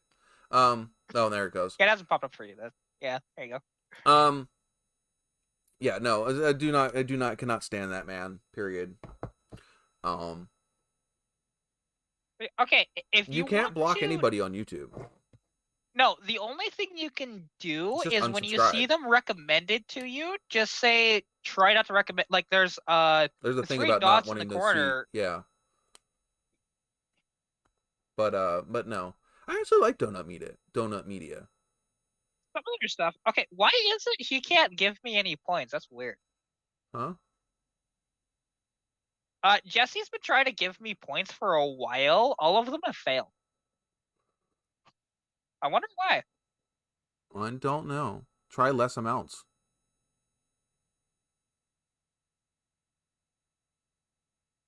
Yeah, like, and the thing is, yeah, or and like, maybe and he's not spelling your name wrong or anything?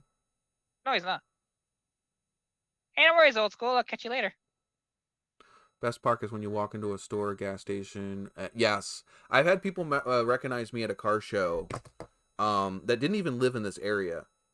I had went to Carlisle, and one of my followers recognized me. And I wasn't even wearing any NOVAtazz shit. I wasn't filming that day either. I was just there for my own pleasure. I don't really go to car shows anymore to film, because I find that they're not, again, those metrics that we were talking about, I find that they are not worth the time and effort that I put into those videos. Oh, it takes a lot, and yet, do you get much out of them in the end? Most of the time, no. And that's why, for the most part, like at car shows, I mean, mostly, I'll still do it because I enjoy doing it, but it's not a thing where, hey, I know this video is going to take off, because it never did. I have like one car show video that did good. It might be different if I start doing car shows based on my car being there. So interacting with people that are there, that kind of stuff. Not necessarily walking around and documenting the car show as a whole. Yeah. Documenting my time going to a car show as a participant, I might do those videos. That's fair. Like, the thing is, right. Later, old school. Because, like, one of the videos that I worked the hardest on, and it's really sad because it hasn't done that well, is a car show that I went to called Show You Ride for Brandon. I've wanted to go for years, and you know, the car show this year had 1,400 cars. Now, I didn't get every single one, but I tried to. I absolutely tried to. The problem is it was too damn hot that day, and I had to keep, you know, sitting in the shade and drinking water and stuff like that, and conversing with people and stuff like that, and I ran out of time before I got every vehicle there. Mr. Mach 1 says the ones that you think won't take off. You get what I mean? Yeah. Oh yeah, we get what you mean. Like, the thing is, the videos that you think will do really well, 9 times out of 10 they tank. I don't understand especially why. Especially the ones you spend a crap ton of money fucking doing too. Yeah. I spent over well over $200 to get to an event to film and document it, and that video literally did freaking squat. And yet I can do a video where I use 3 zip ties, and that video has made me hundreds of dollars. Well, okay. Look at one of the best videos on my channel, which I spent $0 to do this video. I forget what the original video is Is that I found you by. Or did you yeah. Well, find me like the first? thing is, I don't know. I found you, through. Well, I don't talk to him anymore. He's one of those guys. Oh, one of those. Okay, yeah. Yeah, one of those. But anyways, he recommended your live streams to me, and I came around, and that's how that started. But the thing is, though, one of my better videos, it has like I think 38-ish hundred views right now, and it's literally the title of the video is why I'm retaining the inline six in my car and what I'm doing to build power. Right? Mhm. And the thumbnail is me holding a carburetor and a turbo. You put a turbo in the picture. There you go. Exactly. But I didn't spend any money to do that. That turbo was a free turbo. That carburetor was free. I didn't do anything. I what's just really did gonna a suck? thumbnail like that. And then and the other video where I spent zero. Okay, no, sorry. I spent I think $4 on the can of ether. Okay, whatever. Will the '78 Honda Civic start for the first time in 26 years? Yeah, well, That video has bringing things back from the dead, that tends to do very well. Oh yeah, that has over 7,000 views, and it's encroaching on becoming the best video of my channel. Yeah, So I'm sitting here and I've been was it anxious, trepid I'm not sure what the correct word is, but I've been sitting on that frickin' Holly sniper for a year now. yeah. I'm I remember when you worried that got it. once I start doing those videos that they're not going to go anywhere, because that was probably the most money I've spent on this channel since I started it, besides buying vehicles. Yeah. That is the most expensive mod I have bought. And it's actually by the time it's done, it'll probably be as much as I paid for the car. Yeah, because like interestingly, with some of the videos, because like I have actually, because like my timing chain video actually has a decent amount of views. I can't remember where it's at. Of like putting the double roller timing chain in my car, right? And that was another Roy video. And yeah, that video. Now it took an entire day to do this, but that video only has like 500 or 600 views or something like that. And I spent, let's see, it was $220 on that. Plus I bought food and gas. I was probably $400 into this whole video, realistically. And it does really nothing in the end. But to be honest, when I do stuff like that, though, because it's not from a business side, it's just because of, hey, I'm doing this, but, here's a video about it, right? And I mean, it technically is. I mean, when I was thinking about getting the sniper, there was thought process. I could have gone with the carburetor and fixed the carburetor and got that put on. It would have cost me less in the long run. I said it would have cost me less up front. But I still would have had to tend with the, poor gas mileage and stuff of a carburetor. But then I was also, the reason I got the sniper versus fixing the carburetor was YouTube.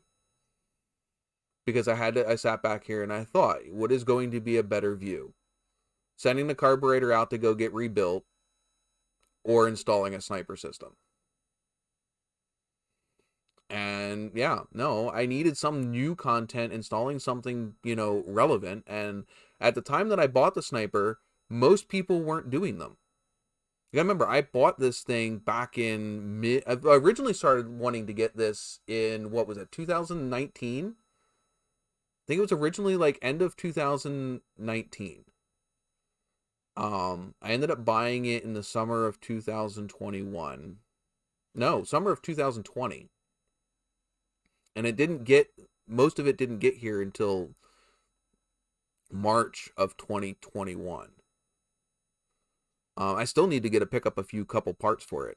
And I've done more research, and now that other people have done it, I have realized that I need to probably upgrade my spark plug wires and a few other things to eliminate electric interference, because that's one of the biggest problems with the snipers is electronic interference messing with them.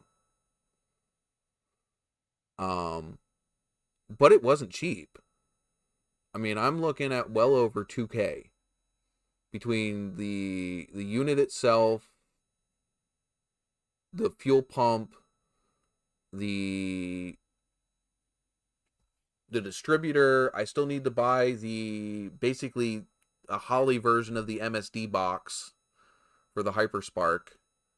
And I still need to buy fuel line, spark plug wires, and any of the other odds and ends stuff that goes with it.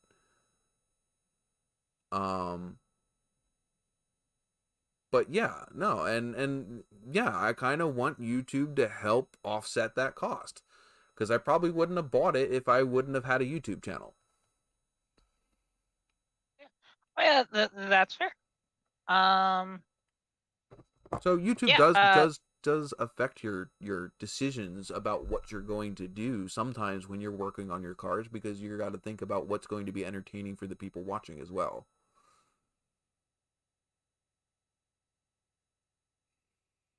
Yeah, it just does not want you to give money. He's got to be doing. It's got to be something wrong. Can he give money to anybody else? He's not spelling it wrong. Like, and he's tried capitalizing and not capitalizing the G, and that's. Has he tried giving it to somebody else? He can give it to somebody else, and it works. It's just me. Okay, what did you do? No, damn it! Stop it! There we go. Yeah, my cat keeps hitting my phone and making stuff happen. So. Yeah, and the other thing, I don't know if you saw my Instagram post, Mr. Mach 1, but the other cool thing is I can use that Holly sniper and still retain my stock shaker setup on my TA. It literally fits underneath of the stock shaker without having to modify it. So I don't have to bolt my shaker to the hood. I don't have to cut up a really expensive shaker airbox. The Big Bang. Oh, yes. Got it. I didn't see that at first. It's a shame that show's over, but I don't know how much further they could have taken it anyway. Yeah, I mean, I don't know. With who they had as a cast, they could have probably kept going for a long time. But the thing is they ran out of the plot that the show was based around. All of the plot lines had been they had been played out. I mean, they were no longer early 20s geeky single guys. They had all ended up in relationships, so they weren't having girl troubles anymore. They weren't they weren't the young geeky people. They had gotten away from what the antagonists of the show were. It would have gotten stupid. I mean, well, now they have the spin-off of Young Sheldon, so there's that. But yeah, I've never watched it, but that too. Yeah, I'm sure they got bored of playing the same role. Hey, stop trying to eat me, sir. That's one of the bad things about getting into an iconic character is being stuck in that character. Can you imagine? Yeah. Can you imagine if every single video you had to do the exact same things because that's what your fans wanted? Yeah. It'd get bored. Yeah, it definitely would. Malcolm in the Middle is a new TV. That was some like fucking 20 years ago. He said best TV show, not new. Oh. Okay, I misread that. Oh, I'm way off of my timing. Ouch. Okay. Oops. I was playing with my cat. I lost track of time. Where are you guys? That's why I tilted the camera down so you can see the cat. Oh, Harvey's out. We're losing him. We're dropping like flies. No, Harvey. It is like fucking late. It's 1:30. I mean, he's here in Alberta, so it's 11:30. Yeah. But still, the think that the most people stay up to midnight, that's kind of unrealistic. Yeah. So if it's I going to get be that. about midnight on that side of town or country, yeah, I think we end up wrapping up around 1 or 2. Very rarely do we stay up till 3. As far as the show itself, we've stayed up talking an hour or so after the show. Right. But definitely. Normally the show dies around 2. Normally. Ugh. But yeah, so we're down to 2. Oh, what's funny is looking at Streamlabs, and the message it just put out: join the U.S. anytime on Discord. Join us. But no, look carefully at how it's worded. Join the us anytime. That might be my fault.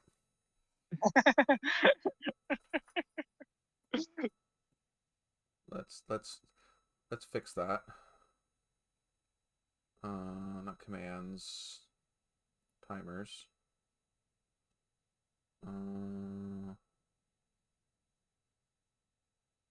Edit this one. Get rid of the. You realize that's been like that for frickin' ever, and you're the first one to notice it. Or at least to say something about it. That's the first time I've noticed it, to be honest. Like, I haven't I changed normally it. don't I have not changed it in I don't know how long. I think I was still in Tamaqua when I changed that last. Wow. No, the Discord one? No, that is. Hang on, I'll look. That is one Discord, that I yes. changed recently because I changed the link at the end, but I didn't change the beginning part. That's right, yeah, because I told you that the link wasn't working that one day. We updated the link, but that was it. Yeah. Kat, Look at you that. almost I've joined made you... the us.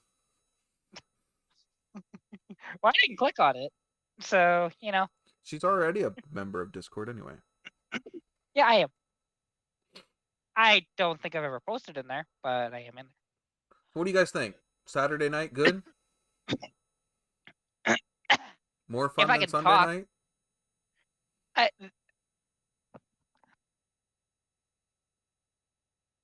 You okay over there? I'm good. Something caught in my throat. You're supposed to swallow. Yeah. I can make those jokes. Team Mechanic isn't in the live anymore. Yeah, sorry, I'm not a good girl.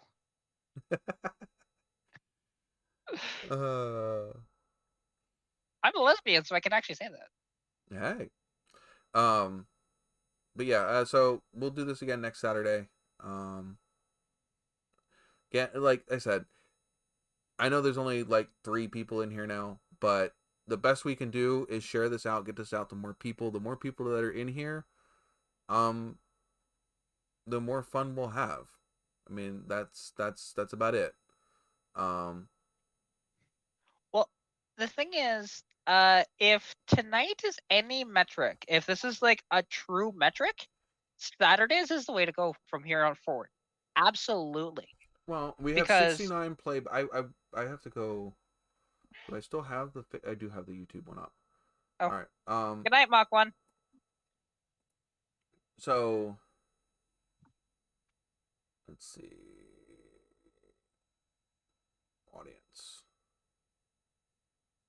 34 unique viewers for last. Let's just go to overview. That's only got 12 views since it went live, but I want to know what it did when it was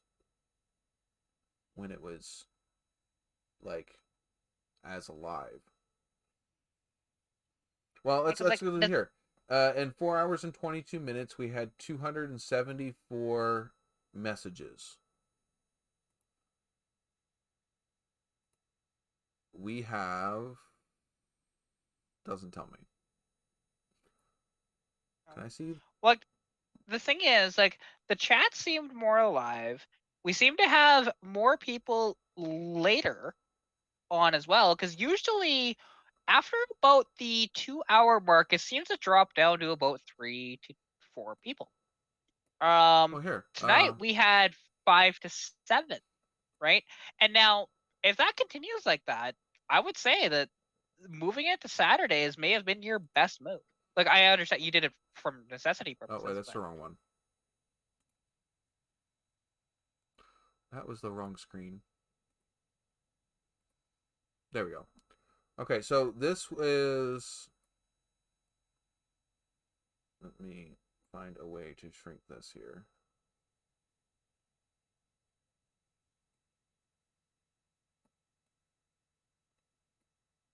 This one over here. Shrink that. Okay, so this is about the same time period. Though I don't have... Peak was... Oh, this is chat rate. Concurrent viewers.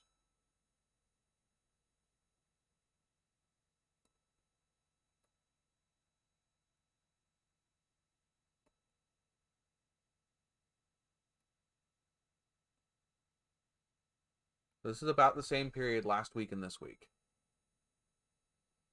I'm not sure if you can see that, Cat. Yeah, I'm looking at it here. So yeah, it looks like, yeah, like I said, earlier on we had more, and later on we had more. It seems like. Peak was... Highest peak I had was 9. Yeah, we didn't even hit 9. Well, we didn't even hit 9 this week. The highest I had was 7. Yeah, so but I for mean, the most part, we were above 4 for most of the night, and most of the night last week we were under 4. But I think I had a better one 2 weeks ago.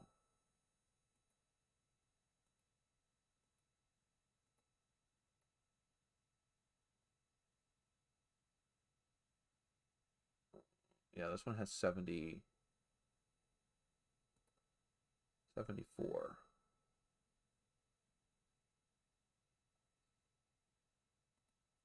So this was that week. We were on for 5 hours and 23 minutes.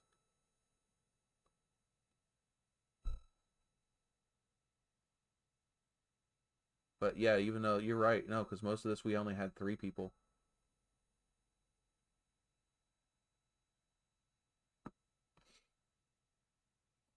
But yeah, let me stop sharing screen. Oh, I think it's only me and you though left in here. Did everybody else leave? I think Jesse is still down there because he just mentioned that you also had 9 likes on this video. This video Or was it last on this video? one? Yeah, it's the most likes I've had in a while, I think. Yeah, you have 9 likes on this video. I think I lost my... Now, granted, one of those is me, but still. There we go. So you've had then, okay. So you've had at least 9 people do that, which is cool. But then, so that kind of makes it, like, I understand it says peak current was 7, but you at least had 9 people. So yeah, they just weren't all on at the same time. Yeah. Just means that I had up to 7 people, different people at the same time. But we had people drop in, drop out, people come, people go. Yeah. And that, you know, and I think I was kind of... Well, actually, you know what? When we end this, let Jesse chill. We'll be back here next week and another great show. So thank you all for joining. I know that it's really only Jesse out there in the live now, but very much appreciate it. And we will catch you guys next week.